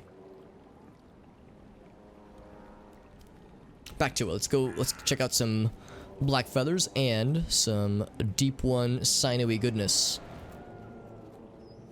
Sinew. That's like part of a muscle tissue, right? Atoll of Bay creatures. Bay spelled B-A-E, of course.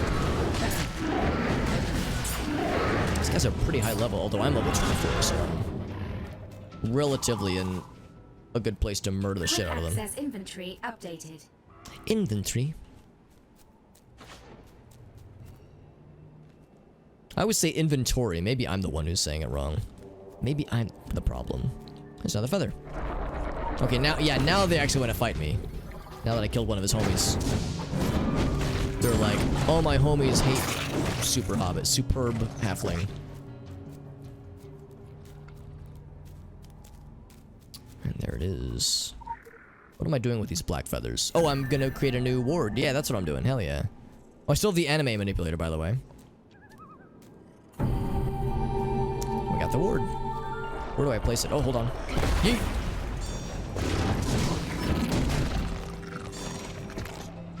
Challenge complete. I just got a whole bunch of the little buddies. When do I get the next sprint, by the way? 30,000. Okay, that's not prohibitively far away from now. There it is. Temporarily disorients the cob in the area. Cool. Let's put that one down her. Can probably get the anima. God damn it. I was saying it as a meme, but now I'm saying it unironically. That's a problem. The anima manipulator.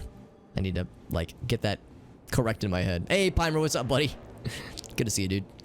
Doing more Secret Worldy times, and I believe we got a cutscene coming up soon.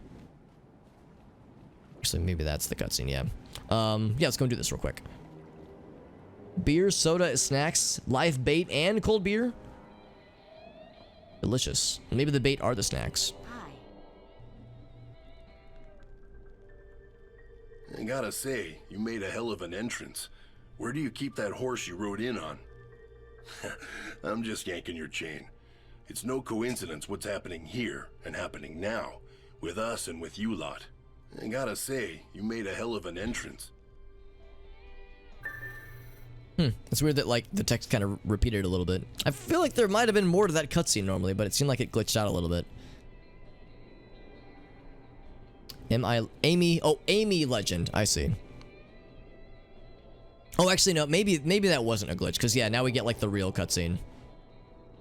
Kyra. Oh, Amy is, like, the... Right. Yeah, Amy is a character I think... will have a lot more to do with later on. Like, I think she is very central to the story at some point in the game. Player, not the piece. Do I have to do that one first? There's also this one. Strangers from across the sea came to aid the Wabanaki. A powerful sword, right. Oh, you would get a cool bird? Ooh. The Witching Raven. That's cool. Also some kind of vanity item. Yeah, I mean, I like the longer cutscenes and I like the exposition, but yeah, it's sometimes short and sweet is not a bad thing. As a short person myself, I'm a little bit biased, but yes, short and sweet can be good. Let's go ahead and do this one first, I guess. Except this one's lower level. Okay, I'll bite. Let's do this one first. I'll bite. Might as well. Your move, Uncle Red. Soon enough. Did you protect your queen? Maybe. His voice sounds familiar. Yes. I don't know. I moved the castle thing to D3. Great move, if you're trying to kill your queen. Look at the whole board this time. You don't have to fight every single battle. Consider the end game. Be the player, not the piece. How can I consider the end game when I don't know what you're going to do? I'd have to be psychic. Can I just surrender already? Hi there, I'm Red, your uncle. If we'd met, you'd know I don't stand for quitters. You always have to play it out, kiddo, even when you're losing, else you'll never learn. Besides, you can't tell when the Joker's going to show up. I thought we were playing chess. Kiddo, when you get to be my age, you're allowed to mix metaphors. We'll burn that Sometimes bridge you when we just get have there. to stall, stay on the defensive, and wait for that unexpected move that changes the whole board. Sure, I guess. Whatever that means. Guy on horse to, F4? Guy on horse, that's the official name Now now. you're cooking with gas, kiddo. Guy on horse, castle thing, these are all good names.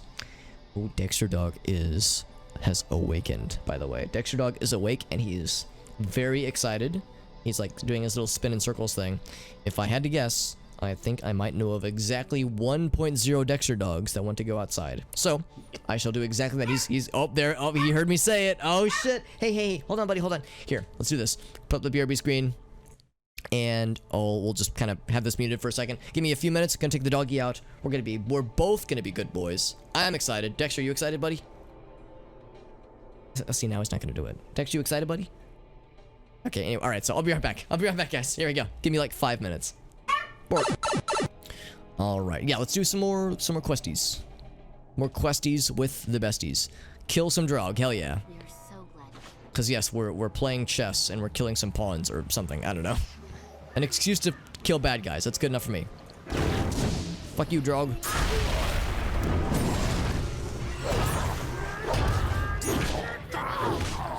I'm glad they got up just in time to fall over again. And boom! I don't know if the incubator counts, though. Because they have not previously. They're kind of a zombie. Yeah, the incubators don't count. But what they incubate does count. I understand. Yeah, lots of like big games too. And it seems like he's done like a lot of different types of characters. So yeah, like the dude is pretty incredible, honestly.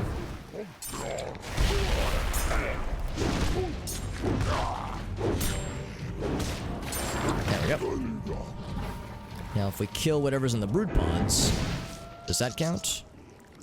Well, it looks like it did not. Okay, so the pods don't count. It has to be the living dudes. There's a living dude. Who is now unliving. Yeet. Oh wait, that's a zombie. That's not gonna count. What a waste. That's okay. The Brood Witch.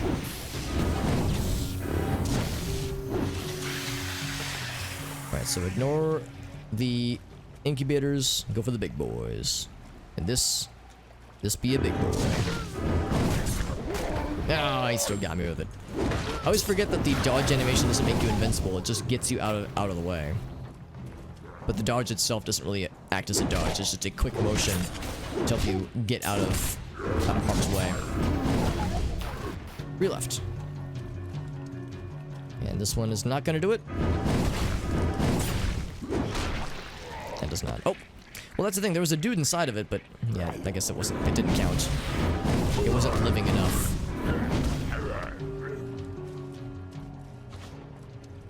Now what's this over here? This big old pile of stuff. It's a frickin' pyre for something. What's this big boy? Looks like he's guarding the boat, but I wonder what's on the boat. Also, what's this? Place something for the Ask Your Queen. Oh, we placed... Oh, I remember that. Hold up. We'll save that for a second. That actually might have to happen for this quest. But I remember that. That's kind of weird. Killed the fuck right out of him. There we go. Alright, no lore over here. Burn the Draug cadavers on a pyre. Yep. Politicians, funeral pyre. And a bunch of spiky boys, too. Winx Club. What's that from? Also, that fire looks very green. Oh, they're gonna try to attack it, though. Why would they care about attacking the pyre? That's kind of strange. I guess maybe they don't like me desecrating the corpses of their fallen comrades, but, you know, what's the big deal, right?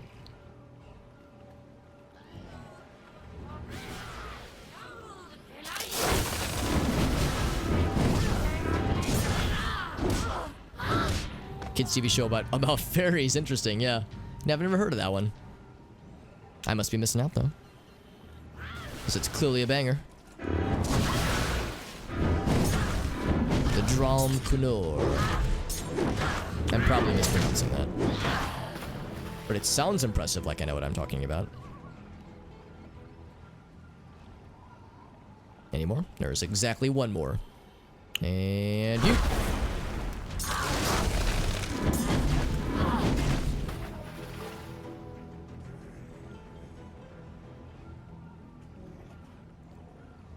Oh, she just warped in. Sometimes they like run in from the wall, like from beyond the wall. Other times they just spawn in. Stake their bodies on the pikes. Oh, that'll piss them off. Splorch. Here's what the guy looks like. Oh, it's all the fairy ladies, yeah. Definitely the kind of show that I would definitely seek out. 31-year-old bearded dudes are definitely the demographic for a show like that.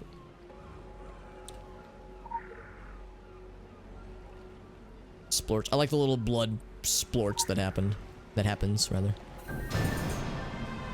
Kill the Ask Your Queen, there she is. And then, after we deal with this lady. Queen-sized trauma, by the way. Oh, I hit the thing behind her, too. Wasn't intentional, but I'll take it. Haul the body to the Sig's head, to Sip's head, and stake that shit. Check this out. There it is. God, it's so brutal. And it summons the Berserker. Yeah, I guess like desecrating the corpses of their comrades is a no-no for these things.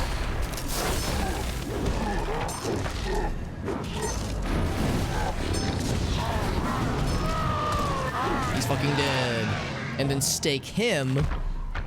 We just keep like cranking it up a level. Where are we going? Oh, way over here. And he just watched all that go down. And he was like, oh fuck. That all just happened, didn't it?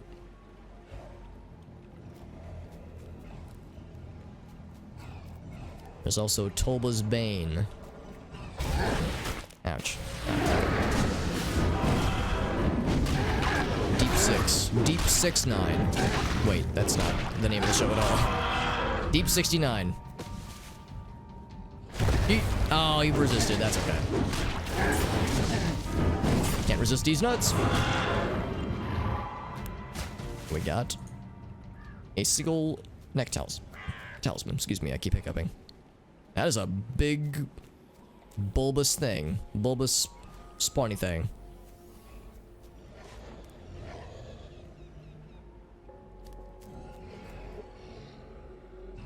I was thinking maybe they might have caught a whiff of my trail. Bigfoot Cave. So we stake him on this thing.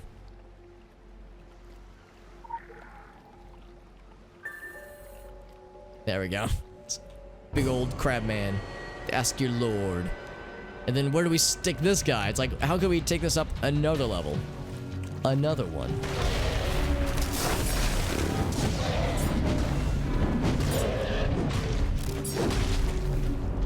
Not enough hammer energy? There we go. Cool. Strong fieldwork, she says. Best part of fieldwork is when you have something you can really take pride in. Like impaling some bad guys onto stakes. Oh, it's a chance to acquire the dossier. I see. And yeah, heinous sea monsters react the same way to their buddies getting teabagged as anyone else does. Good to know. There's a chain of command, of course, that can be disrupted. Debasement and threats are universally understood concepts. We just need to all we need to understand about a creature is where to squeeze. Lab guys want me to scrape some samples underneath my nails.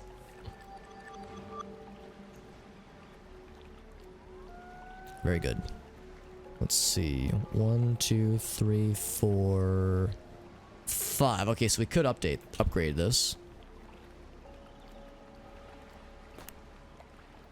1. Oh, whoops, not that one. 2, 3, 4, 5. There we go. That's the 5th one. Bloop. And then that's it. Yeah, that's it for now. Sort the inventory. So 2 more head talismans. We can get that one upgraded. We have almost everything set to blue, which is nice. We haven't found any more of the right hand talismans yet, but we will soon. Soon enough. Can I put another one? Oh, we can do it multiple times. That's kind of cool. If we wanted to fight him again, I guess. I mean, it's not, you know, the most useful thing.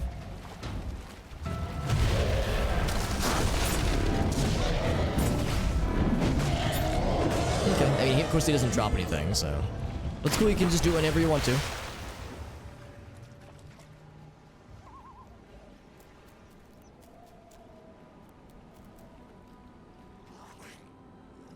And then for the Amy legend, I think I remember what this one entails. Does that person have a taco hat? It is a... Oh, they're horns. Oh, that person looks really cool. I thought they had a taco hat, which is exciting still, but not as exciting as... Not as exciting as a taco hat, obviously. The copper closing in. But yeah, Amy has some really badass superpowers.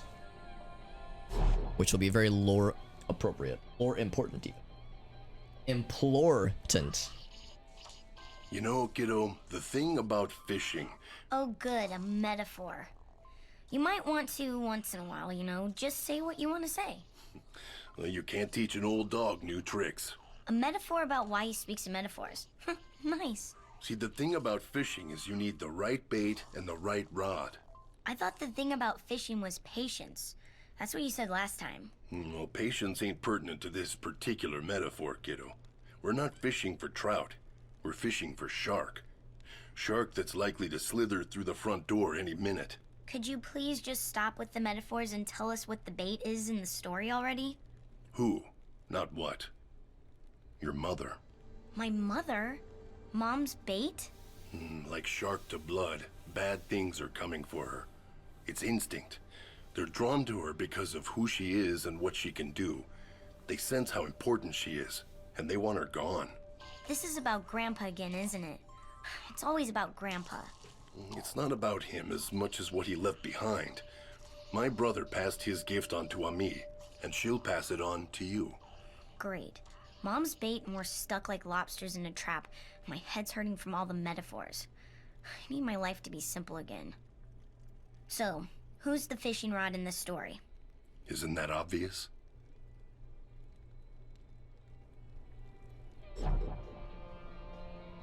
That was a weird cut. I'm sure that was supposed to be like him looking around like, oh, are they talking about me? But the way that cut it, just, he looked behind himself and that was it. A little bit strange. But anyway, yes. Kill some stalkers. Hell yes.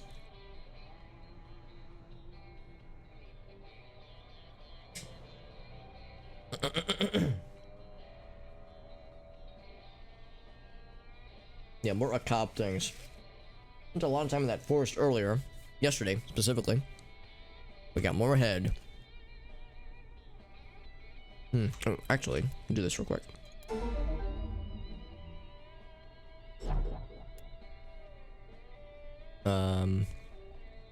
This one is still doing it, I think. What's going on here?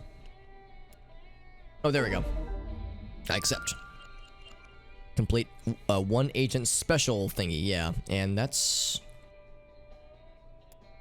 the only one for today, yeah. Oh, okay, that's fine. So, alright, so we'll have to find a new special assignment. I guess we just have to wait for those. Set it to 100% likelihood. So is that when Lydia is like apparently really good at these. In fact, it looks like she's our best one. For most of them, at least. And she can't do that one. Let's see, which of these do I want the most? Let you do that one. Deploy. And then this one. 64, 75, 76. Kind of curious about this one. I'll admit, I don't know if the percentage is like that's like the likelihood of them succeeding, or if it's the like how efficient they are necessarily. I'll go for this one. Okay. Anything else? No, nothing else. Alright, cool. Let's go and kill some Akab dudes, because yeah, we fought a lot of them previously.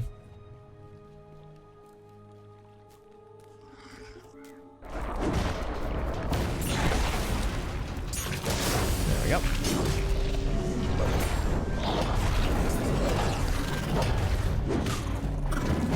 It's a nice little twofer right there.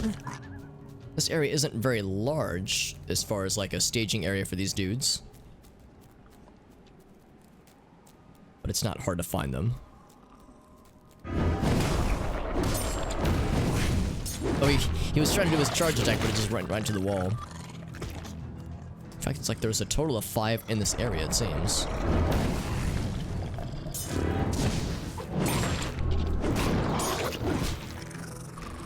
Jolting Shower was the name of that spell. I guess I should just be graceful. It wasn't a golden type of the attack.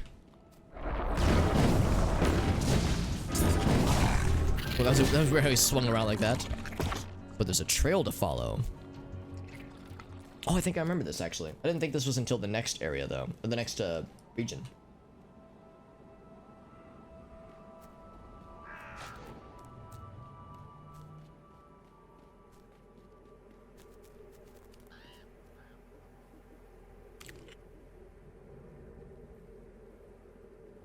Oh, in fact, it isn't. Okay, yeah. So the area, this isn't what I thought it was gonna be. This is an area in the 3rd area. There's a part in the 3rd zone, rather, that looks very similar.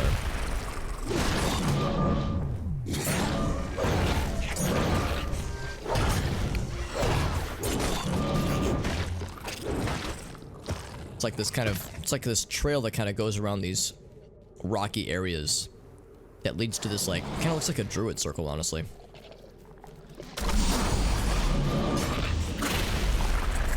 It's so satisfying. Just dropping all 4 of them instantly. Notice the reticle turns red whenever an enemy gets aggroed against us, which is helpful. Just kind of seeing it explicitly saying, like, oh yes, they've smelt your presence and you are about to be dealt. You've been smelt, prepare to get dealt. Got a big boy. Tenebrous, what is it? Tenebrous Brood Ravager. It's a cool sounding title. Ooh, that was a good crit. Crit, yeah. It's just in a cob nest. Yep, no, of course.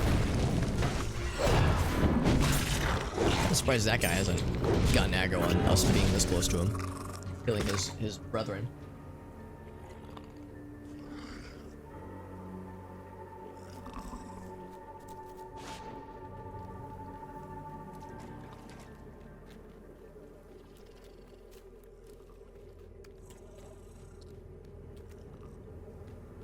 So it's one of these again. There's a nest somewhere in the cave. Now this might be it. Oh, a layer of darkness. Oh my.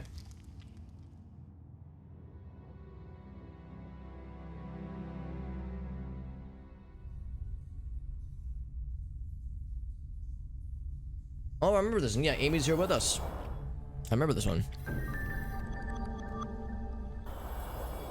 So we need to protect her as she searches. That's the word. She usually whispers to me, like the wind. In places like this, she screams. I don't know what the little glowy effect is. My family and my past, my powers. I'm done running. We need to find out why the Earth is screaming. Actually sounds kind of brutal, honestly, but yes. Let's figure this out. I've dreamed about these things. Dreams of pale tentacles and tattered wings. Not sure what that, like, oscillating effect is. There's nothing on our character that's like a specific effect. It might just be something that she has. Collecting dog tags. Interesting. From the dead soldiers, that is. Can we follow this up? It doesn't go anywhere. Okay.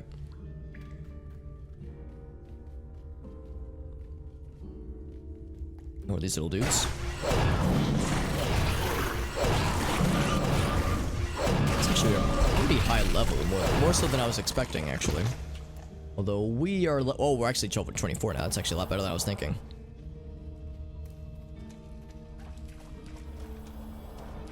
Tenebrous Brood and Kapow! Oh, I pissed off everything next to them. That's okay. It's worth pissing them off.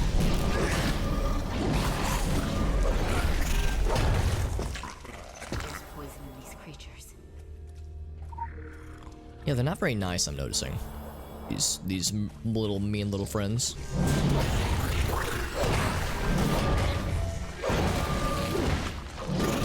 She's got some pretty good combat abilities herself, actually. It's kind of a welcome sight, having an NPC that we're escorting that, like, has some, you know, some defensive capabilities themselves. Also, there's some little something back here.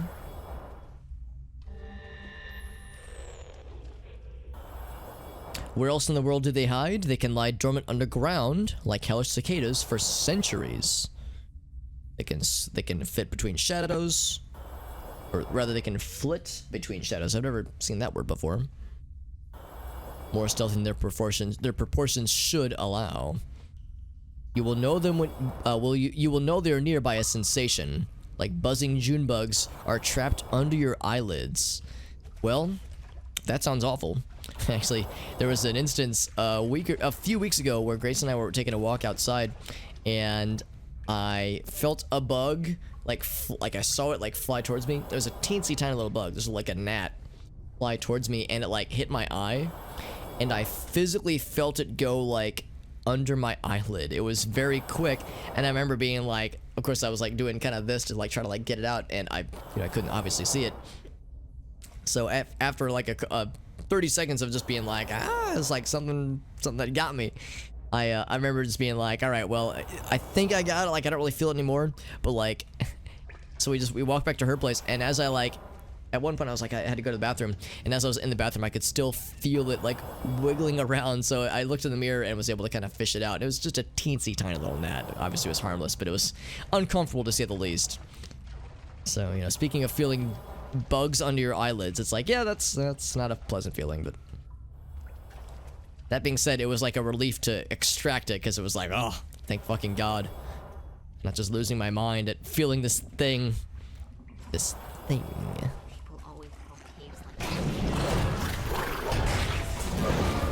People always call this cave dank. What does that mean, dank? It means smoke weed, smoke weed every day.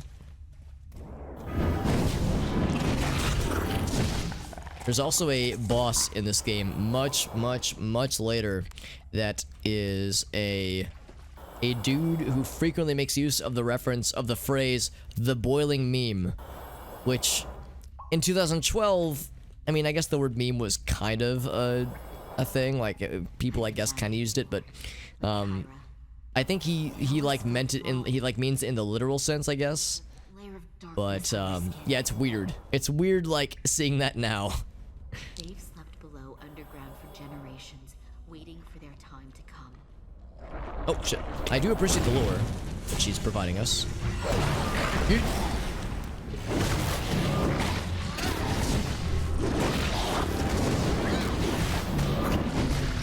Yeah, it was a confirmed Monka-esque moment. I would not recommend it. Getting a bug trapped inside under your eyelid wasn't a top 10 Alex moment, but it wasn't a bottom 10 moment either.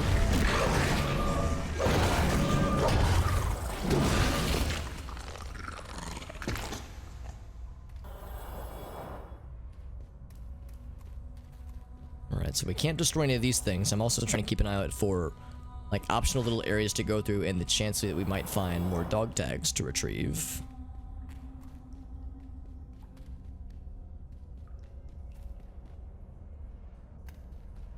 This place, however, is quite dank. And to answer her question, I don't really know how the word came about, but yeah, dark and rank sounds about right. All right, one more, and I think it'll be in the final area in this zone.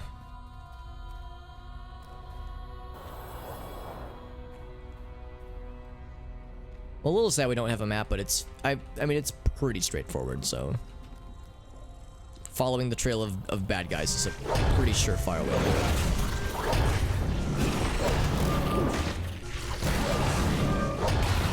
Lots of friends. Oh, I don't think I actually reached that guy. That's unfortunate.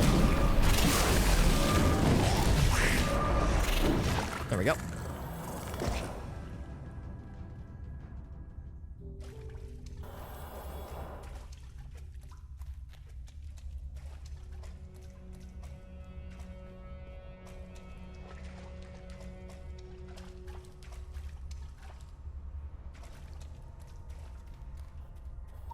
That's a final dude. But there's a report to find. Ooh. Even deeper still. Deeper and perhaps even danker still. Oh, there's some lore. That makes me happy. It tells me this is probably the right way to go. But you know, I'm a fan of going the wrong way first. Let's explore this area.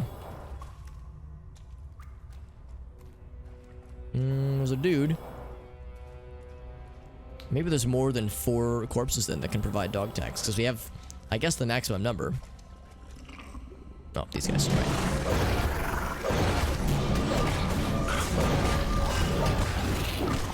She gets like a spinning hammer move. I think she has... I guess that'd be elementalism. I don't know. Alright, lady, give me 1 second. I need to find this thing. Wonder what's the in-universe explanation for these floating lore nuggets. Ooh, I leveled up from it, though. 25, baby! Promoted. Faction rank increase. Faction level increase. Now I'm Troubleshooter. extra cool. Climbing the ranks, baby! Rank 5. Promotion. Get you some, says Kirsten.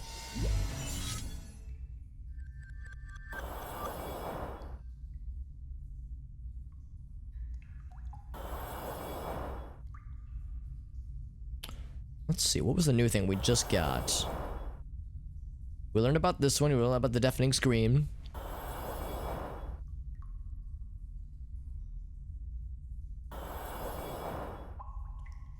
I think it was this one. We gather the bad memory waves trapped in the dream catchers, sweeter than pollen. The Wabanaki shamans used to dance the containment dance.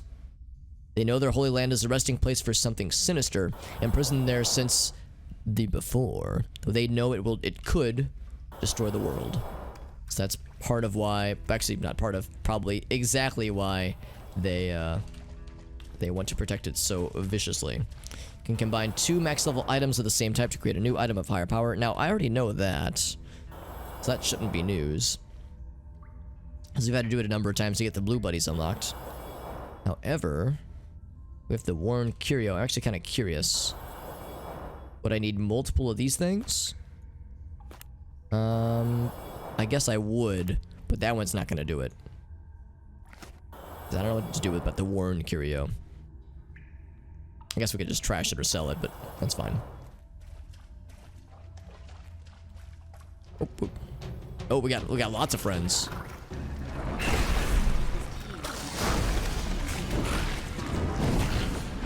That is so effective. I love it. Oh, I love it. Oh, oh, we got a dude. There we go. Can you take care of that for me? Take care of what? Oh, yeah, she'll want to go through there to, like, do some kind of sequence to destroy the nest. It's kind of cool how the sun shafts come down. There's a report right here. And then go to the military camp at Blue Mountain to turn this quest in. Yeah, so Amy wants to burn the frickin' nest, and I can't say I blame her. Generally considered a good idea. Wow, this is impressive. And a little bit, like, unsettling. But impressive no less. Oh, we got more friends. I think all I have to do is just survive, because I think they should come for me. Let's do this. Let's get a little fire buddy in here, too, just to make absolutely sure we get lots of things that notice us and not her.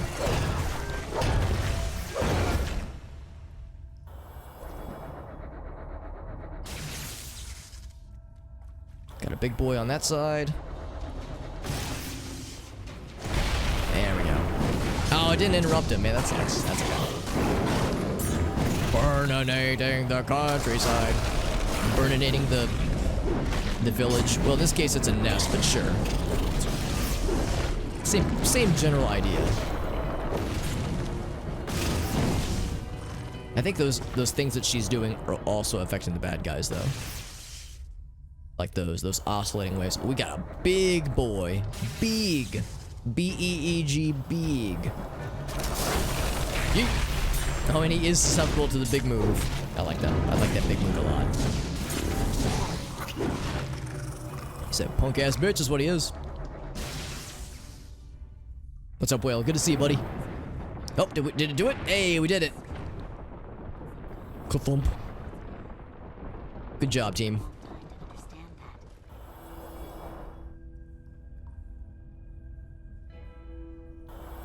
I'll see you back at the store. Let's see if there was like a printout to. Oh, that's cool. There's a warp that just leads back. Welcome.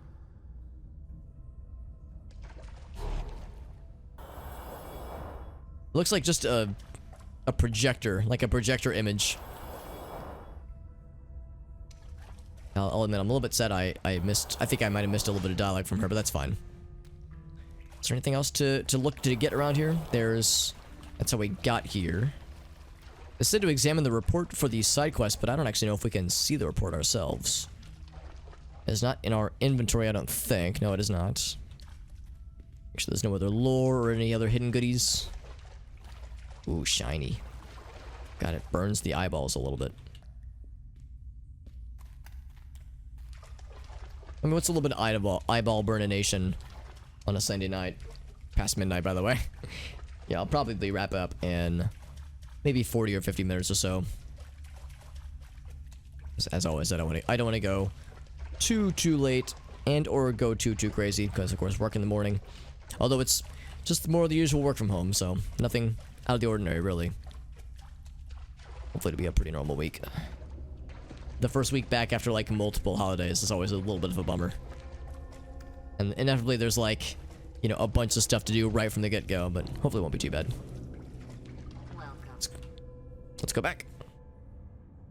And now we can properly enter the Blue Mountain, because I think that was the last quest we needed to do before we can enter.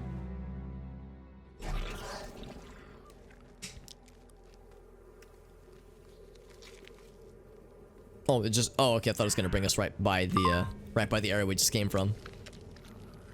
Remind me to pack the DEET if I ever have to come out there to oversee your assignment in person. I'm guessing DEET is a type of bug spray or something. Or just make sure it's never going to happen.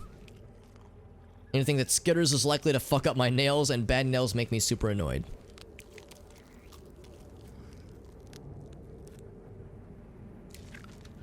And Kirsten is also under the impression that there's something more to Amy than meets the eye. Plus their powers are definitely commendable. And respectable, and perhaps fearful. You know, all the emotions to feel, rather. Let's warp over this area. So there's a few more quests to do with Amy and or Red, but I think I'm going to continue to Blue Mountain because there's more stuff I want to see there for sure. What about this quest though? Gotta go to Sarge. Yeah, what was the report though?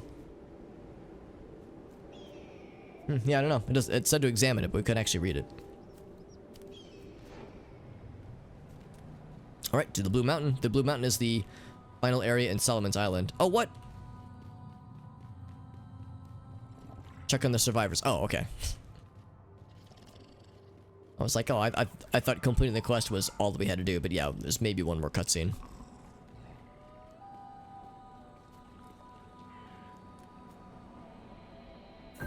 Yeah, one more cutscene. How you doing, fam? We got a few live ones out here besides us in the schoolhouse. Damn lucky. Or unlucky, depending on your point of view. Take Eleanor Franklin. Keeping to herself in that empty Addams family mansion for years, stewing on bad blood. Sure as hell doesn't like the sight of me and my kin. Or anyone else for that matter, unless it's a cat. Damn shame. I hear she was a ray of sunshine in her day. But most everyone involved with that mine never comes away quite right. So that'll be the next area for us to focus on, story-wise at least, is the mansion, as well as the mine. And the mine is perhaps the biggest one by a pretty wide margin. So indeed, to Blue Mountain we go. I can't remember what that investigation quest that he offers is. I think I might have done it, but I don't remember what it entails.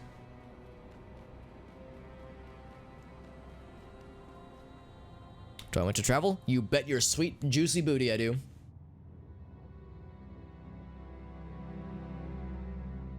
So the area is called Blue Mountain, and the mine is called Blue Ridge Mine, so... However, this does not take place in West Virginia. It takes place just off the coast of Maine, which is conveniently located adjacent to West Virginia. I gotta find Eleanor Franklin. Eleanor Rigby Franklin.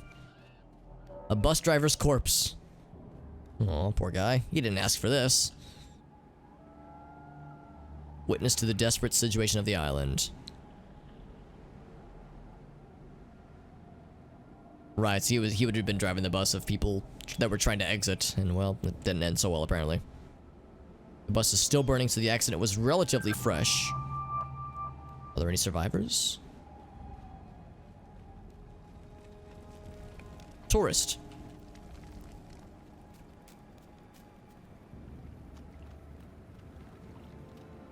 Well, that's probably not encouraging. If I'm looking for survivors, this probably ain't it. That's a sandwich. Is it still good? Well, the blood splatters probably aren't doing me any favors here. Actually, no, there's ketchup there. Maybe this is all just ketchup. It's all ketchup. It's just one big misunderstanding.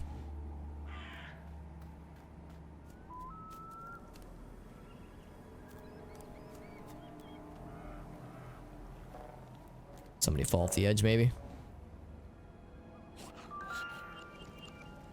Oh, these are... I think they're all zombies, actually. I could be mistaken. Wouldn't shock me if they were all zombinos. Dead tourists. Now, I might not be smart to do this. But being smart is not a predicate for playing video games and or being a Twitch streamer. Oh, that's a lot of them. Oh boy. Just waking them all up, just all at once. Here we go, buddies. Let's do this thing. Yeet! Oh, I was hoping for a big yeet. That's okay. Let's get Fire Friend in here. There we go. Just get them all going. I was hoping for the big yeet where they like all fly upwards. Okay, that actually wasn't too bad. I thought that was gonna go a lot worse. Looks like we didn't wake all of them up. Alright, so he's lying down. Oh, he's dead. He's actually dead. Okay. Alright, so some of these are actually like real dead bodies, not zombinos like I was expecting. I thought every single one was gonna be a zombino. Like this one. Woo!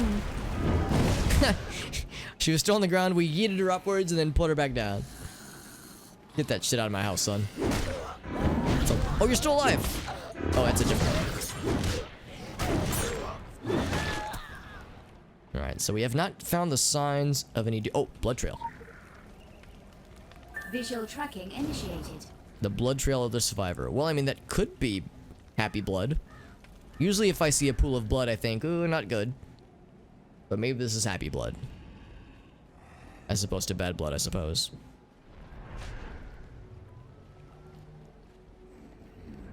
Oh, it's leading to that car that is a little bit on fire. Maybe it's the good on fire.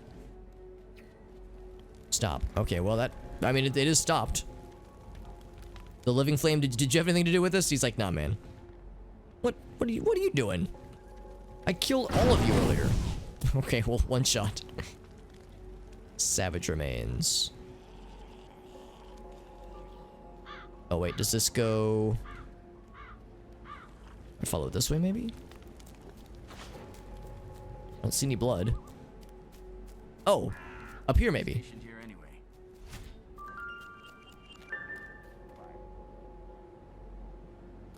Also, I can turn this quest in. Hello. Oh, that was both of them. Okay, so one of the survivors was here. Maybe this lady. Field report is recovered. Solomon Island is headed the way of Atlantis. Yeah, probably, honestly. We're gonna totally promise to keep our field agents, give them a reasonable heads up. So, we are now given the heads up, yes. Make sure your task list is clear before you get the hell out of there. Still a lot of loose ends remaining. It's true. Inner Demon, what's up, buddy? Yes, happy blood, yes. Yeah, blood, when there's blood splatters on the ground and it's like, you know, the good kind. Got lots of rewards and lots of head talismans, which means we get to do some nifty little level up thingies. Loop. 13. Lucky number. 1, 2. Okay, so 2 more of those, or 3 more rather, for our next level up. And then this one. 1, 2, 3, 4, 5. Level that up too. Slowly making our numbers that much juicier and sexier. I'm doing well. I'm doing well. We're playing more games. Streams are, of course, are a lot of funsies, and this game continues to be good. We actually just entered a new area. Got some missions from this military camp where they're all doing push-ups. Here, I'll join in too. Oh, this mission's complete. Good. 10 agent missions complete.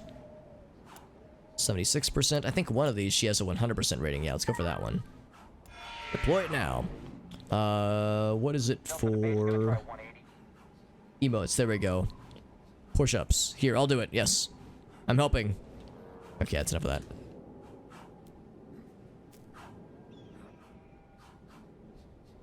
Oh, it's just for Mr. Whale.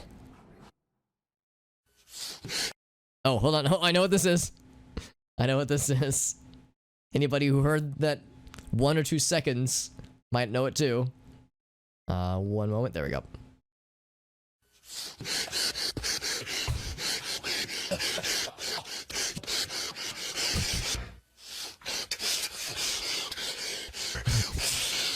It's enough to get me to the boiling point.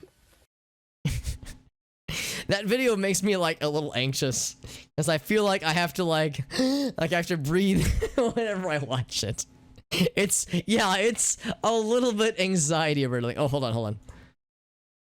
It's enough to get me to the boiling point. His glasses disappeared and then reappeared, just to throw them away.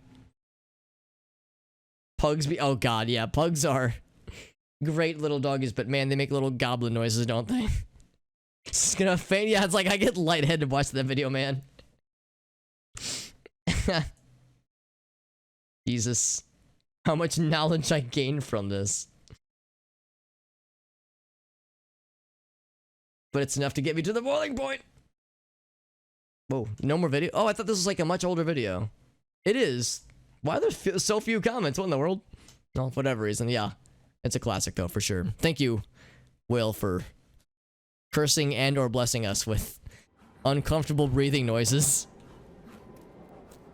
Oh man. Yeah, let's go and do one of these quests. I can't remember what Sarge has quest-wise. Enemy of my enemy.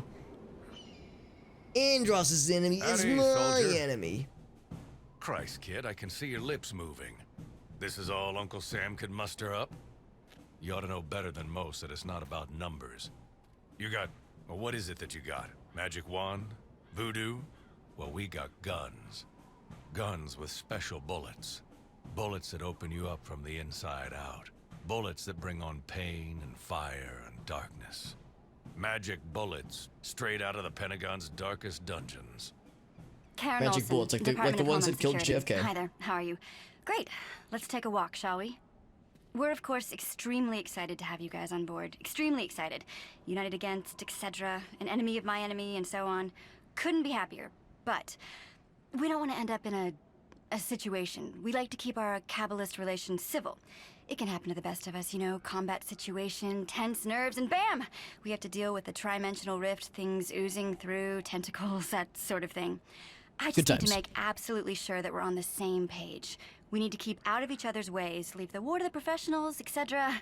I can't give you an order because, you know, obviously, but let's just say that any civilian interference to sanctioned military activities on this island will be treated as a very real and present threat to the security of our homeland.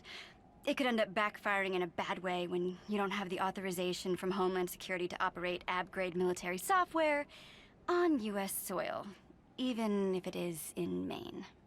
Oh, but I hear Egypt is really nice this time of year, and you know, we don't like to get involved over there, so it's all on you guys. Best of luck.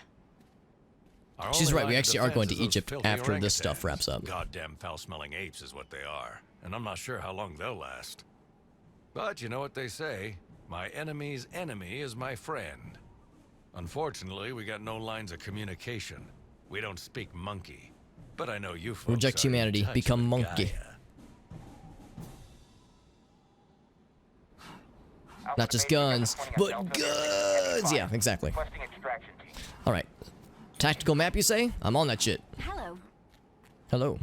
Military laptop? Map. There's a guy named Charlie. That's probably not that at all, but there's a Sasquatch Glade. Sasquatch Glade sounds like a very weird, like a very funky smell for an air freshener or for like hand soap maybe. He is guns, even better. A Sasquatch Glade. Yeah, I know. I do remember this. I made reference earlier that there's like a druid circle area that I remember decently well from this area, but I thought it was in this zone, and it is. Blackthroat Trapper. We done out-trapped him. Yeah, a gun holding guns that shoot gun bullets. That themselves shoot more bullets. Oh, more. These guys like us a lot, I guess. Devour soul. Oh, come on, I need that. I'm just gonna give my soul away to anybody, man. I at least need something in exchange, right? These things are valuable.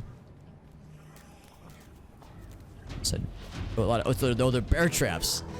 I'm not sure why I'm surprised. Yeet. Yeah, Wendigos used to be like a pretty high level encounter. Now they're just a regular enemy type in this area.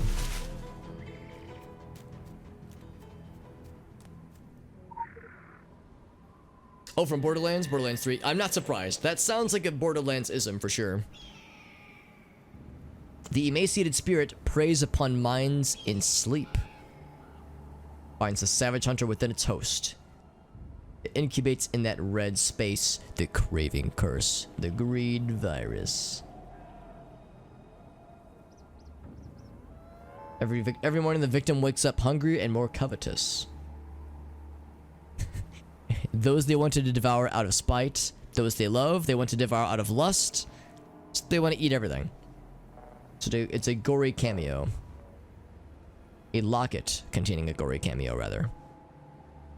Someone in your belly can never leave you. Oh god. That's like... Arctic made reference to this previously, but it's like, yeah, there's a certain subsection of the internet who would be very into that kind of thing. The first mouthful of fellow flesh transforms the soul-sick wretch forever. Delicious. Inner demon's like, oh good, thank you. Do you want me to make a bear noise? Because I will attempt it, and probably not do very well at it, but I will attempt it.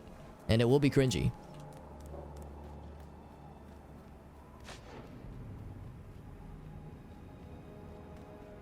Do the bear noises? There we go. I'm a bear, suck my dick. I don't know. Is that what bears say? I don't know. Something like that. I'm gonna eat some fish. I need to hang out around more bears so I can properly do a better demonstration. This dude. Now these guys are chill. They're our friends. Kind of.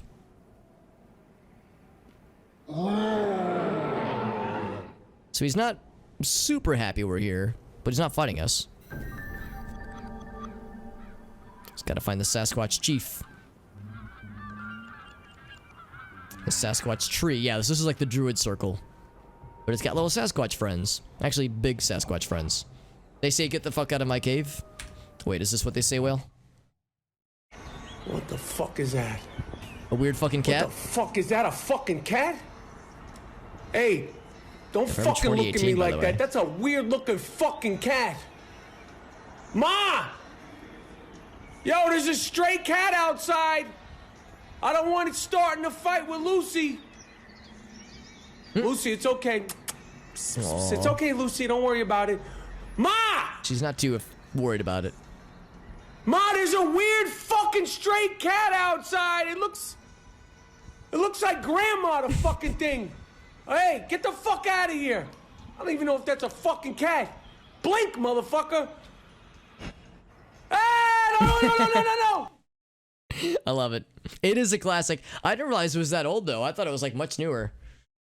Weird fucking cat. He's so New York, by the way, right? The weird fucking cat. Get a cup of coffee.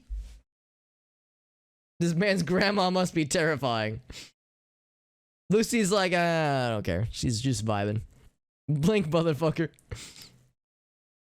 I'm telling my Mr. C, Mr. Cat.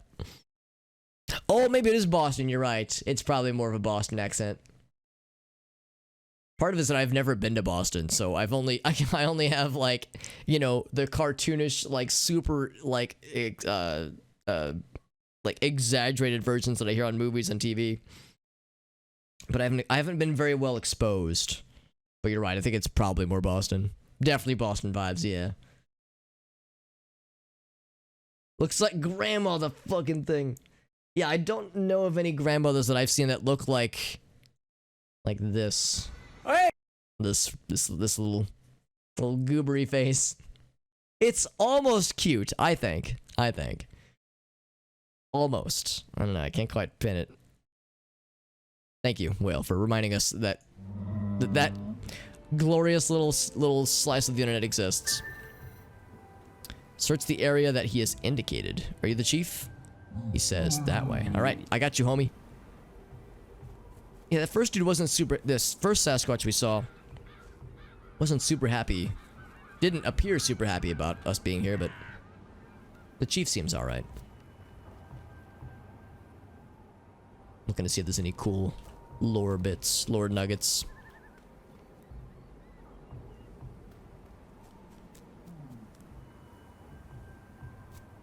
Could be a way to climb up, maybe?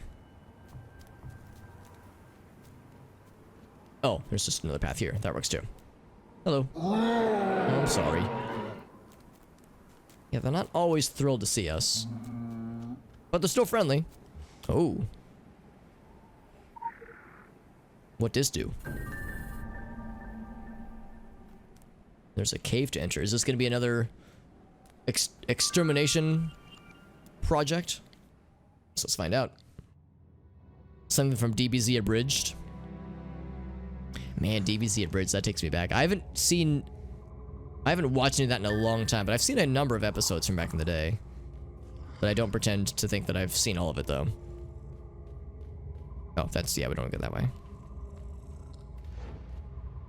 We don't have fire friend anymore. However, we can fix that. There we go. I'm not an expert, but I think fire might be extra good, extra effective against these dudes. Alright, so we probably have to go that way. Yeah, that's definitely it. We're an expert at dealing with these things. We've seen this once before.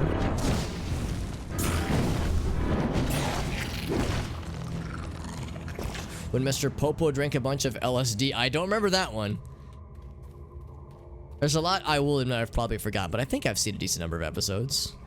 But it was from years and years ago when I was still in college. Like in my younger, wilder years.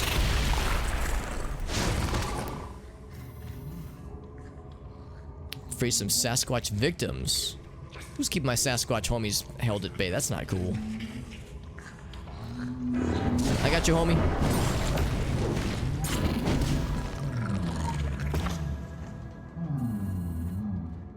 Alright, Donkey Kong, let's do this thing.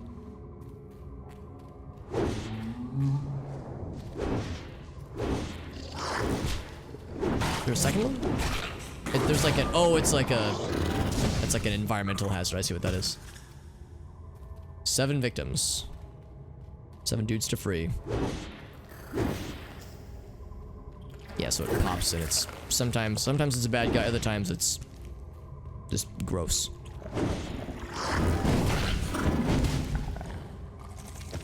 Ka-thump.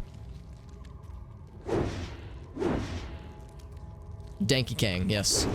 Or Conky Dong. Oh god, that did a lot of damage to me. Holy shit. What did so much damage? It must have been the environmental effect. Because that really fucked me up. Can I see what it was? 571, yeah. Oh, me damaging him. I hit him for a lot of damage. And what did so much damage to me? It must have been the environmental thing, because I don't think that would show up in the combat log necessarily. Okay, so anyway, we have a lot to explore and lots of dudes to rescue. Except I think this is where this is where we first came in. Holy fuckles, it's Knuckles. Another classic. Can I climb that? Can I break these cuffs? I can't break those cuffs.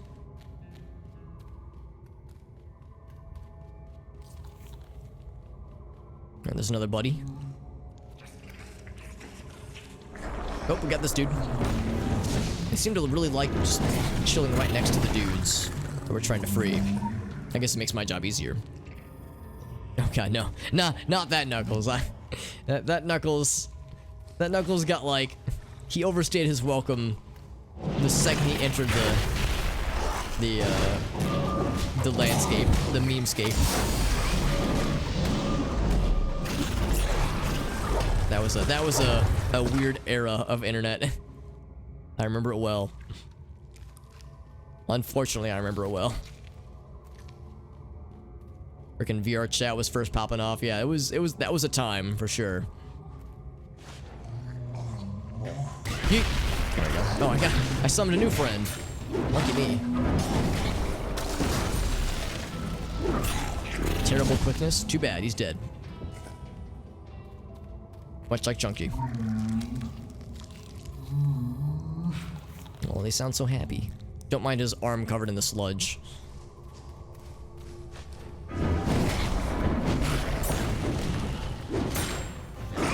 I sure like that charging attack a lot. It's like what they lead off with most of the time.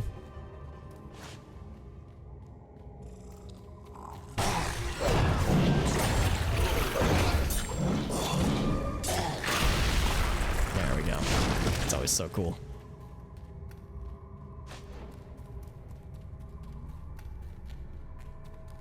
Another one. I'm not doing like as crazy of damage as I would normally be doing, I think, but I think it's because these guys are much higher level. Alright, 3 left. Unfortunately, I can find myself getting like pretty easily lost in this area, so hopefully I haven't missed anything obvious. There's one over there too.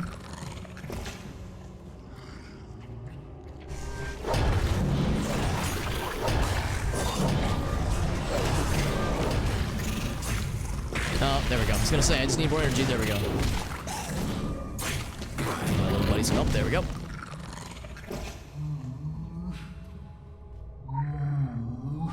Alright, where's the last 2?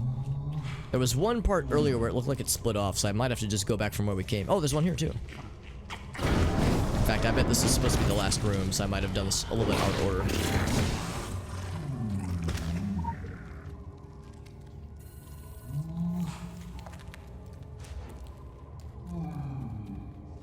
There aren't any more in this room.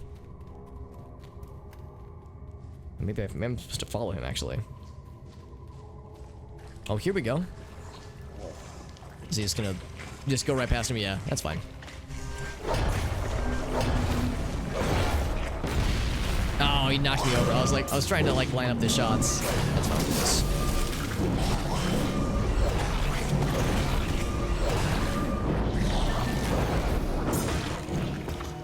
Oh, fight me! Alright, fine. My buddy. The giant Akab cocoon near the entrance. Is that what we're gonna wrap back around to? That'd be pretty convenient. This is a very regular looking cocoon. Oh, I remember. Yeah, that was the one that was like... It was very it was like the centerpiece to one particular room. Really brought the whole room together, you know, in a very feng shui kind of way. Oh, it even has the indicator. I can't possibly miss it then.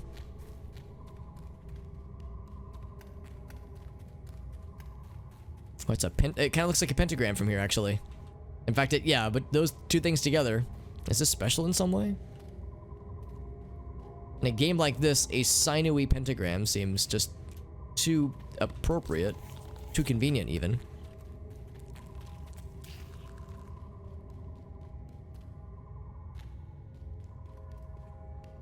Oh, wait. I've gone the wrong way, haven't I? Got lots of friends.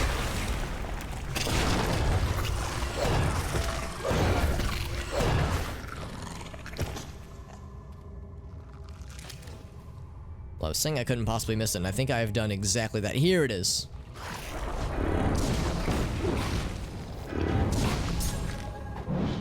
Yeah, the lack of map makes it very easy to get turned around, I'm noticing. Now, will this hatch something awful? Let's find out. Yep. Yeet! The premature queen, she's dead. Let's get back to the Sasquatch chief. He's gonna be so happy.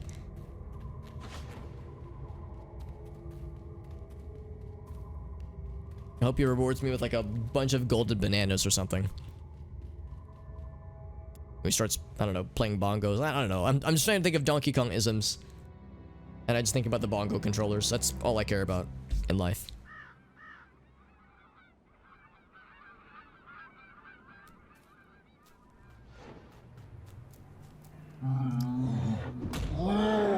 Still not super happy with this though. That one. The other Sasquatch is cool, but maybe I need to do more quests for them to make them like me. Maybe I need to reject humanity and become monkey. I got you, buddy.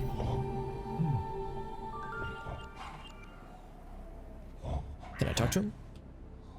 Hello. I like to have a chat. Talk to Sasquatch Chief, please. Okay. The DHS shouldn't even be out here. The only thing they're equipped with for is getting in our way. Yeah, it sounds about right, this. She's a good soldier for banging her head against the wall. Can't be easy trying to drag Sarge into the 20th century. And then tell her we'll do that. Her and KG will do some lattes. There we go. Protecting the furries doesn't fall under the umbrella of things I care about. God, you think Darwin is was mandatory reading by now? But us fucking with the DHS is always a good time. And she'll have Karen pay for the lattes.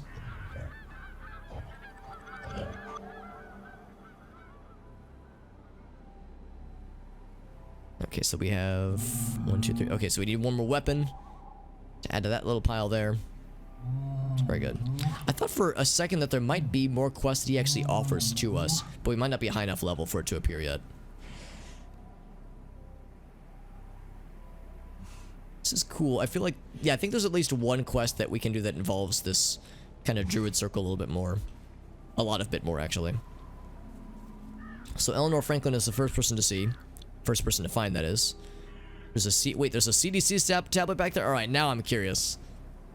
Something that involves a side quest involving a discarded CDC tablet. You have my attention. Although it's a little bit hard to navigate through all this. Because this will lead to the cave, I think. Yeah, it absolutely does. Okay, so I don't know how to get over to that necessarily. Can I jump over here? No. No, I cannot. Oh, it looks like I can. Ah, shucks. I thought I was being smart. Ooh, there we go. It was worth exploring. Next to a discarded rib cage. Scanning. So many Sasquatch made their way to the Pacific Northwest. A small colony wandered to Solomon Island. Due to the reopening of Agartha. Oh, the reopening of Agartha and the boiling dreams imprisoned below the mountain might have had something to do with that. They came out of their secluded dens, but they were confused by the fog. Now the wild children cannot escape. The island teems with unnatural life. The Akab are their ancient enemies. Okay, it's good to know. And apparently the Akab are winning. And there's the cruel Wendigo and the hungry dead. Yeah. They need help, and there is the rub, Sweetling. In their bedraggled state, they are more easily provoked to savagery by any intruders. That's part of why they're not super happy about us being there. But their existence is threatened.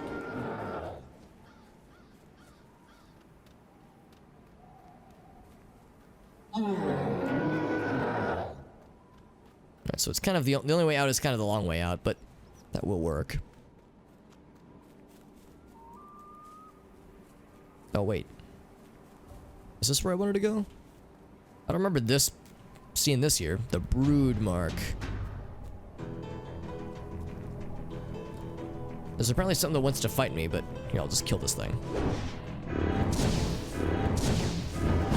Ah, of course I would bring one of these things too. Yep, I'm not surprised.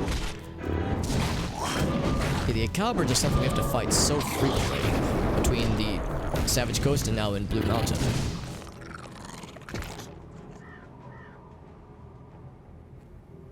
However, now we can go over to this thing.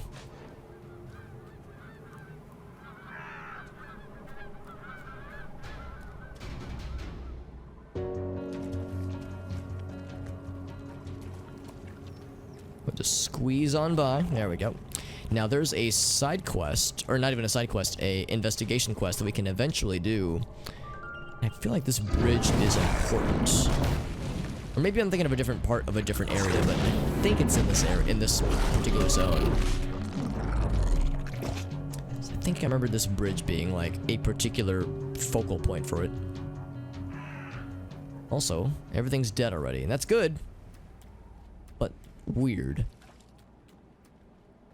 Joanna's Trail. Ooh, we got a thing. And a big dude. The Penumbral Elevated Cast. Cased? I don't actually know how to pronounce that word. I think it's pronounced cast.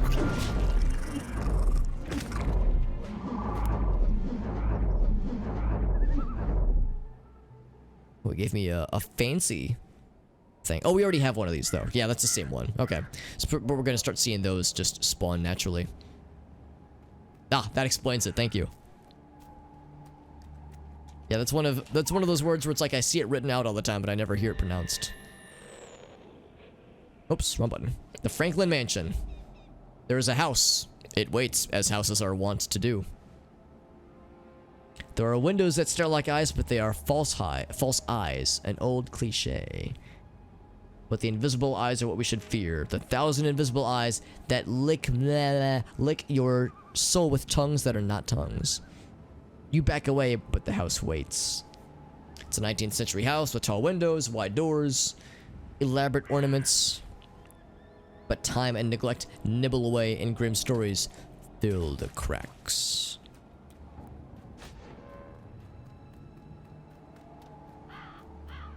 Yeah, I'm almost positive that the side quest that I'm thinking of is involving that little area, but that bridge in particular. But we'll see. We'll get that. We'll cross that bridge when we get there. That bridge we just came from, and we did just kind of cross it. So there you go. And yeet. Oh, we have more friends. I probably should have saved the yeet. That's okay. We'll do this.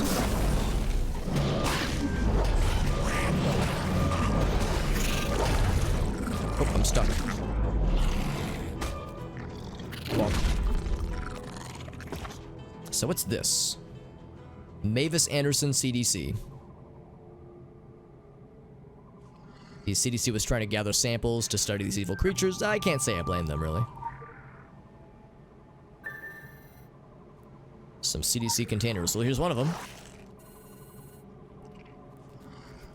And another one. There's a whole bunch. It's a whole breadcrumb trail. Get some cocoon samples. Sure. Get the whole deal.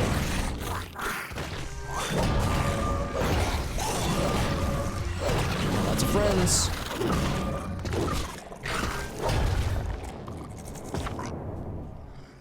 No line to your targets.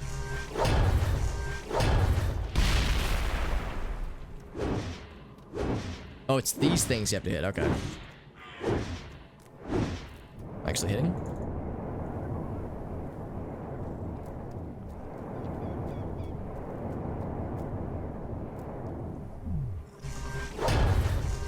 It has a target, but I don't know where I can hit it. There's like a sweet spot, but I haven't determined it yet.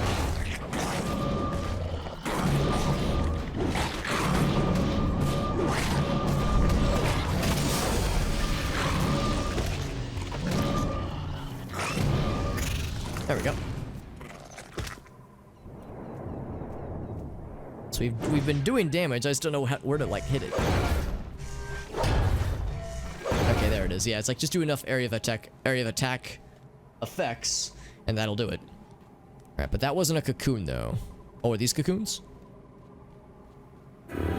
It is. So just pop them like little cocoon balloons. Little green poison balloons. Apparently we can just one-shot them because we're fucking bosses. And of course it summons a friend. Some lore though.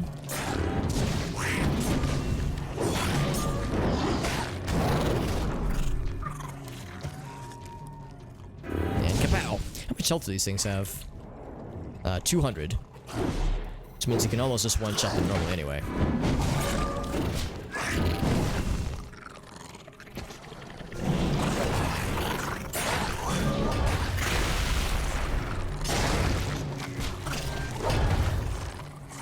Not that they don't seem to mind that I'm just murdering their children, by the way. I guess they've got so many, it's like, oh, what's a few? What's a few dozen? They pass verbal myths, tongue to ear, of scuttling things. These things, perhaps. They are scuttling. They cast grotesque shapes in their passed down recollections. Pallid monstrosities in the deepest caves, emerging only in times of great hunger or with the proper call. They're giant blood-sucking insects, yep. Oh, we got more friends. Yep. Yeet.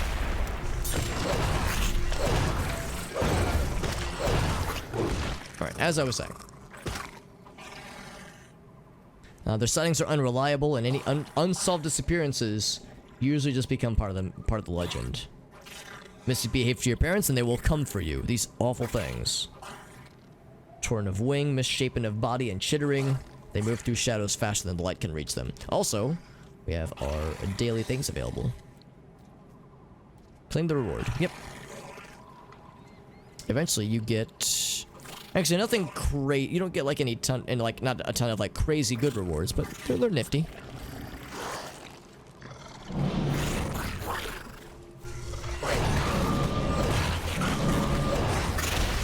Oh, I was hoping that would reach that one too. It's like they're spawning new ones all the time. I guess I'll incur their wrath no matter what I do. That's fine. And then there's a CDC van we can take these to. Just past the manor, actually. And that's good, because I think there's an anima well at the manor that we'll want to gather. Add to our collection anyway.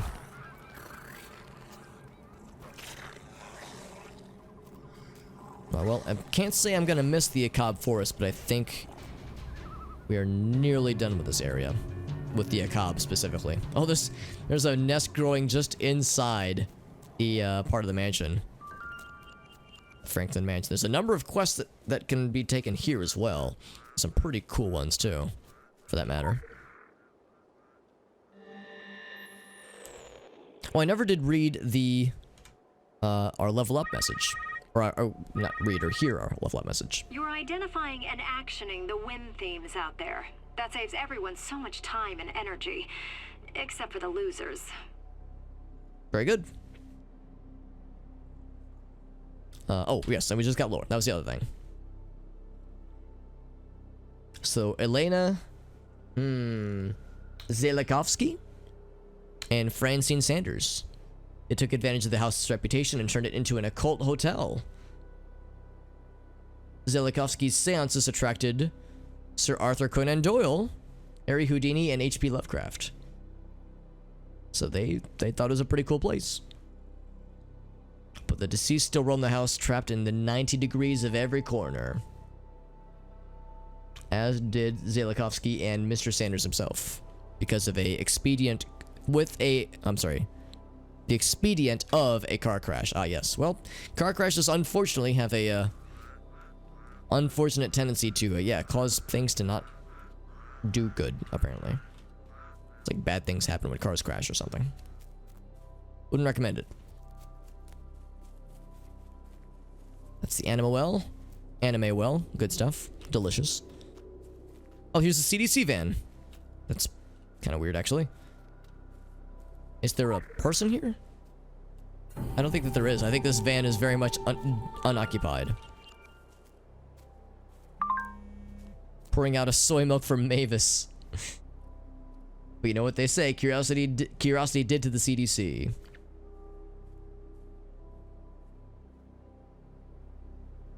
Yeah, maybe don't get too close about the giant carnivorous bugs. Not a bad idea. Doesn't mean we get off, though, because we have a different skill grade, yeah. In the statistically unlikely event any government agent makes it back to the mainland, they could use the reading material.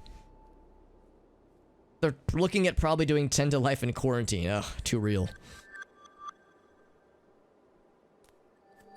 So now, we should be able to do this thing. 1. Oh, never mind. Well, yeah, this is enough. This is enough. Boink. 11. We're getting there. Slowly but surely, we are getting there.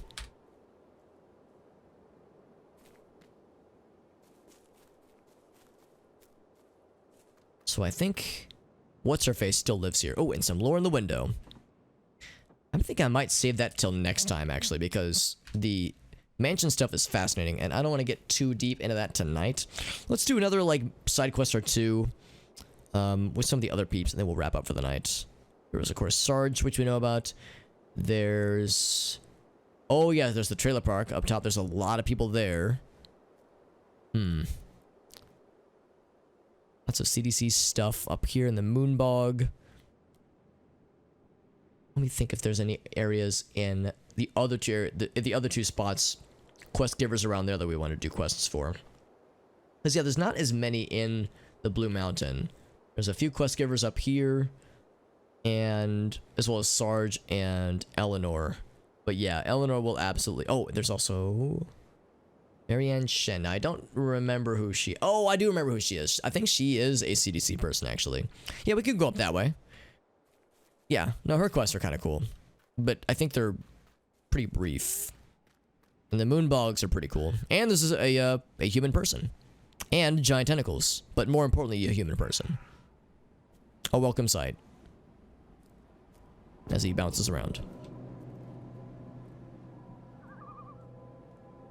Yeah, the giant tentacles are also part of the experience, for sure. I don't think they, like, do anything. These guys do. Corrupted news reporter. Oddly specific, but okay. There's a lot of health. 5,000.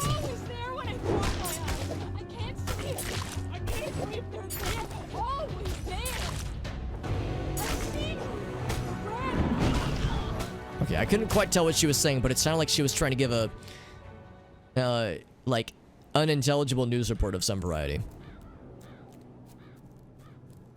There's a laptop. Oh, hold on. I want to get the quest for it. Nope. To Frank McGrath. Oh, and he's dead. Little fire buddy. He did die, but he'll make his return very soon. No scientists around, but everything needed to complete the research probably is. The CDC crew who worked here were all either killed or scared off. Well, there's one dead body right there. I like that it says CDC very clearly on the laptop. It's nice and easy, right? Samples from the infected suspects. So they were investigating the bog and the... which is all filth, by the way. The filth bog as well as its victims. And then follow decontamination procedure. Probably not a bad idea. Get some containers. Only 2 of them. We can't carry all of them. I mean, come on. Get some samples from the infected and the shades. Guess who's back, motherfucker? Just run away. Don't stay here. I'm sorry. I'm so sorry. I don't want to do this. I'm sorry. She's saying she's sorry.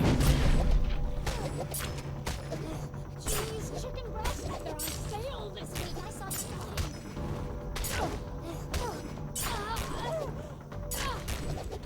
Oh. She's saying, like, I'm sorry, I don't want to do this. Like, oh, jeez, that's kind of fucking brutal, honestly. So when the filth contaminates its victims, it doesn't always, like, get everything, so to speak. Like, they still have some... They're somewhat aware of what's going down, which is pretty fucked. Oops, that's not what I wanted to do. I want to do this. Fire friend! Whee! These are the shades, which are not infected victims. I think they're like the souls of the infected or something. Also looks like I got inked a little bit, but that's fine. Rather get inked than get stinked or something. I don't know. They were there when I left them. I left them there on the It's like, it's kind of like mindless babbling. I thought the news reporter was like special in that sense, but I guess they all do it. I don't remember that happening in the original version of the games. That might have been a recent addition. So the shades, I guess, are considered stronger. But they're also punk-ass bitches. Oh, never mind. The infected might be considered stronger, actually. Hey, Puzzle, what's up, buddy? We're in Blue Ridge Mountain. We're Blue Mountain. Sorry, not Blue Ridge Mountains. That's song lyrics. We're in the Blue Mountain, in the Moonbog right now. Just doing some. Oh, look how fast that guy is! Holy shit. Doing some side quest action. Oh, there's a human person with swords and other things. We're doing some side quests. I'll probably be wrapping up pretty soon, TBH. Whoa! Like how he was standing perfectly still while he was getting yeeted upwards. Let's learn more about the filth and its horrible things. Yeah, Blue Mountain's pretty dope. I feel like there's fewer quest givers, but the quests that are given are incredible. The first area, there's a lot of quest givers, and some of them are just kind of so-so, but like, Blue Mountain does such a good job with like quantity or quality over quantity, which I really appreciate. Like the stuff with the mine is cool. The stuff with the mansion. I mean, that time travel quest. I'm looking forward to that one. In fact, we'll probably do it tomorrow, actually. So I'm very excited. The howling in the pipes. It gains a curdling cadence. She hums along. She can almost sing the words. She scratches the pimples dotting her body. They swell to boils. They burst, revealing new eyes. The eyes show her unutterable truths. Soon she sticks her thumbtacks into her tongue so she can better explain these truths to the weeping children whose bed she hides under. It is always 3 a.m. in the filth. It is liquid 3 a.m., black and dripping. Holy shit, that's the coolest and most terrifying thing in the fucking world. Yeah, the filth has the, for my money, the best fucking lore in the game, because holy shit, that's brutal and awesome. Good fucking night. That's good stuff. Hey, we got a buddy. What's up, buddy?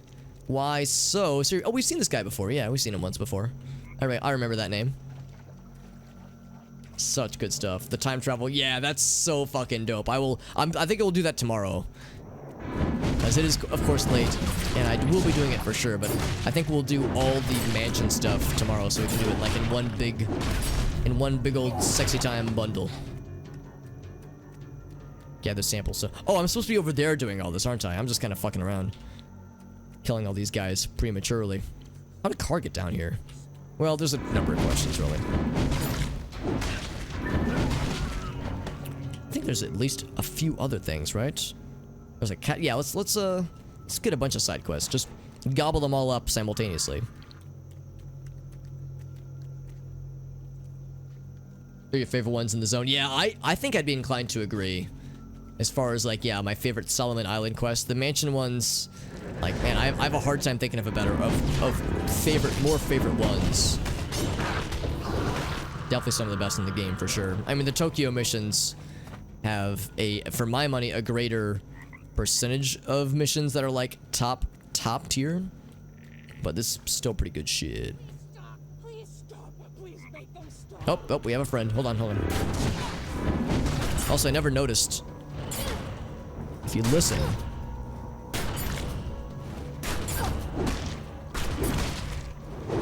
oh, she's not doing it now.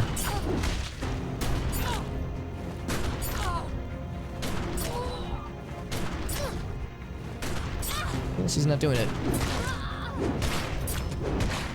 Okay, never mind. Yeah, there was some of the infected victims we were fighting earlier. They were saying things that I never heard before. Things like, "I'm sorry, I don't want to do this," and also like babbling incoherently. It's weird. You can hear them squeak a lot, yeah, or speak a lot rather. That must have been something they added with SWL versus the Secret World, because I don't remember that at all, or I've just forgotten. Merrimack. Oh. Near a Wendigo burrow. Oh, man. We all know this isn't going to go well. Oh, alright. Let's look for a little fluffy friend, but we're all going to expect the worst. I'd love to be wrong, but we all know this is not how that works. And yeet. Oh, he didn't get the big silly thing.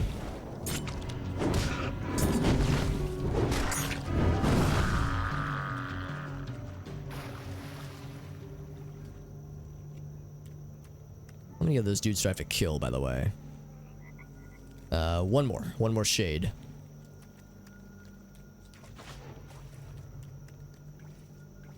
Just looking for clues. Would it be in this box? Box of clues? Oh, it's Kitty Cat. I was expecting the worst. Bring Merrimack to his owner before he escapes. Oh god, is he clawing at me? Is that why I'm bleeding? Merrimack's revenge. Yep, he's not cuddly. And his claws need to be clipped. God damn it, Merrimack, you little son of a bitch. You cute, cuddly little son of a bitch. Oh, I can't move. There we go. And of course I'm getting oiled, which isn't helping matters either. Interrupted. Ouch. I'm just bleeding a lot. Also the giant tentacles, but that's nothing out of the ordinary, really. Oh, shouts to the speakers in the ground, by the way, too. Or on the ground, not in the ground. This actually might require us to do the like that cutscene with Eleanor, which I'm fine with. Just I was hoping to do it all in one fell swoop. I got a kitty cat for you. Well, hello there. There we go. Now they were saying that like Eleanor is like super mean, but I don't think she's mean. I seem to recall that she's actually pretty chill to us, the player character at least. The Blue Ridge Mine, yes.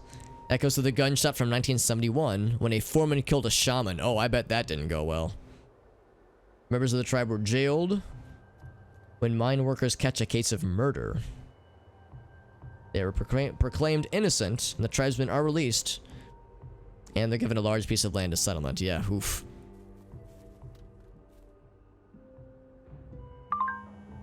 So we got that one. Oh, we got our first of the... Oh, it's part of the Dawning of the Endless Night. That's right.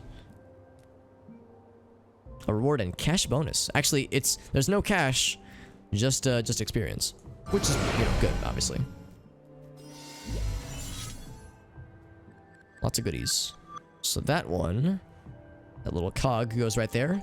Makes our numbers that much more numbery. Oh shit. Yeah, she's actually pretty chill. Like, there was somebody at one point in one of the lore things we read that, like, she was like, you know, people didn't like her and she didn't like people. And she only liked cats. But it's like, I think she's, like, pretty cool to us, though. She's, like, a pretty cool person to the player character. I think whoever wrote the lore was just mean. Or didn't like cats. If you're not a cat person, you're probably not going to get along with Eleanor. Alright, so we did that one. There's a notebook. Go grab that. Just doing a bunch of side quests to wrap up the night. But Eleanor's good people.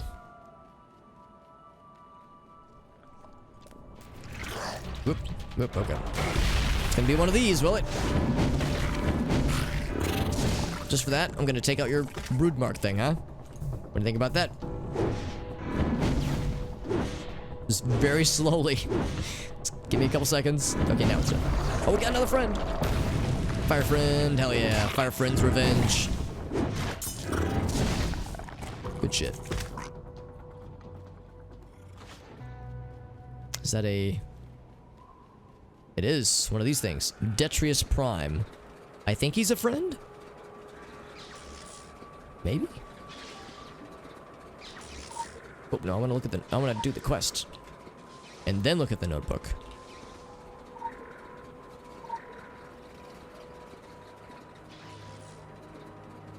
How do I do the thing? Oh god, don't do that. Crap.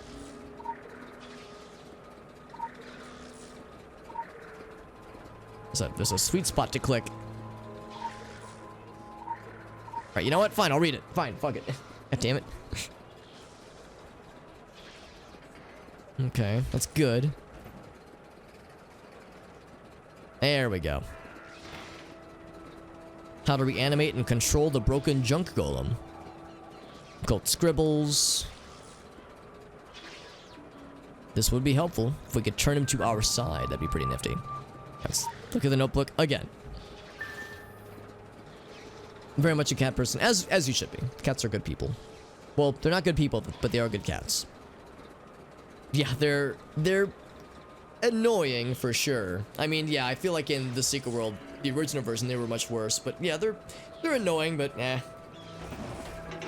not the worst thing ever. There's other enemies in this game that are much worse for sure. An unfinished remote. Quick access inventory updated. A ceramic resonator and a oh heck.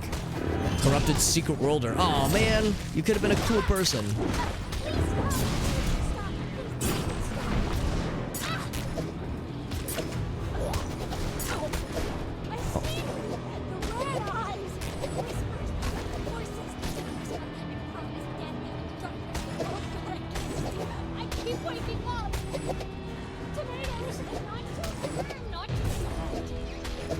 I can't really make it out. Something about like seeing something eyes. But yeah, I really can't make it out. Well, she's dead. So there it is. Ceramic resonator and a transmitter module. So let's go take a peek. I hope one of those things is the boombox we found on the ground. Because that's pretty cool. This thing. Transmitter module is next. Oh shit, is it the boombox? I sure hope it is. Oh, it is? That makes me happy. Okay, radio, sure. The Jilted Bride. Does she not like me taking her boombox? What are you gonna use it for, lady? You're a dead... Oh my god. Okay, whatever you have has very big range. Ouch. Man, you're not very nice, are you, lady? Where'd my little fire buddy go? Here, I'll sick him on you. Then you'll be sorry. Oh, we got another friend. Yeet.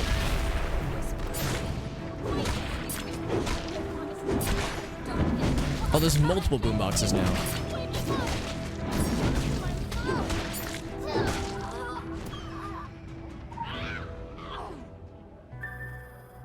Alright. Find the golem remote. Or fix the golem remote.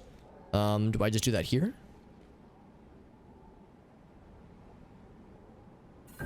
There we go. Alright, let's command the golem to do some cool shit.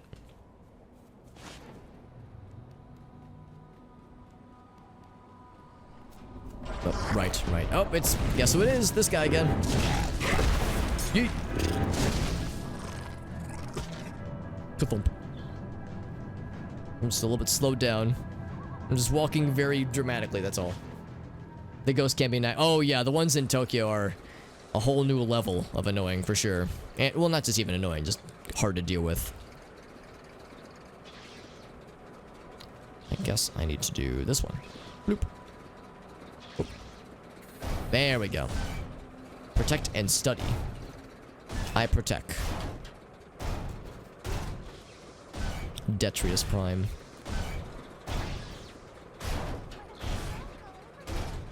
We're gonna fight this dude.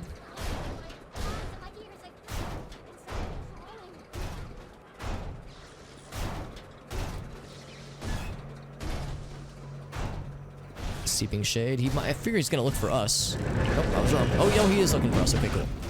I'd rather he fight me than the other thing. The thing we must protect. That was the last one of those we had to kill. Oh, big spider guy, by the way. I forgot about those big fucking bastards. Not spiders so much as they have spider-like tendencies. Parking garage?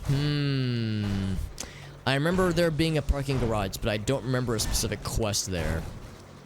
But I remember it being a spot of significance.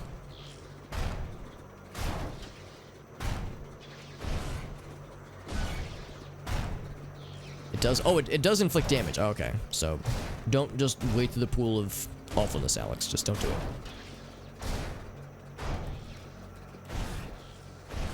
Get too close to him, I'm gonna... Oh, you're gonna get yeeted! Oh, I wanted him to get the kill.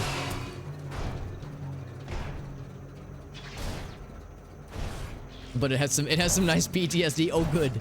My favorite kind of PTSD. The good shit. I love it.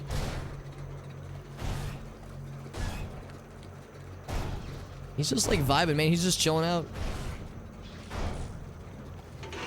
He's like, I want to fuck this thing up. Here, I'll co-fuck him. Oh, that sounds weird. I'll go fuck him up with you. We'll run the A train on this monster. It's called the A train because my name is Alex, that's why. Oh, excuse me? Dude, I thought we were bros! Dude! I thought we had something, man. I thought we had something special. Yeet! Oh, he didn't get yeeted. That's okay. Oh, you leave my fire buddy alone. Don't you dare. Don't you dare bring him into this. You son of a bitch. Whoops, wrong button. The would-be golemetry professor was a few fuses short of a stable teaching gig. Won't be depending on golems anytime soon. Well, you won't be. But maybe I will. I love the golems from Diablo 2.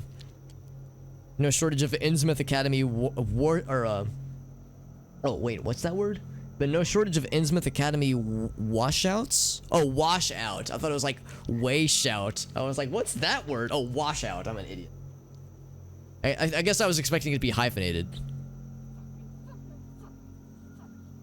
I've heard of like a wash up, but never a wash out before. It's a new term. Innsmouth Academy opened its doors to non-Illuminati faculty in 1909, and rogue golem incidents have shot up 39%. Wait, they've increased since then? Oh, because they're not as good with golems, I guess. Okay. Golemetry. That's just a cool term that I'm not surprised exists in the tone of this game, but is charming. Alright, so that's all of these things, right? Yeah, there was also the CDC laptop, but we did that earlier. Billy's Muse. Are you Billy's Muse? Or are you Billy? Nope. Billy's Muse.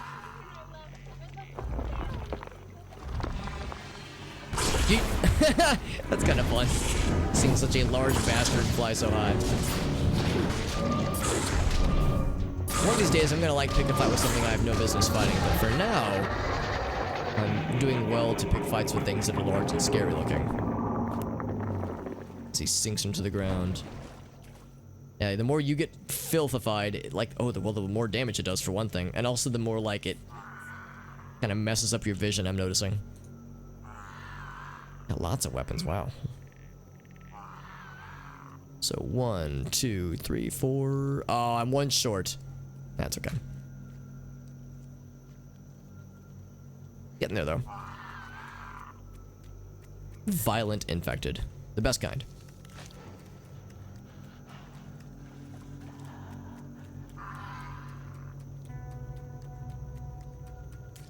Hold on, I want to climb this hill.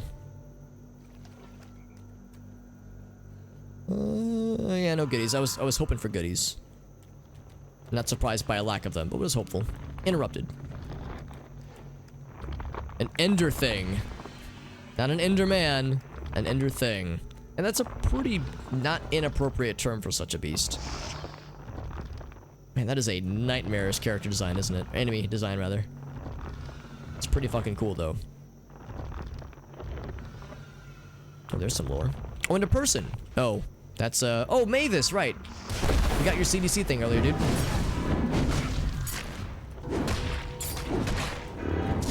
Don't you fight my fire friend. Actually, I guess it's probably best that they fight fire friend instead of me. Poor Mavis.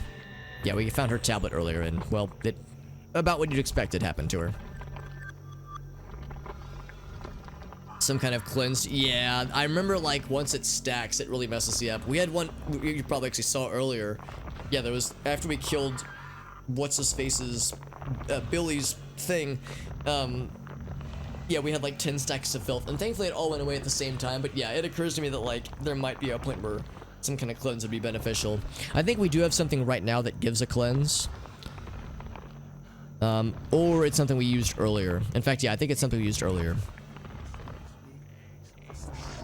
See, nothing we have right now can cleanse, but we have stuff definitely on our person that can. In a pinch. It creeps through the crawly cracks of 3 a.m., that weird dimension. There are thoughts that can only hatch in the human skull at 3 a.m. It is always 3 a.m. somewhere. It is happening right now. In a time zone right now, it is 3:28 a.m., but that would be kind of hard to reach, I think. It'd be one time zone past east. Hey, Mavis is back. At least she came back quickly. Wait, hey. You leave me out of this. Shade Shadow Cutter, if that is your real name. Gotta say, navigating the bog is unsurprisingly a experience. And kind of an annoying one, really, just because it's so slow to move through and there's so many dudes. But we get lots of filth floor, and filth floor is my favorite. A woman wakes with a headache. She seeks aspirin in the bathroom. Black mold grows thick on the wall tiles. The stain forms a face. She hears a terrible howling from the sink drain. She bends to listen. When she looks up, she does not recognize the reflection in the mirror. The face in the stain smiles. And then we hear that she, yeah, then that leads into this one. Oh, dude, so fucking metal, dude.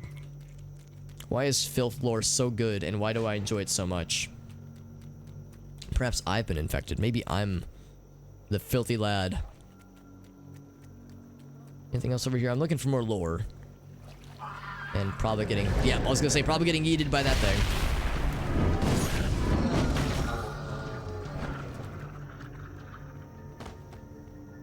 There's definitely stuff over here. Things that I'm guessing will probably come into play in other quests and such. A little hovel. Yeah, so there'll be something that we'll probably have to fight that hides in that little cave, little mini cave. Hey, Monscout, what's up, buddy? It's good to see you, bud. Actually, truth be told, we're probably gonna wrap up fairly soon. And a little CDC tent. There's a person here, I do believe. At least one, maybe even two peoples. Bring it to the tent. Boing. Use a CDC shower to disinfect. Not a bad idea. Is that what these are? There we go. I wonder if that actually does, like, cleanse the filth from your character. Yo, Living Flame, you want some of this? Oh, he, like, despawned out of it. To the Lorehound add-on. Does that help you, like, discover more lore bits? Because I wouldn't say no to such a thing. Oh, really, Monscat? Did you stream tonight, dude? Of course, I know it's Sunday, which means work tomorrow, so, you know, I know it's a lot of us are preemptively tired for work tomorrow, obviously.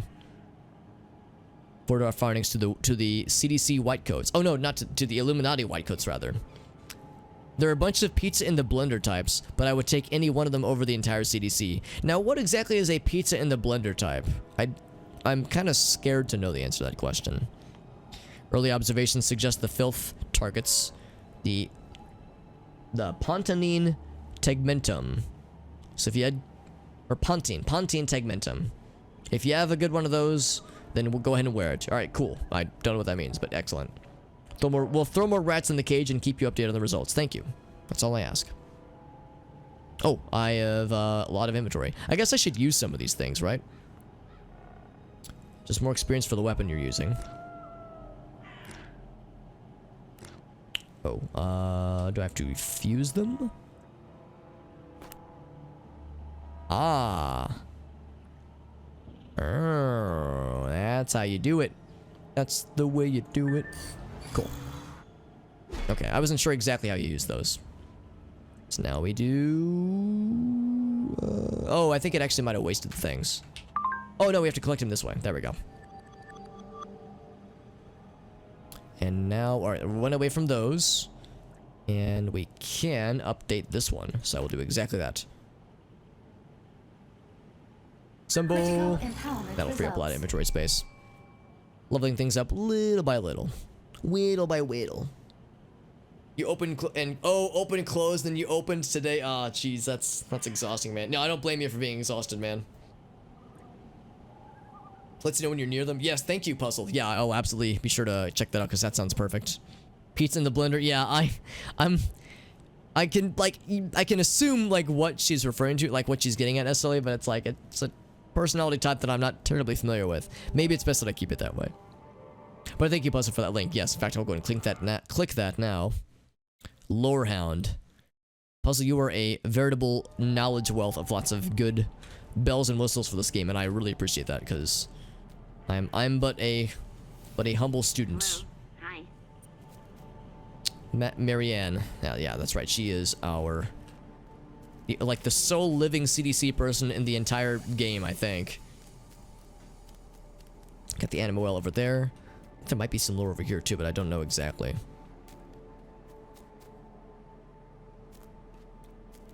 Let's see. Yeah, it is 1:30. Let's go ahead and wrap up now, friends. We did all of the side quests we saw down there, which is nice. What I think we'll do is next time, and by next time I mean tomorrow evening, we will. Yeah, we'll take some more cleansing showers. We'll take a few of the quests. In fact, we might even do both of them for Marianne, just because she offers 2 of them. We'll do the CDC quests, and then we will do the. Pretty much all the stuff with Eleanor. We'll do all of the Franklin Mansion quests tomorrow night as well, and I'm super pumped for those, because that'll be a good time. But that is it for the night, my friends. Thank you to all for you who joined in. We had a number of raids. We had a number of course, familiar faces pop in throughout the night, which was always appreciated. Let us exit, wrap things up, and find ourselves a raid target, so we can keep the party going.